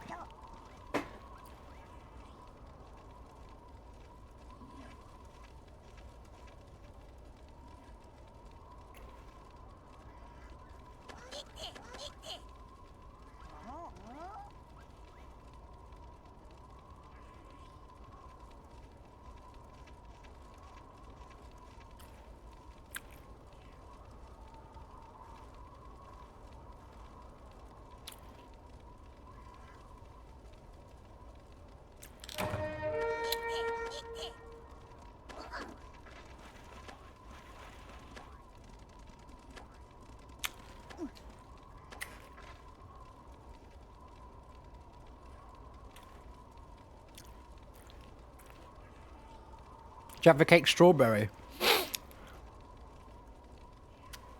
This is kind of cringe. I prefer lemon. My favorite Jaffa cakes are the little rectangle ones, the really small rectangle ones. Oh my god, they're so good. They're so strong and potent. Oh yeah.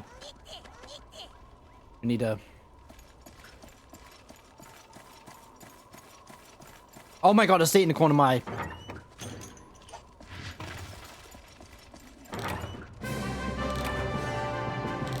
Don't look at it, chat. The darkness looks back.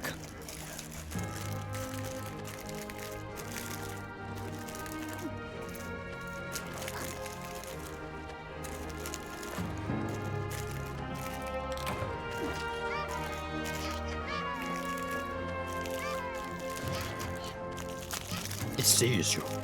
It knows you.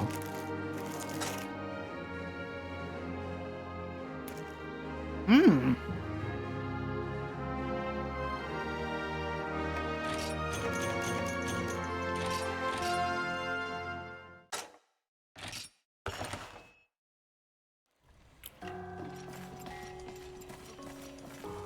I just found out a new energy drink, powdered energy drink supplier, which is Gamer Sups. I think I found out through Maxwell's video on the new Maxwell video on Elden Ring.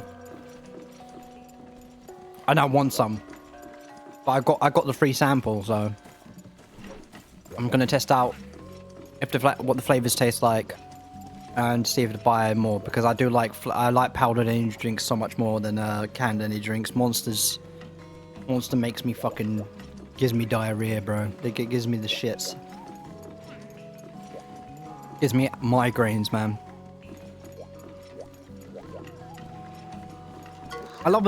Feel like I'm dying in real time. My brain cells committing suicide one by one, but in theory, in reality, I don't. Maybe you would like to see that happen to me, chat, but I don't like it, and neither should you.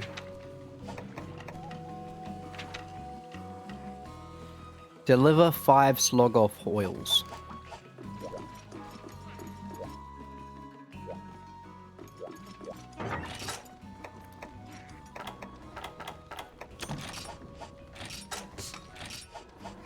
What slog off speak to? Do I care? Do I want to care?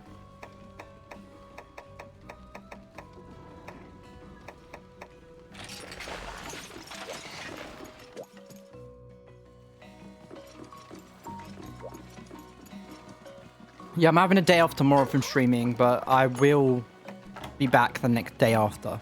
Because normally I do 3 streams, Monday, Tuesday, Wednesday, then have a break on Thursday, then Friday and Saturday, and then have a break on Sunday. So I have 2 break days during the week. So I stream 5 times a week. Which is honestly a really, really good rule of thumb to go by. If I feel ill or feel a bit off a day to the point where I feel like I can't go on, I will not stream that day, but generally I will try as hard as I can to stream. Is my verdict for that. But Double Jeopardy.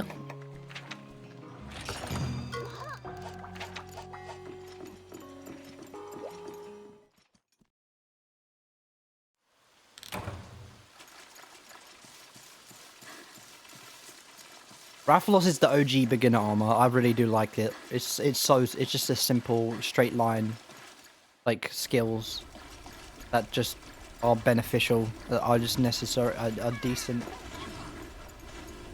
But I will have, since I'm doing a solo run and I'm gonna have to do G rank, I'm gonna have to make builds very quickly.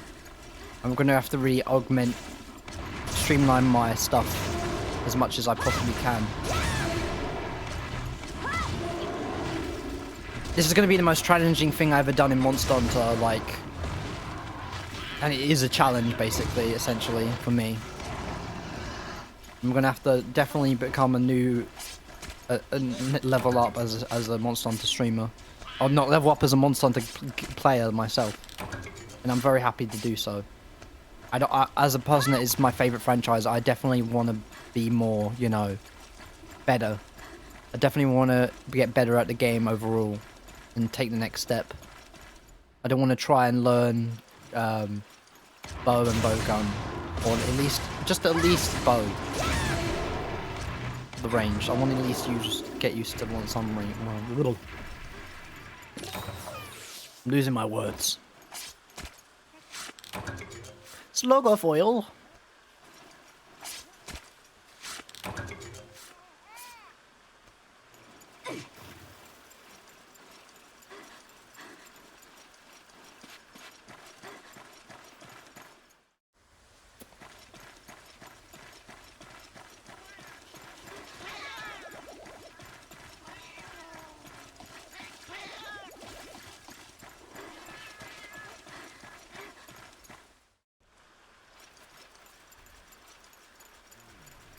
Oh my god.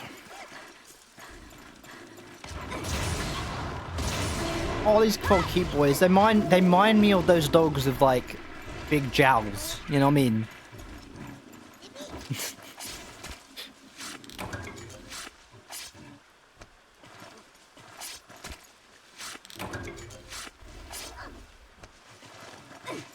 Essentially, I just made myself feel sad because look at that. Oh, look, it reminds me of the dog with the sloppy. Yeah, you know what I'm talking about, right? They're cute, but they're not cute, and I feel bad.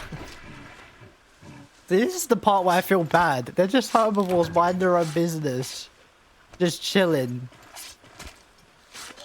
and here I come, just fucking decimate, just explode them.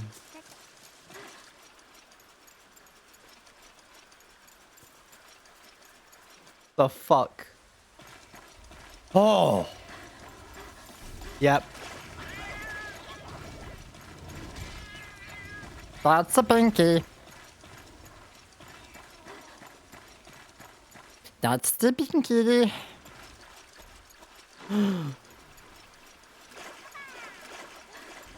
It's not you, it's me. Not you, it's me. Slug off. Oh, you fucking bitch. Of course, you bitch. You bitch.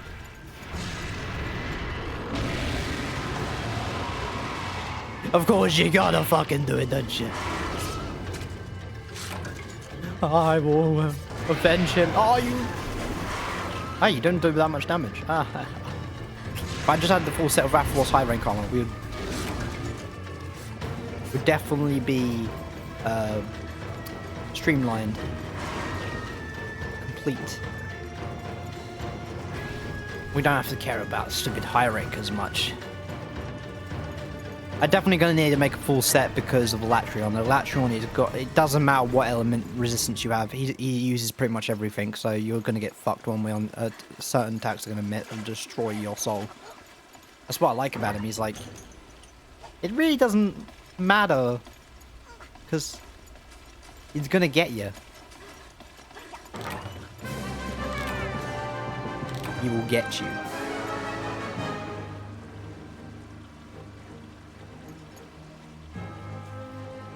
I want you, I like you, and I want you.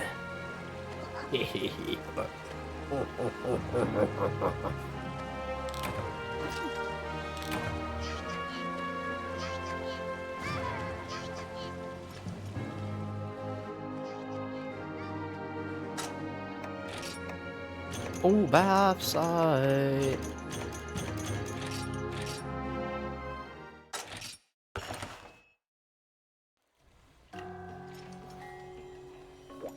I've done some Yu-Gi-Oh streams, but I'm not.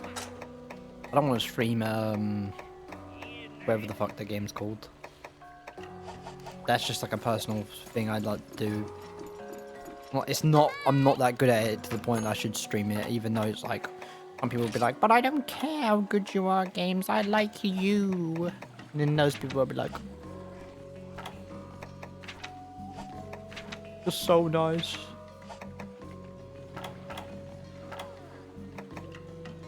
You're so lovely, but seriously, I can't. Double check. Yes, just kill the.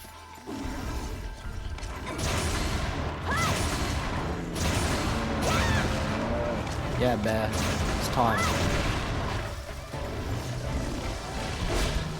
Oh!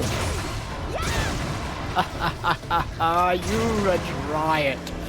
Yes. Double T.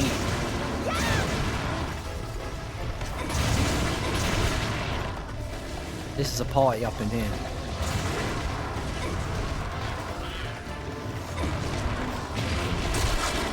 That already.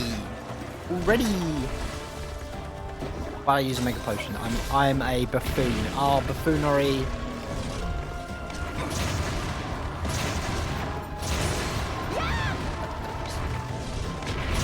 Try to stop the. You can't stop the rot.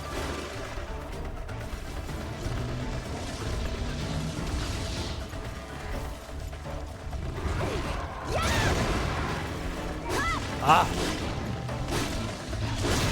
What the hell? You're the other guy ain't exhausted, but you are.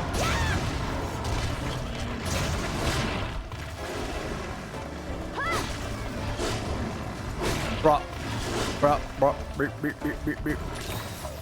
Oh, thank you. W heals, my mans. Oh. Ooh.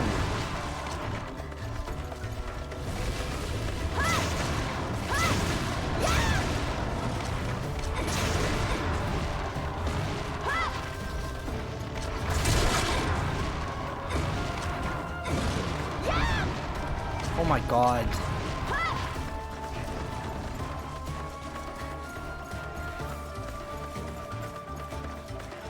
You wanna die together? It's okay. You can lay in each other's arms in holy matrimony forever and ever.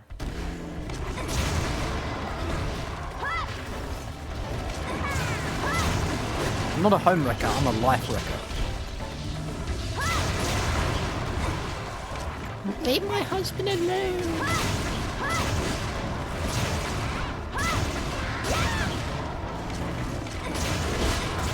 It's gonna be like a Bloodborne story. It's like, who are the real monsters? Hunters? Or the fucking beasts?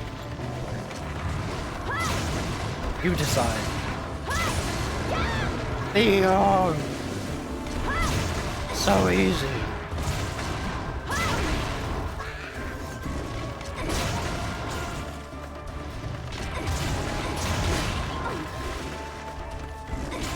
Criminal.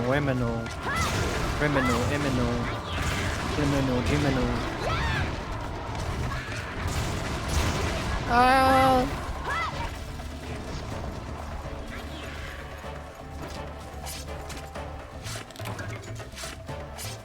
Azorius.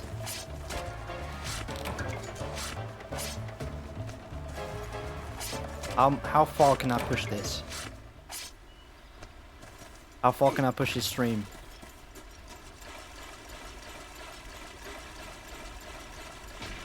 Some part of me is like, I should find a stopping point, but I'm like, oh, I'm having fun. I'm having fun. I'm having fun. Let me continue to have fun. It's really hard to put this game down once you start. It's so good. It's so good. It is.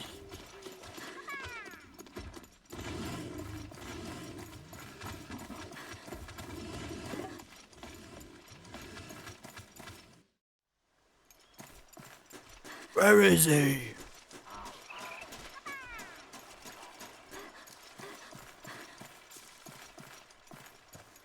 Where is he? Think you're funny, Mr. Funny Man? Think you're funny? Think you're cool?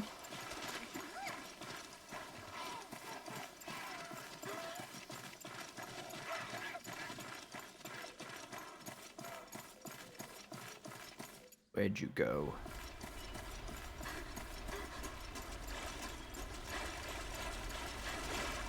I will find you.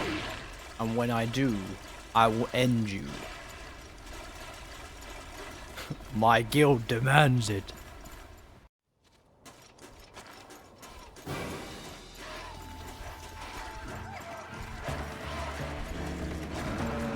I just wanted a little snack. What it is, a little Snicker bar.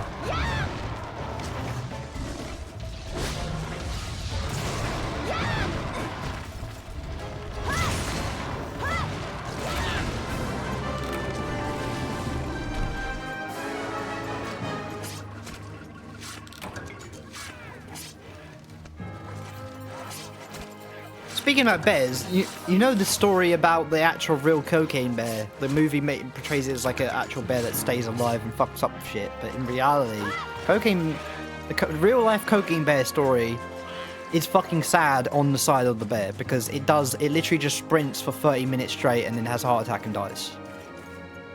It doesn't hurt anyone, nothing bad happens to anyone, except from the people that committed said crime, because they were like stealing drugs or something, and they were trying to launder it, or like sell it, or like, you know, mob boss type shit, or like, and they had to throw it out the window, and then they threw it the freaking bag, and they hoped to retrieve it later on, but the bear got to it and ate fucking tons of cocaine, and then he fucking died.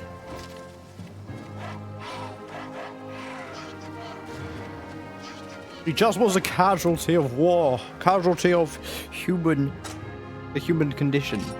Oh my god, look at that shit. Eat that up.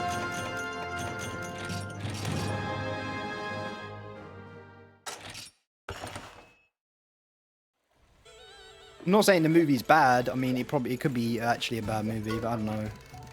You ever say that? He's now part of the squad. Oh.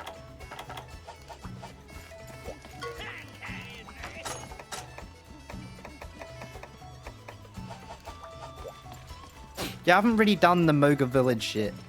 I haven't really fought on the Moga Village. Probably should. Now. Bullfango under... Siren song. I'll kill Bullfango. We like the mango. Ooh, mango.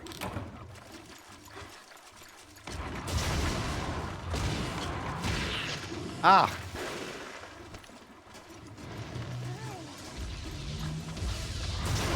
Do you want to hear something crazy?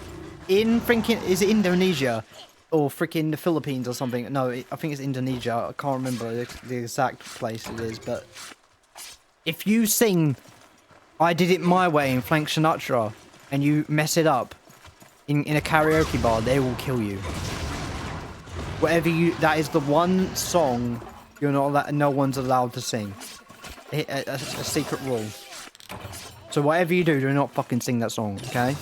And if you do sing it, you better fucking hit every note perfectly or you will just die. We don't even, like, this is a Mr. Ballin story, and yes, I watch Mr. Ballin. He's a legend. He is a badass. He is an awesome storyteller. He has got a talent that everyone should at least acknowledge on some fundamental level. But by God, that is crazy. But why? That's like the stupidest shit. Like, some cultural stuff is so dumb. No offense. I'm not even gonna say no offense. Like, it's stupid. Killing someone because they sung a song. That's just insanity. That's straight up insanity. Like, bro.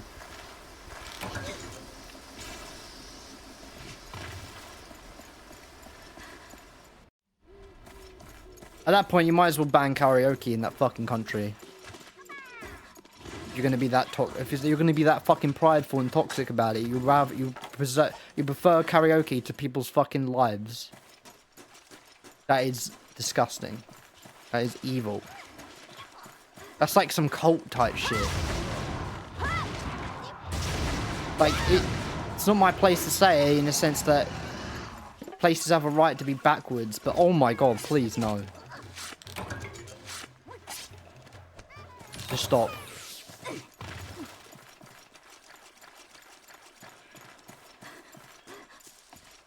You ain't where we're from, you don't understand. This is what we live for. We live to die by the song.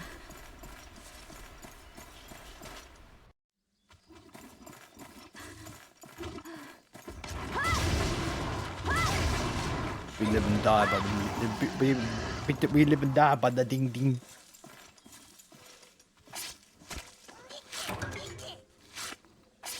If you're so pressed, why don't you get streamer? One, I'm not in that country right now, and two, I actually have life preservation skills. Maybe I can't live I haven't got live to the fullest skills.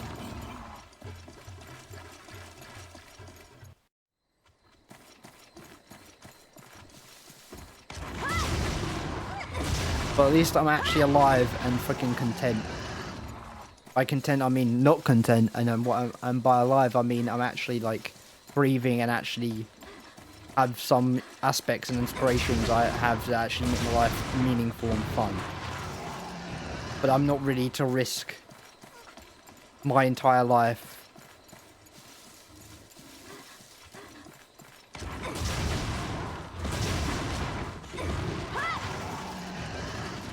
It comes down to the narrative. Is there actually cause worth dying for? And it goes, well, most causes people get into are probably not even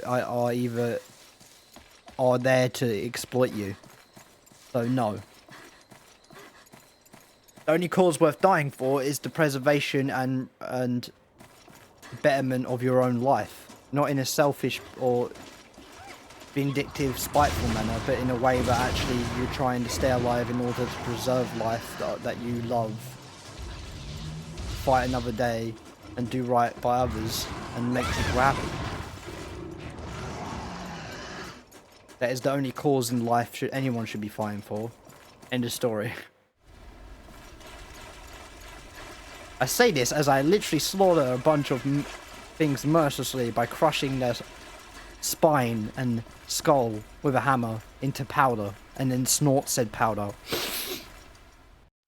I swear to god, like, did they just like snort bone dust in this? Oh, get high off freaking of freaking monsters they freaking powderized. Like, they basically Smo eats the bones of their victims.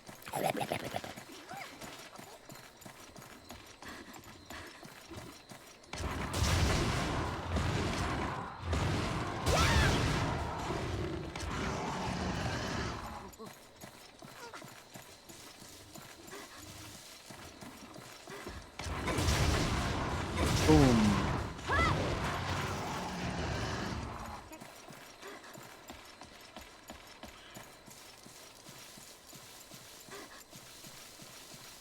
This one's easy, but as we get to the later stages, the later stars to complete all the quests, we're gonna get something. We're gonna get into some intense stuff, which I'm not gonna do all that on this stream. If I can do it another stream, I probably will. Because I've actually made far more progress than I actually expected. Like, weeding out all...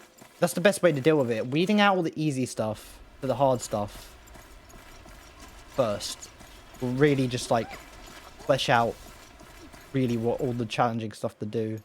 And you'd be surprised how, like, a lack of crazy quests or multi-hunt quests there are.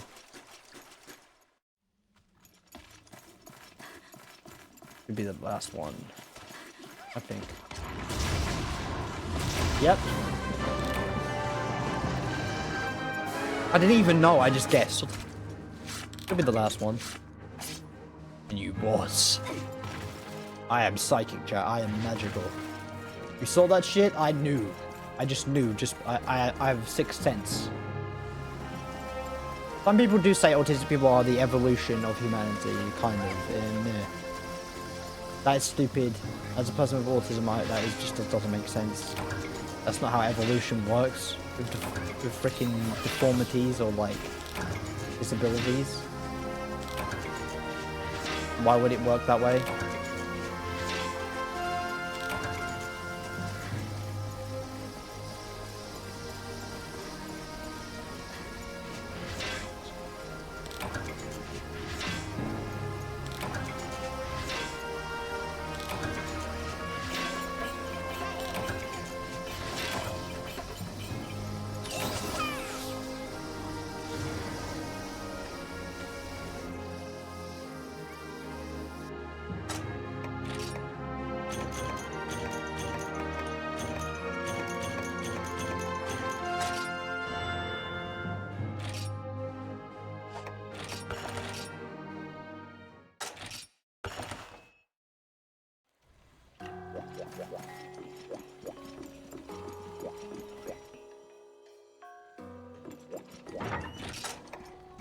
Oh my god, log off. Put this stuff away. How long have I been streaming for?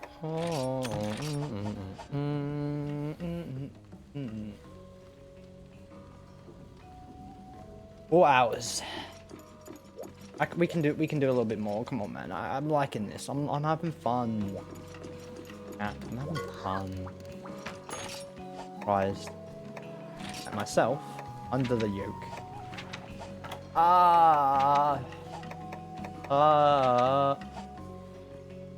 Desert warfare and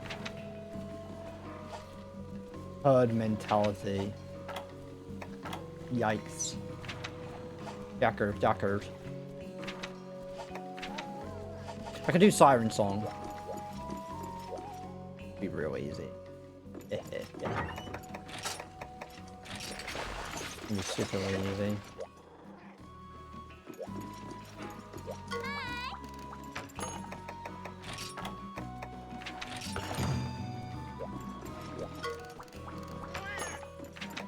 And my boy Kuapeko, he's back. I missed him. Missed my boy Kuapeko. The OG Kuapeko, not the Bolt one. Even though the Bolt one is definitely a cool monster. I like his subspecies. I like almost all the subspecies in this game. It's really hard to really argue that they're bad in any way.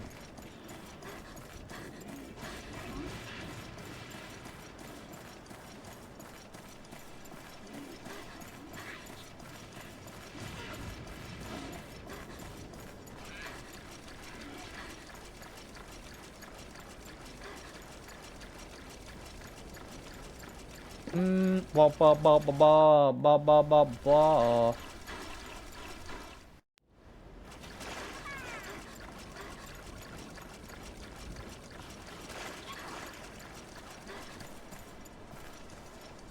Probably save the delivery quest till last.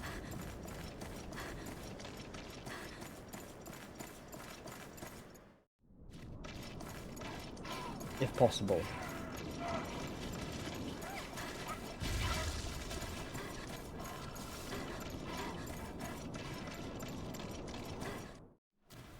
There he is. There's the crackers. I only want a cracker. I love how he jiggles his head. He's like, silly boy.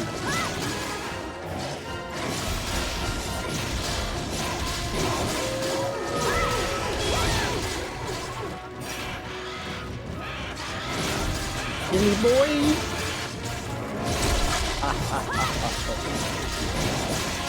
Time for you to pay.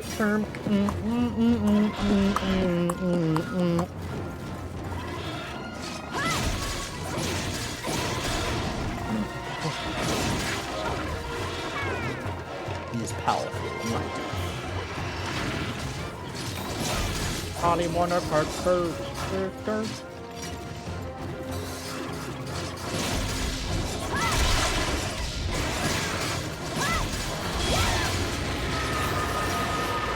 No, you fucking don't. No, you dare. Oh my god. You You cheeky son of a bitch. What did you bought? What have you bought into our fine inner circle? I hope that that thing can't come here. Son of a bitch.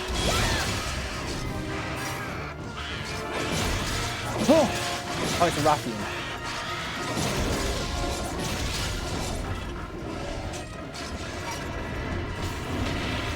Oh, it's a ruffian. Bitch, fuck that. Of course it's her. Of course it's her bitch ass. Why would it not?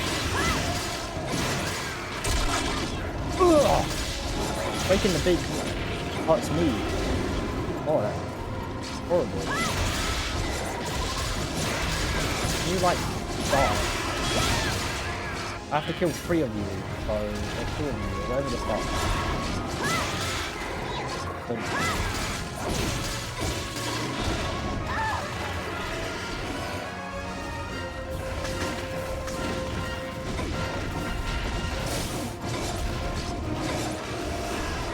Yeah, she can keep doing that screen shit.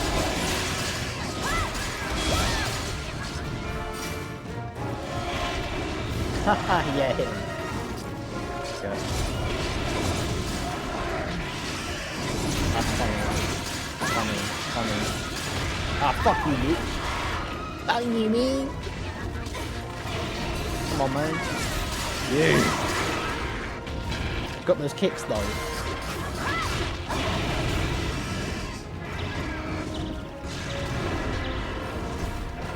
Oh, I'm in them. I'm in them. Oh.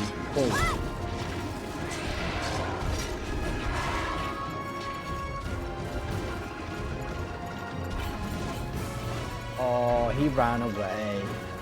He's a fucking pussy. Fight me.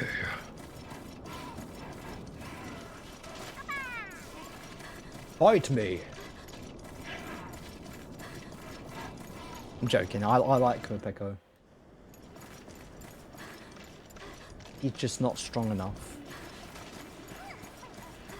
He can't mess with the dragon. He can't mess with Dragon Boy Troy. He can't. Can't stand up to me.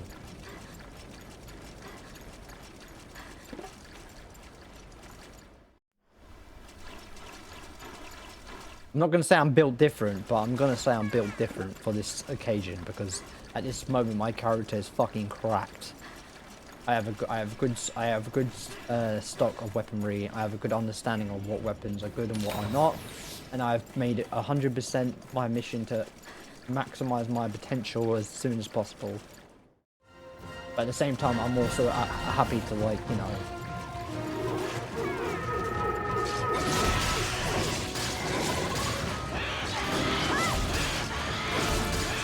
I'm happy to get my ass whipped. The minute when I'm... No, you don't.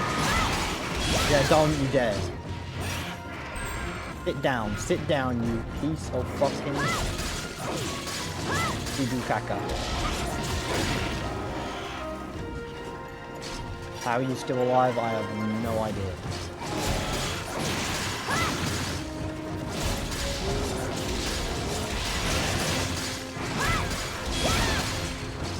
Just die already! Come on!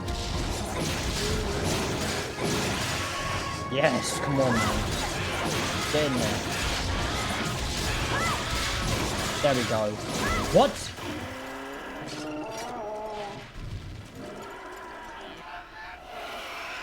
Say that again?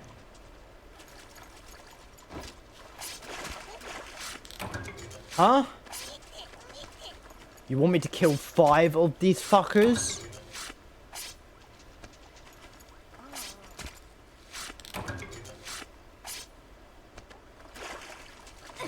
Here. Here. Are you high? When you made this quest? 5.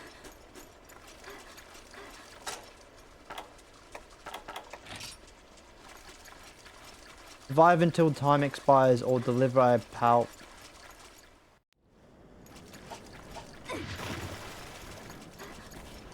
you mean?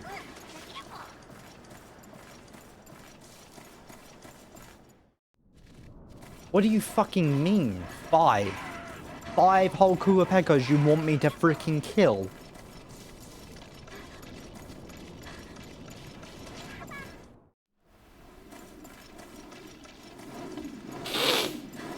Well,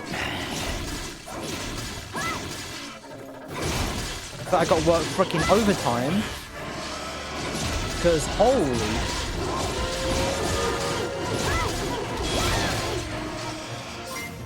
Freya 4414, thank you for the follow. Well, that's legendary.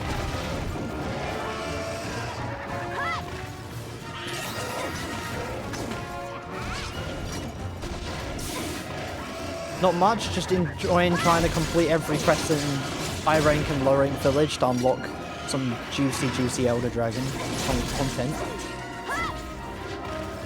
I'm having a nice day. Things are going well. I'm surprisingly not speedrunning the game. I'm getting through these quests pretty fast. But right now, I have to kill 5 Kuapekos. Capcom said you're gonna have to freaking work overtime.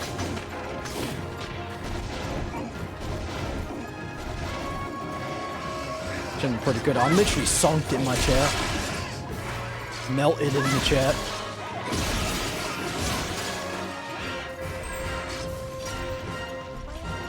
There was a time when I got high on weed, and I too became a chairman.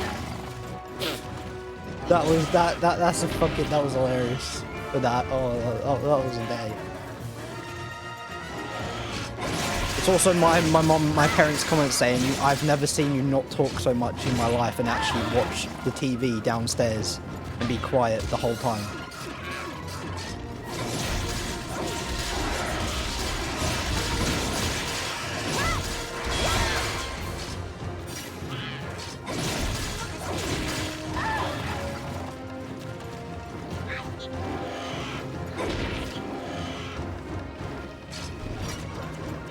I stream 5 times a week.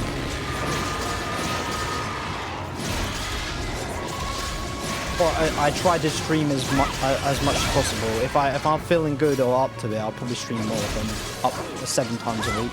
But for the most part, just 5.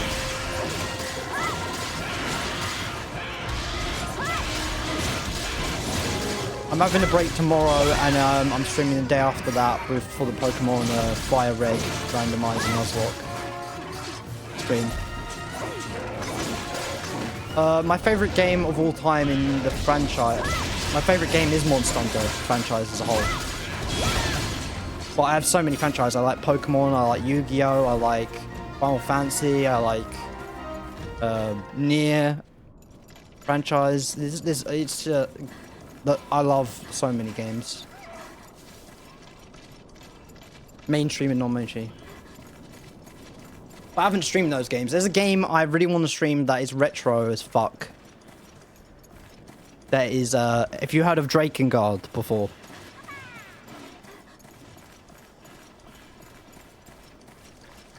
Last of Us 2. I like story-driven games. And I've only played Last of Us 1. That's the thing. I don't know why I didn't play 2. I don't know why I haven't. That's just the truth. It just blew past me. My friend told me the whole story of what happened in the events of 2, so I kind of just don't feel invested to play it as much when someone spoiled the whole thing for me, so there's no real story to learn anymore, so it's like...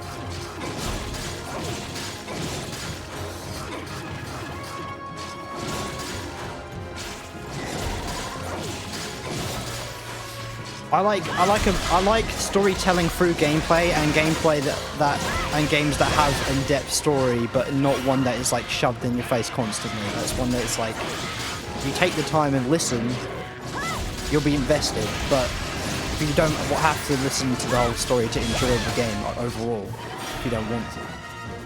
Kind of like Bloodborne and Dark Souls lore. Its lore's crazy and amazing and fun and interesting and meaningful. but you don't really have to care to really get sucked into the game itself. I feel like that's the most important thing for a game to at least achieve. If the gameplay is good enough for the most part and has lore, they will want. Where am I from? I'm from the UK. I'm a British boy. Even with all the stereotypes and memes people like to make about us. Bottle of water, mate. There's always that one person that's like, are you Australian? I'm from Kent. So... I've been to London a couple of times, and I'm not a big fan. For the capital of our country is a lot.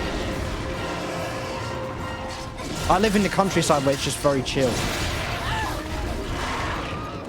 It's not an active place, but I can walk to the shop without like the fear of being shanked there.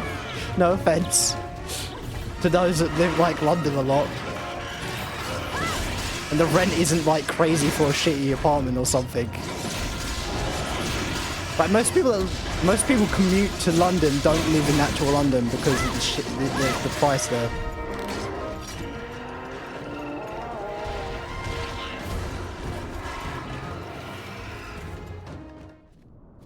Wait, I only have to kill 2? Okay. Yeah, there's this game called Drakengard. That is, it's the precursor to Nier, if you know about Nier.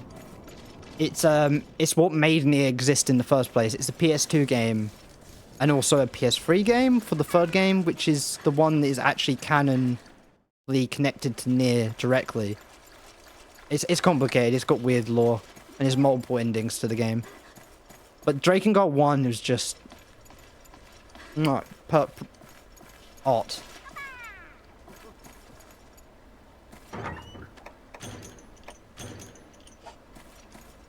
It still needs a lot of work.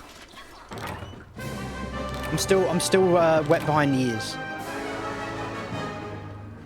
Monster Hunter 3 Ultimate is Monster Hunter games are fun to watch because they're just so when you're fighting crazy battles, they're so intense. You're just being thrown around all over the screen. And with me, I'm just gonna scream and complain like a little old man, being like, "These goddamn monsters whooping my ass, beating me up.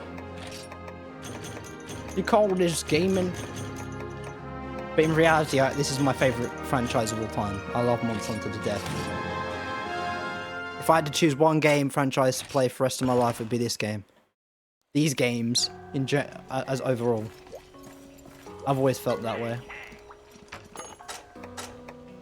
Yeah, it just has everything I like in games. What is my profession inside game? I don't really have a profession. I account with my autism and social anxiety and stuff. I like art. I do draw. But it's not like I don't make money off it or use it. I'm writing an anime or like a story for manga and anime. I've done blacksmithing. I've done attempted to do animation and stuff. I put a lot of fingers in a lot of pies. Trying to self-teach myself. I try to teach myself programming because I want to make video games. There's just a lot of stuff I would like to do and trying to learn, but if it goes well, then I'll probably have like a very creative career lined up for me. I don't know. But for now, I'm kind of focused on streaming because it's less like complicated. And I can just be chill and have fun.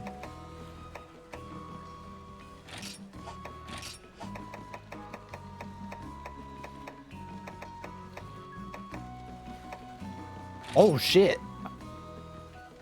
Can upgrade this. Right.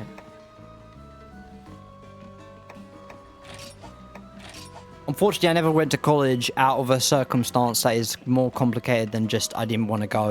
It's not. I wanted to go and learn in further education, but circumstances involving a lot of either trauma or, you know,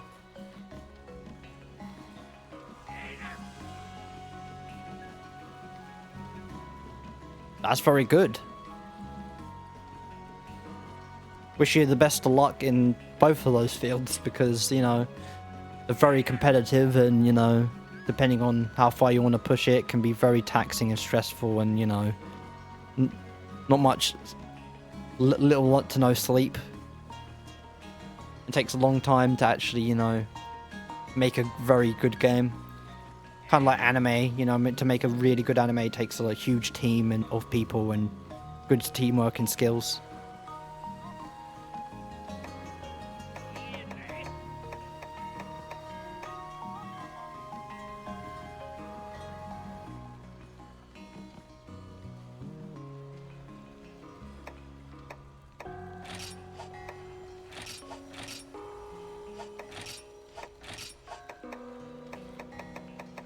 Well, I hope that whatever situation happens with you, that you get what you get the most out of it.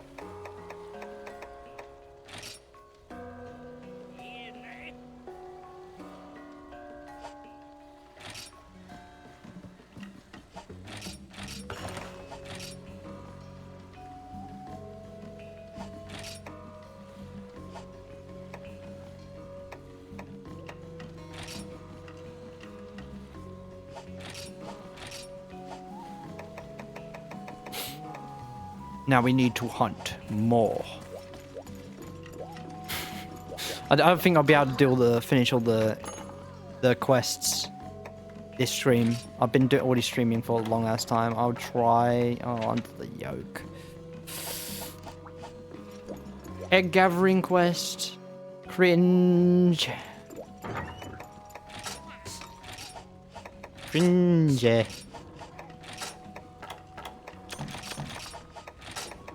Also, in the UK, it's really hard to, you know, get jobs. I'm not one that really, I can't cope with, like, being around people a lot.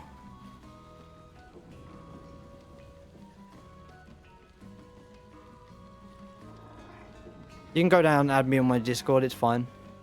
Truth is, I've already spent quite a bit of money on, making stuff for me. So, as for now, I'm not really in... I wouldn't say the mood. I'm just not in the situation to really spend any more money. I'm kind of just saving up a little bit more just to make sure I can buy stuff that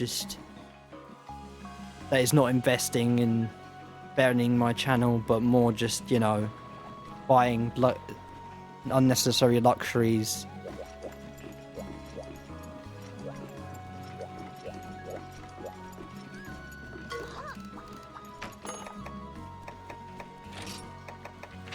Scene of the crime, you...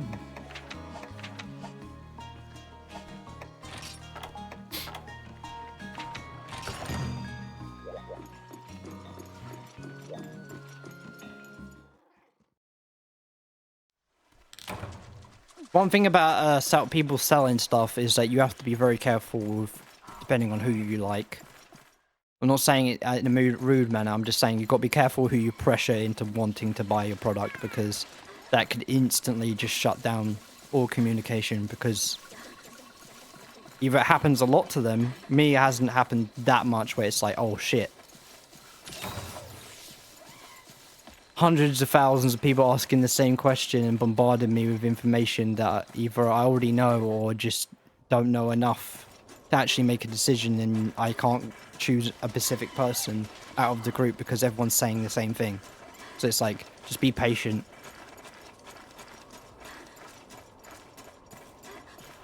I'm one of those people that I want to get commissions done from loads of different sources of different people out of respect for them, so I can have more, you know, networking as much as possible. But there's only so much I can do. Like, I do want to have, like, relationships, like, either it's like a business relationship or a partner relationship with people for the future, so I don't want to ruin that, but at the same time, it's like, some people are not going to get the opportunity or chance to me to buy their product, so it's not out of...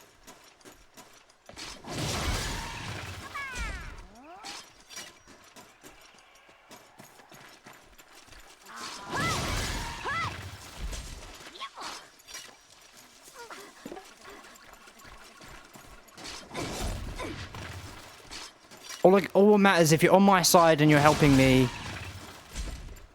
then I have no reason to be mad or anything. Because one of the most hated kinds of things people can't stand is cold calling people. And I get it. I get why people do it. I understand. Everyone needs to make money. Everyone's got, like, you know, a thing to run, a college intuition, you know, things to pay off, bills. I am a human being that can understand other human beings. I plights as much as I got autism, but the best way I see it is you got to understand my situation, and I got to understand yours, and that's the best way it's gonna work.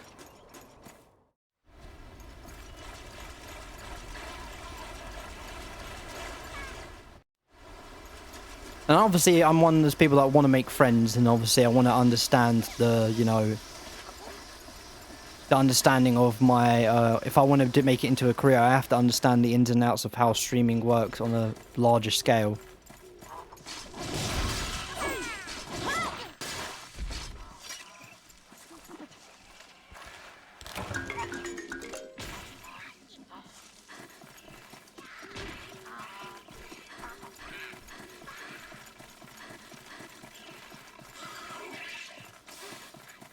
Because the truth is, the people need to understand, if I actually need you and you do good work, I probably will put in a word for you towards people, my viewers in chat.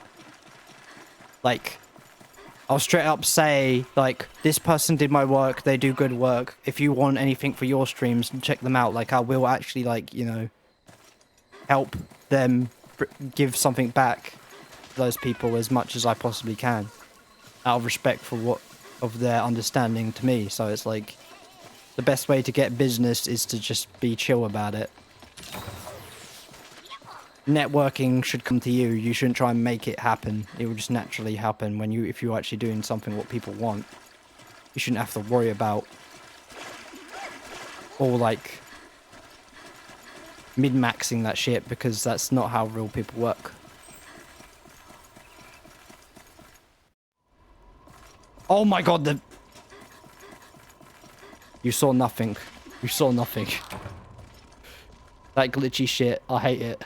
I don't even know how to fix it, but it's something, because I'm on an emulator, so goodbye. I ain't looking at that. God damn.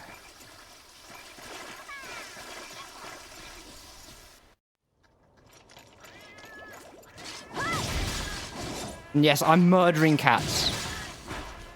But they're demon cats. They're not dead. I just knock them out. You see blood, but they're not dead. Cats have got 9 lives, remember? 9 lives. They're good. No, stop. Give me that egg. Give me that Greg.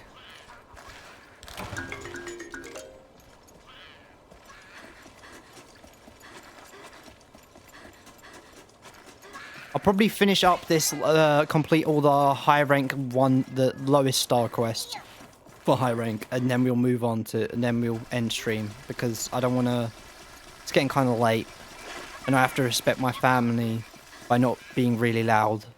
They probably want to go sleep.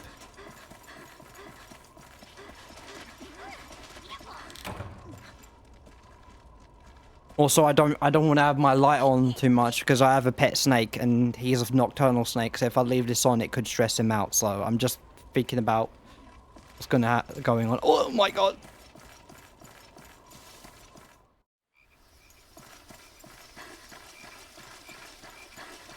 I have to allow him to come out sometime.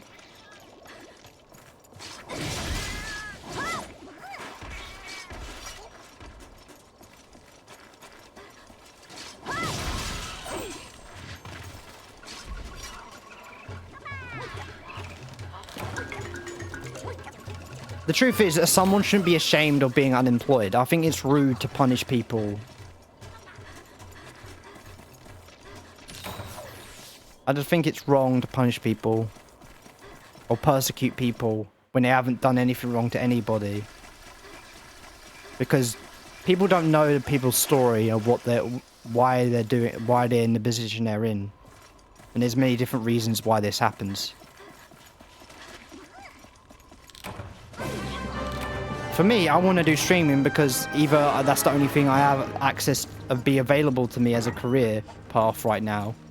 If it opens doors to things to happen in my life, I meet people, make friends through it, and I meet people in real life and stuff happens. All I'm gonna say, if there's opportunities happen where I can actually get a proper different job and I'm interested in it, I will go for it. But as of right now, there's nothing in my life that's possible for me. Just don't.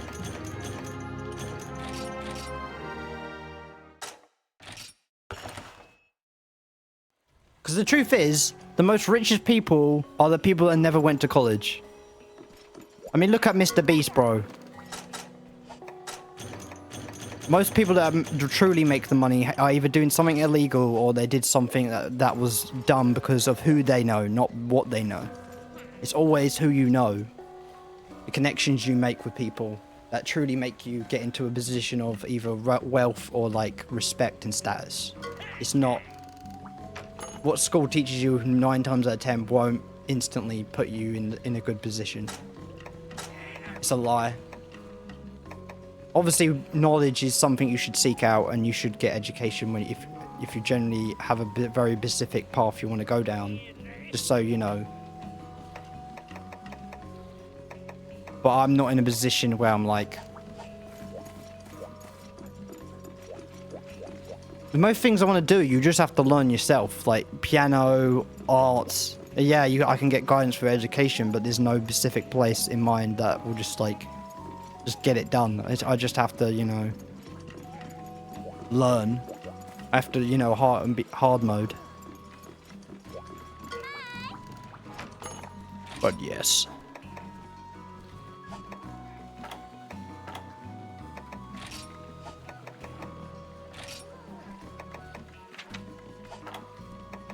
Desert warfare.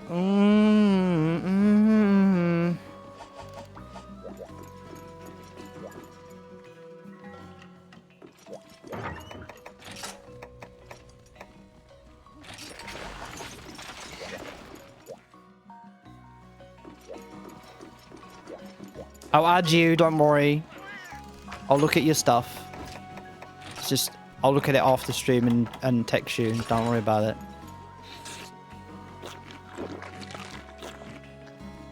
Right, it's 2 quests I need to do before I'm ending stream. And these are going to be the last ones.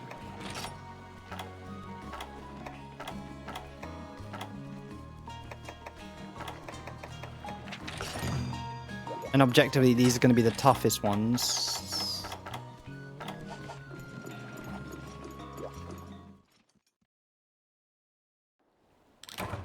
I'll try and give you the time you need. As someone that really adores art and I want to make an anime or like a manga or something, I don't know how I'm going to go. I'm writing just the story and try and use AI to help like structure stuff, and I'm trying to draw characters despite the fact I ain't the best artist really, or learned any of like crazy techniques you could only really learn through like a structured education. So I just kind of have to, you know, drawing noses and lips and stuff and like hands are probably the hardest thing for me. I probably should definitely watch videos. I've got artist books with me, like monster books, to teach you how to draw monsters and, you know, how to come up with ideas out of your imagination more effectively and...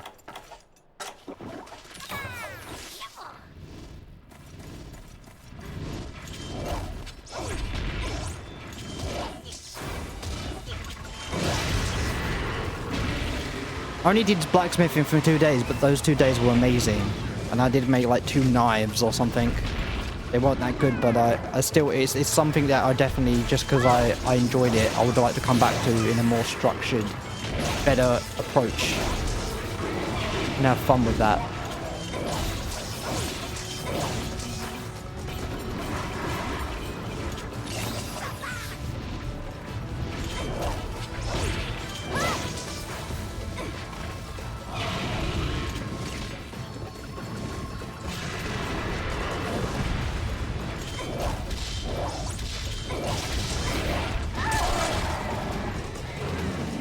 Oh shit.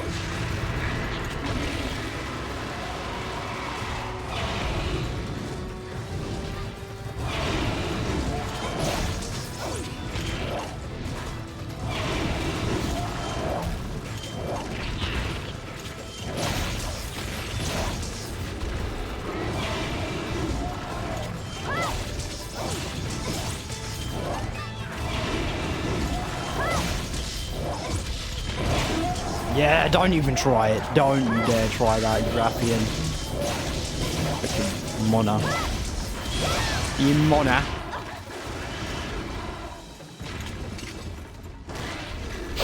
I just think of Billy Butcher from fucking... Oh.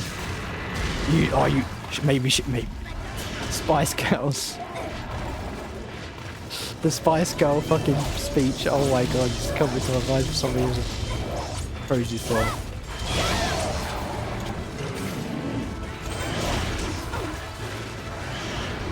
Right, wanker.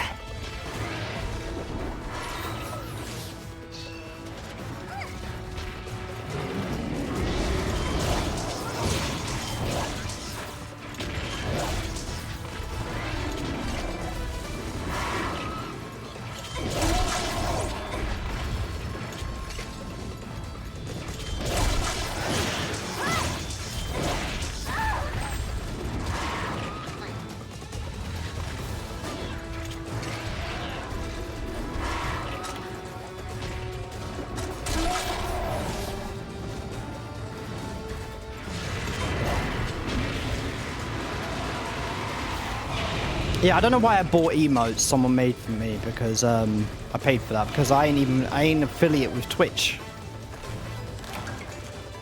But at least I have them now, so. But they're making a banner for me, and their banner's really good. I like it. I like the weird panels they made for me. That was awesome too. They made some really good panels. Based off my someone else made the logo for me, and they used the logo as inspiration to make their own banner and look at it, and then that's like genius. That's what I like when people do that. I pay attention to what my brand is and like use that as inspiration to make more stuff for me from someone else, and they're trying to like fit it all together. It feels like everyone's working together to make me a better streamer, and that just makes me happy.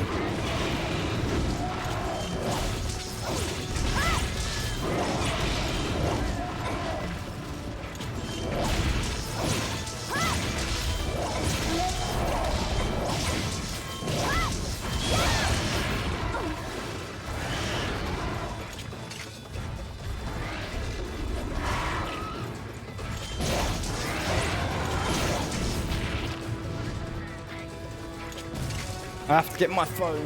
Where's my phone? Oh shit. Oh yeah, my phone's run out of battery. Crap. Oh. That's what I meant, like, wait, because I don't know my... I've been streaming for so long, I kind of forgot about... Got tunnel vision. The fuck?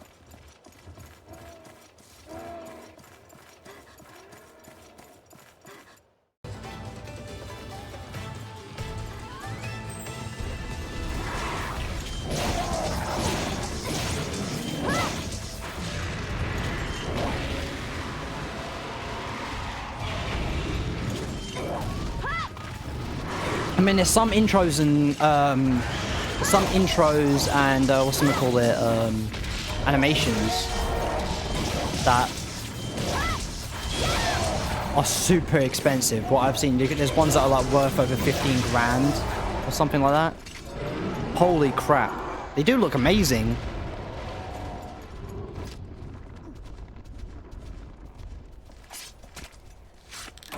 Oh, trust me, today in this stream I said some controversial shit. A lot of stuff, and didn't care. Because I'm autistic, I just randomly start ranting. And then my brain just goes, get mega tunnel vision where I don't even realize what I'm saying half the time. And then I realize, oh crap, have I overdid it? And then I'm just sitting there like, a little bit embarrassed on the inside, but then I'm just like, I was just speaking my mind. I understand the internet is like one of those places you've got to be careful what you say and do. Because someone could either like... It can get you in trouble. I mean, I haven't said anything that's like illegal or like mean to anyone, so...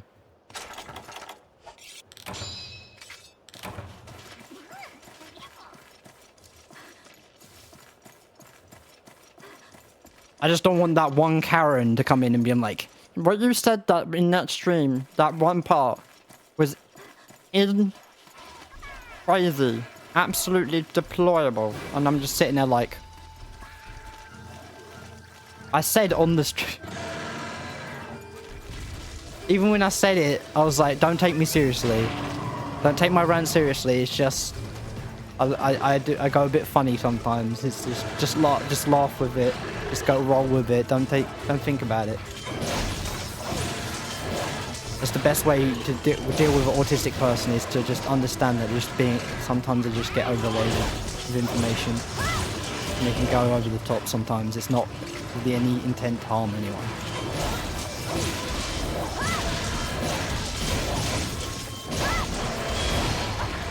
Or how I like to put it, if you don't like what I say, you don't have to listen. So...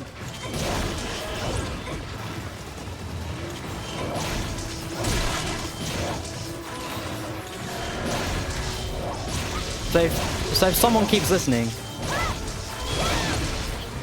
I will, don't worry, I'm going to do that, I promise. It's going to happen. The guarantee. I'm not one of those people that say one thing and do another. When I say I'm going to do something, I do it. There ain't no backsies. I don't mess around. I don't play with people's feelings. I don't mess with people. I try and actually be genuine. It's gonna happen. I got you. I got you, man. I just need to kill this guy. And I'll put my phone on charge and...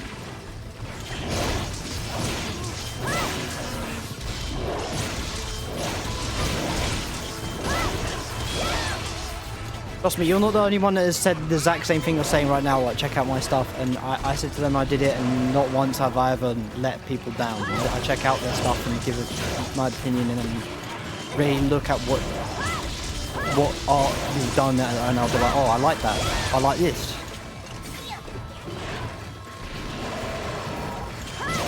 Good.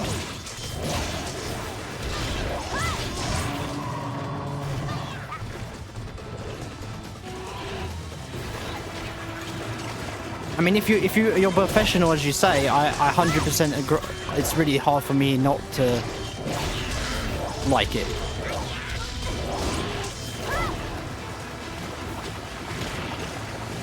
Just having like shell shaded or dark shaded cool dragons or something all by itself, even if it's not like the craziest like detail where you can see every pore of every scale, I'll instantly be like, that's sick. You're cool. I already like you. But if you show me like professional art, it's like, oh my god, that's like a masterpiece right there. Not like professional like masterpiece like in history level. Not like Mozart, not Mozart. What? I mean Cleopatra. What is her name? Mona Lisa. There you go. Or what's that other guy's name? The one that did like Sistine Chapel, with, like religious iconography and stuff like that. Michelangelo. You don't have to be on that level. Like I'm not. Like just even if you even show me a picture of just a good nose that you've done, or a good just picture of a hand that you draw, like not even a whole person or an anime character, I would instantly be like, you're a good artist, because that's hard. I can see that would have took a long time to do, because I know based off me trying to do that, it brings tears to my eyes. As someone that's is trying to be good at art, I can see that you've invested a lot of time on your craft very easily. I don't need That's the one thing about art that's really hard to do. Once you see the most craziest detailed shit, it's really hard to say someone else is good when it's not on that level, but I'm not one of those people. I can definitely see you put in effort. You don't need to be the best. But also, I obviously have my own tastes, but I assume that most art professional artists or people that do art don't just focus on one style. They can do other styles.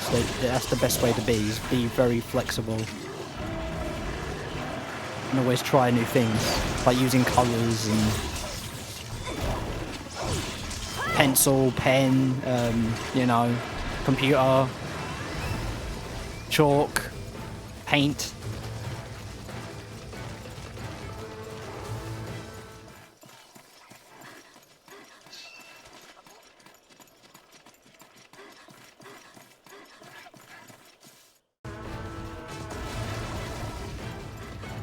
Well, what's that guy's name that does those cool paint artists? What's his name? The very chill guy that's dead now. The one that has, like, fingers missing. I forgot his name is, Bob Ross, yeah. Like, just having a personality like Bob Ross, just being chill, like, just being a chill person instant, and you actually, like, and you're above average, instantly makes you a good artist. Because artists need to have the right, you know, temperament and personality. It's not just about what you draw and how detailed you draw. It's about how you approach people. And some people just don't understand that. You obviously get the artists where they're, like, selfish and, like, you don't understand my vision, my dream, and it's like, that shit's cringe. That's like stereotypical, like, edgy, like, chopping off your ear and putting it into a box and giving it to your fucking woman you're in love with, like, that type of crazy shit. It's like, just because you're an artist does not mean you need to be bonkers eccentric. So, that's why I like Bob Ross. He's timeless because he's just so heartwarmingly approachable. An artist that wants to get other people inspired to do art, being kind and, you know, chill, is the best way to do it ever. There's no other approach that really works other than just being someone that gives a fuck about people's well-being. And I am no different. I care. Maybe not in the same way. Maybe I'm a very moody and emotionally, you know, sensitive person sometimes, but... And a chatterbox. That's 100% what I am. You know. You already know. Right, let me get my butt. Oh, my back.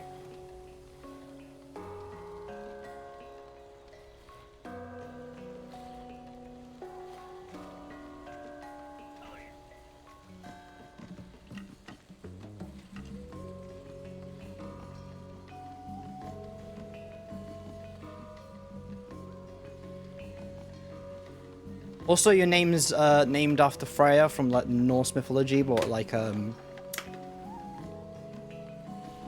what's someone call it? The Valkyrie Queen.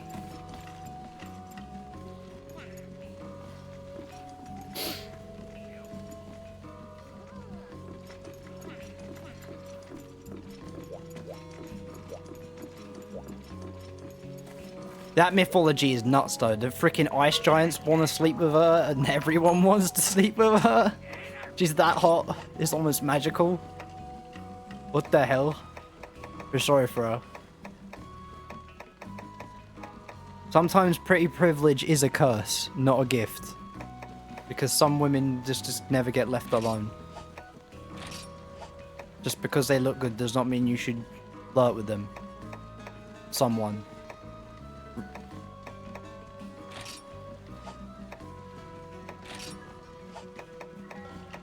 That's just a rule of thumb. But what would I know? I don't flirt with anyone. I don't date people. I stay away from... I'm not scared of women, but I don't really want to deal with, like, relationship stuff. I'm not mentally... As a person with autism, I don't really get it, to be honest. And to be honest, I don't think anyone truly gets it. Women or men or women. Yeah, I don't think there's a true... And there's no really good approach to it anyway.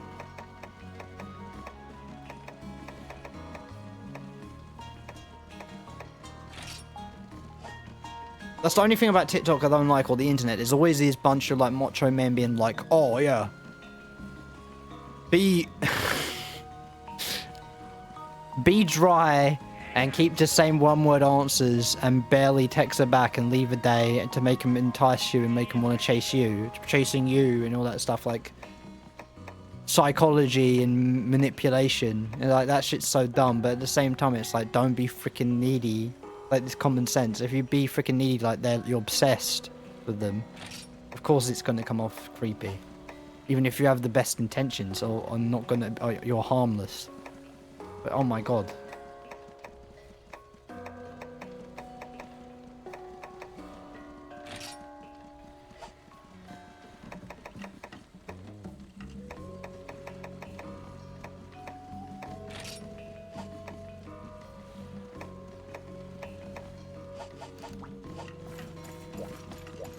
I struggle with common sense, and even I know that much about relationships, and I don't even fucking do that shit.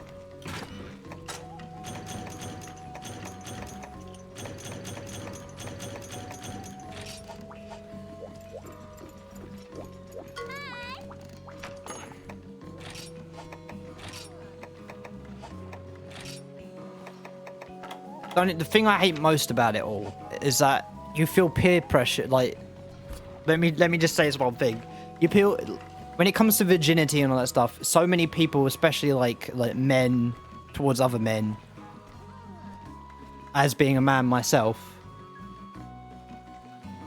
definitely pressure you into doing something about it, despite the fact you're not interested at that moment or that time in your life. And then sometimes you're coerced to do something, and then you have your freaking Dorian Gray moment where you'll freaking become a monster and treat women like shit because other men forced you into something, peer pressure you into something you don't want to do. And now you see it as a disgusting, horrible thing because you didn't let it naturally happen the way it's supposed to be.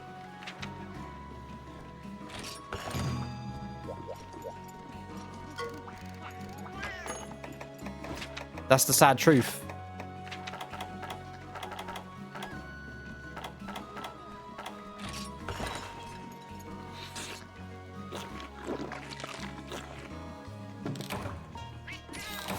This might be a deep subject, but like putting value on virginity is stupid.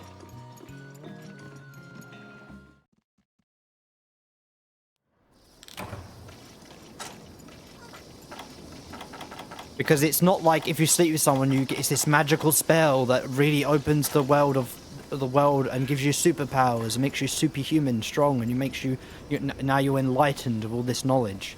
Because it fucking doesn't. That's the one thing. Every story you hear someone lose their virginity, that it wasn't as good as I thought it was. You thought it was this mystical, powerful, ritualistic fucking spell that will be cast upon you. But it never ends that way. Your first time with someone's always the worst time. Because you have no clue what the fuck you're doing. And that's normal.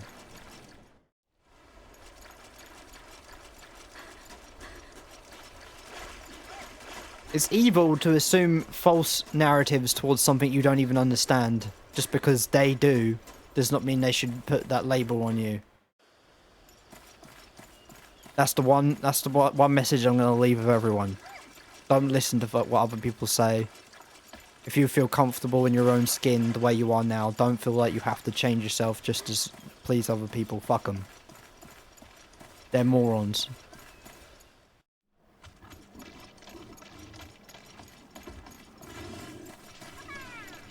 Expectations is the biggest lie humanity has ever told. And it always will be, to the end of time.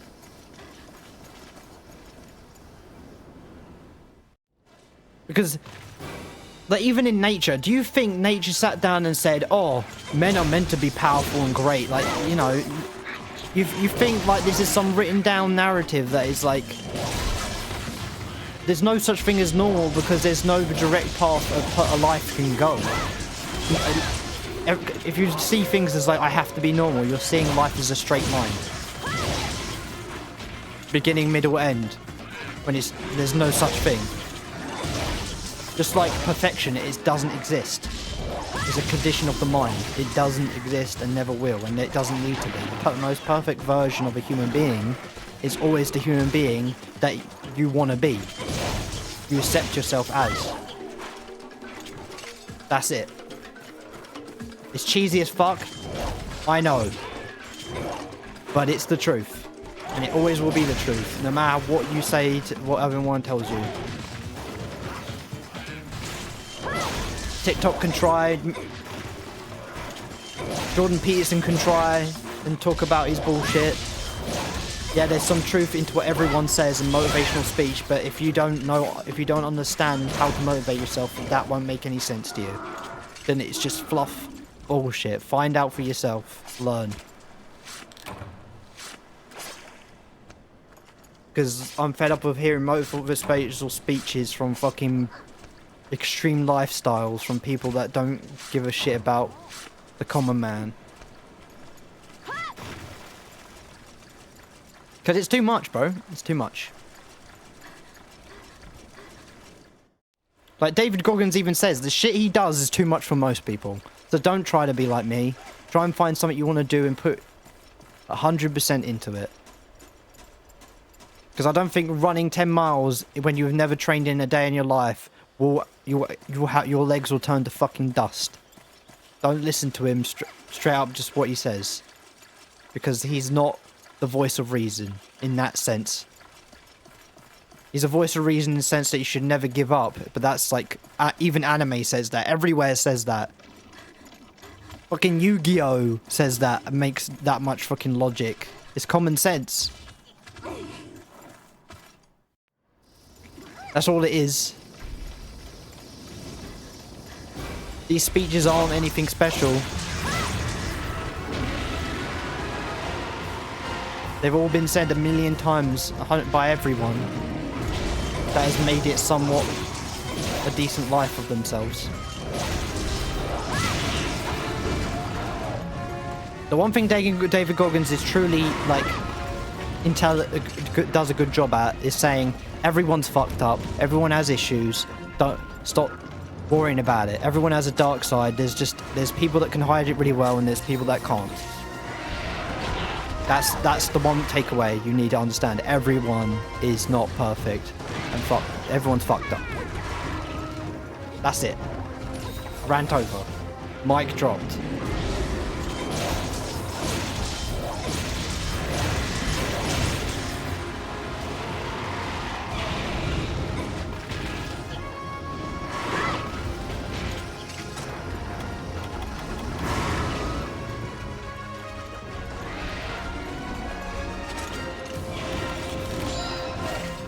And now we got Pink Raffian, the bitch.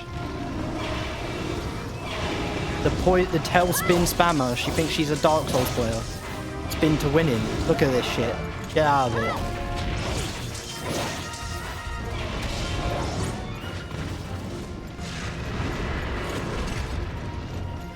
I can spin around. I can flick my tail back and forth. I hit my tail back and forth.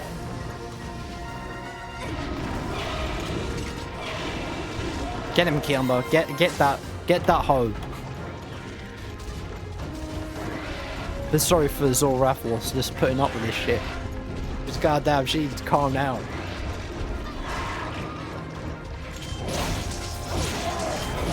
Reminds me of the memes when like a robber kidnaps a modern day woman and she's like, "What's your star sign?" And then she's like, "I'm gonna murder you." And then the cop saves her life, and then he's like, "Did you just insinuate I wanted to be saved?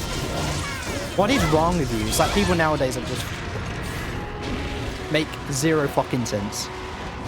And the fact that meme makes sense to actually on some fundamental level is crazy in of itself and hilarious. Did you just incinerate my well-being? Get out of here. As soon as a person says that to me, after making a mistake and a slip up and apologise, and they're still yelling at me, I'm just gonna turn away and walk. And let them scream at the wall. Because that's what they're gonna probably do. They're gonna keep yelling at the air.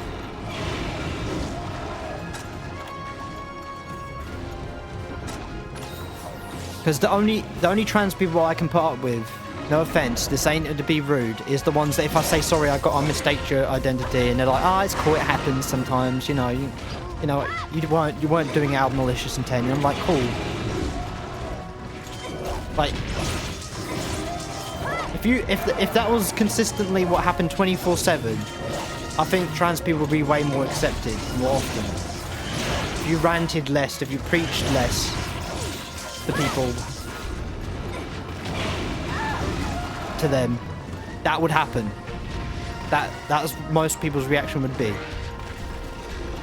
on average, if that person's got any common sense and respect of other people. Because, but for some people who agree with your way of thinking by adding laws to protect you, when not some black people that have a natural race, or people that are punished and conditioned for with police in harsh examples. This is very deep, I know. Barely even get that. So understand, you have some sense of privilege and stop waving it like a fucking flag. Stop abusing it just because you can. Because that in and of itself is just sad.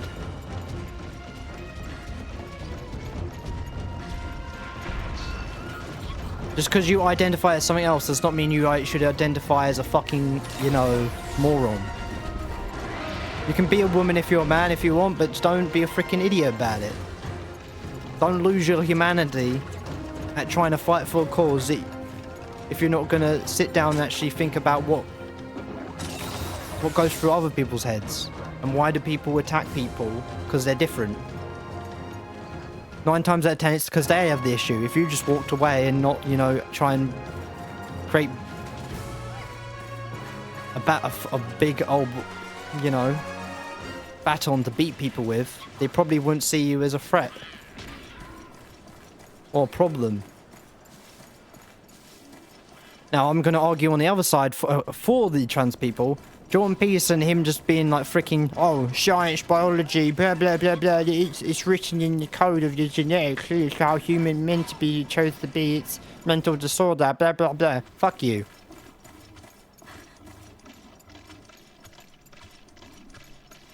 You're making sense, and have somewhat of a valid point, but still, fuck you. That's stupid.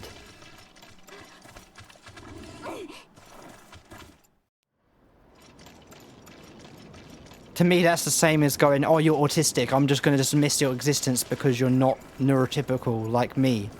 Therefore, your point of views are invalid. That's stupid. You're genetically a freaking error in the code. You don't deserve respect. It's like, fuck you. To be talked down like I'm like an insignificant child is wrong.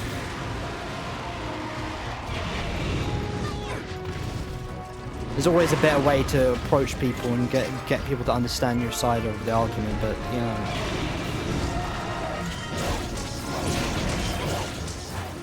I can see both sides. I can see both sides of the argument. I think that's the best way to approach anything, is to try and look at both of it from other points of view. As long as you're not hurting anyone, as long as what you say and do isn't, truly oppressing anyone,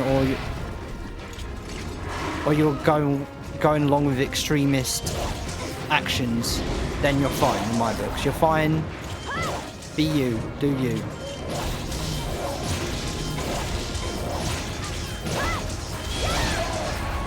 Hey, there's even men that identify as men that like dressing up as women and they're straight. I mean... So...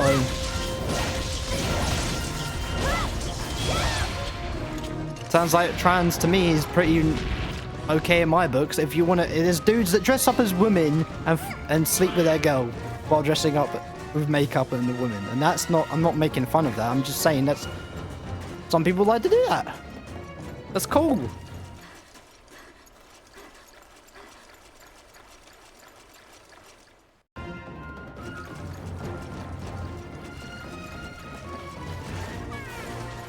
As a straight guy, but with autism, I can see why people would think the way they think and feel the way they feel. Like, there's many gay people. Shout out to gay people, they're awesome. And bi people, they're awesome. Do your thing. Do your thing. Just be careful. Understand the boundaries between, you know, people's emotional states, because, you know, some people could misunderstand things.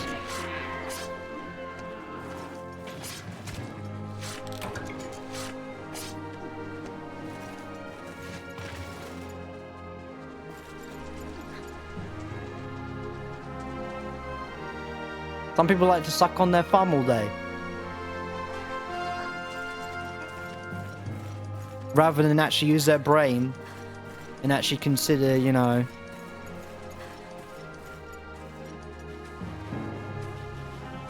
but what I hear from gay people is they too don't care about parades and like special days. They just want to be themselves. Like, as a dude, I don't give a fuck about being celebrated as a dude or even being autistic. I don't want a day for me to everyone to be like, oh, you're autistic, aren't you? Can I shake your hand, special boy? And it's like, nah, I don't care. I just want to stream, play my games, have fun, laugh, make friends, grow old and die with a smile on my face, just like everyone else. Other people have to make it goddamn fucking weird, and I don't know why. It happens too much, in my opinion.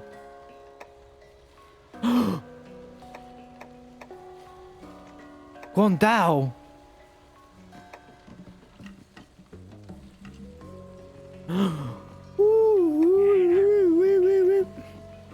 It's pretty sick.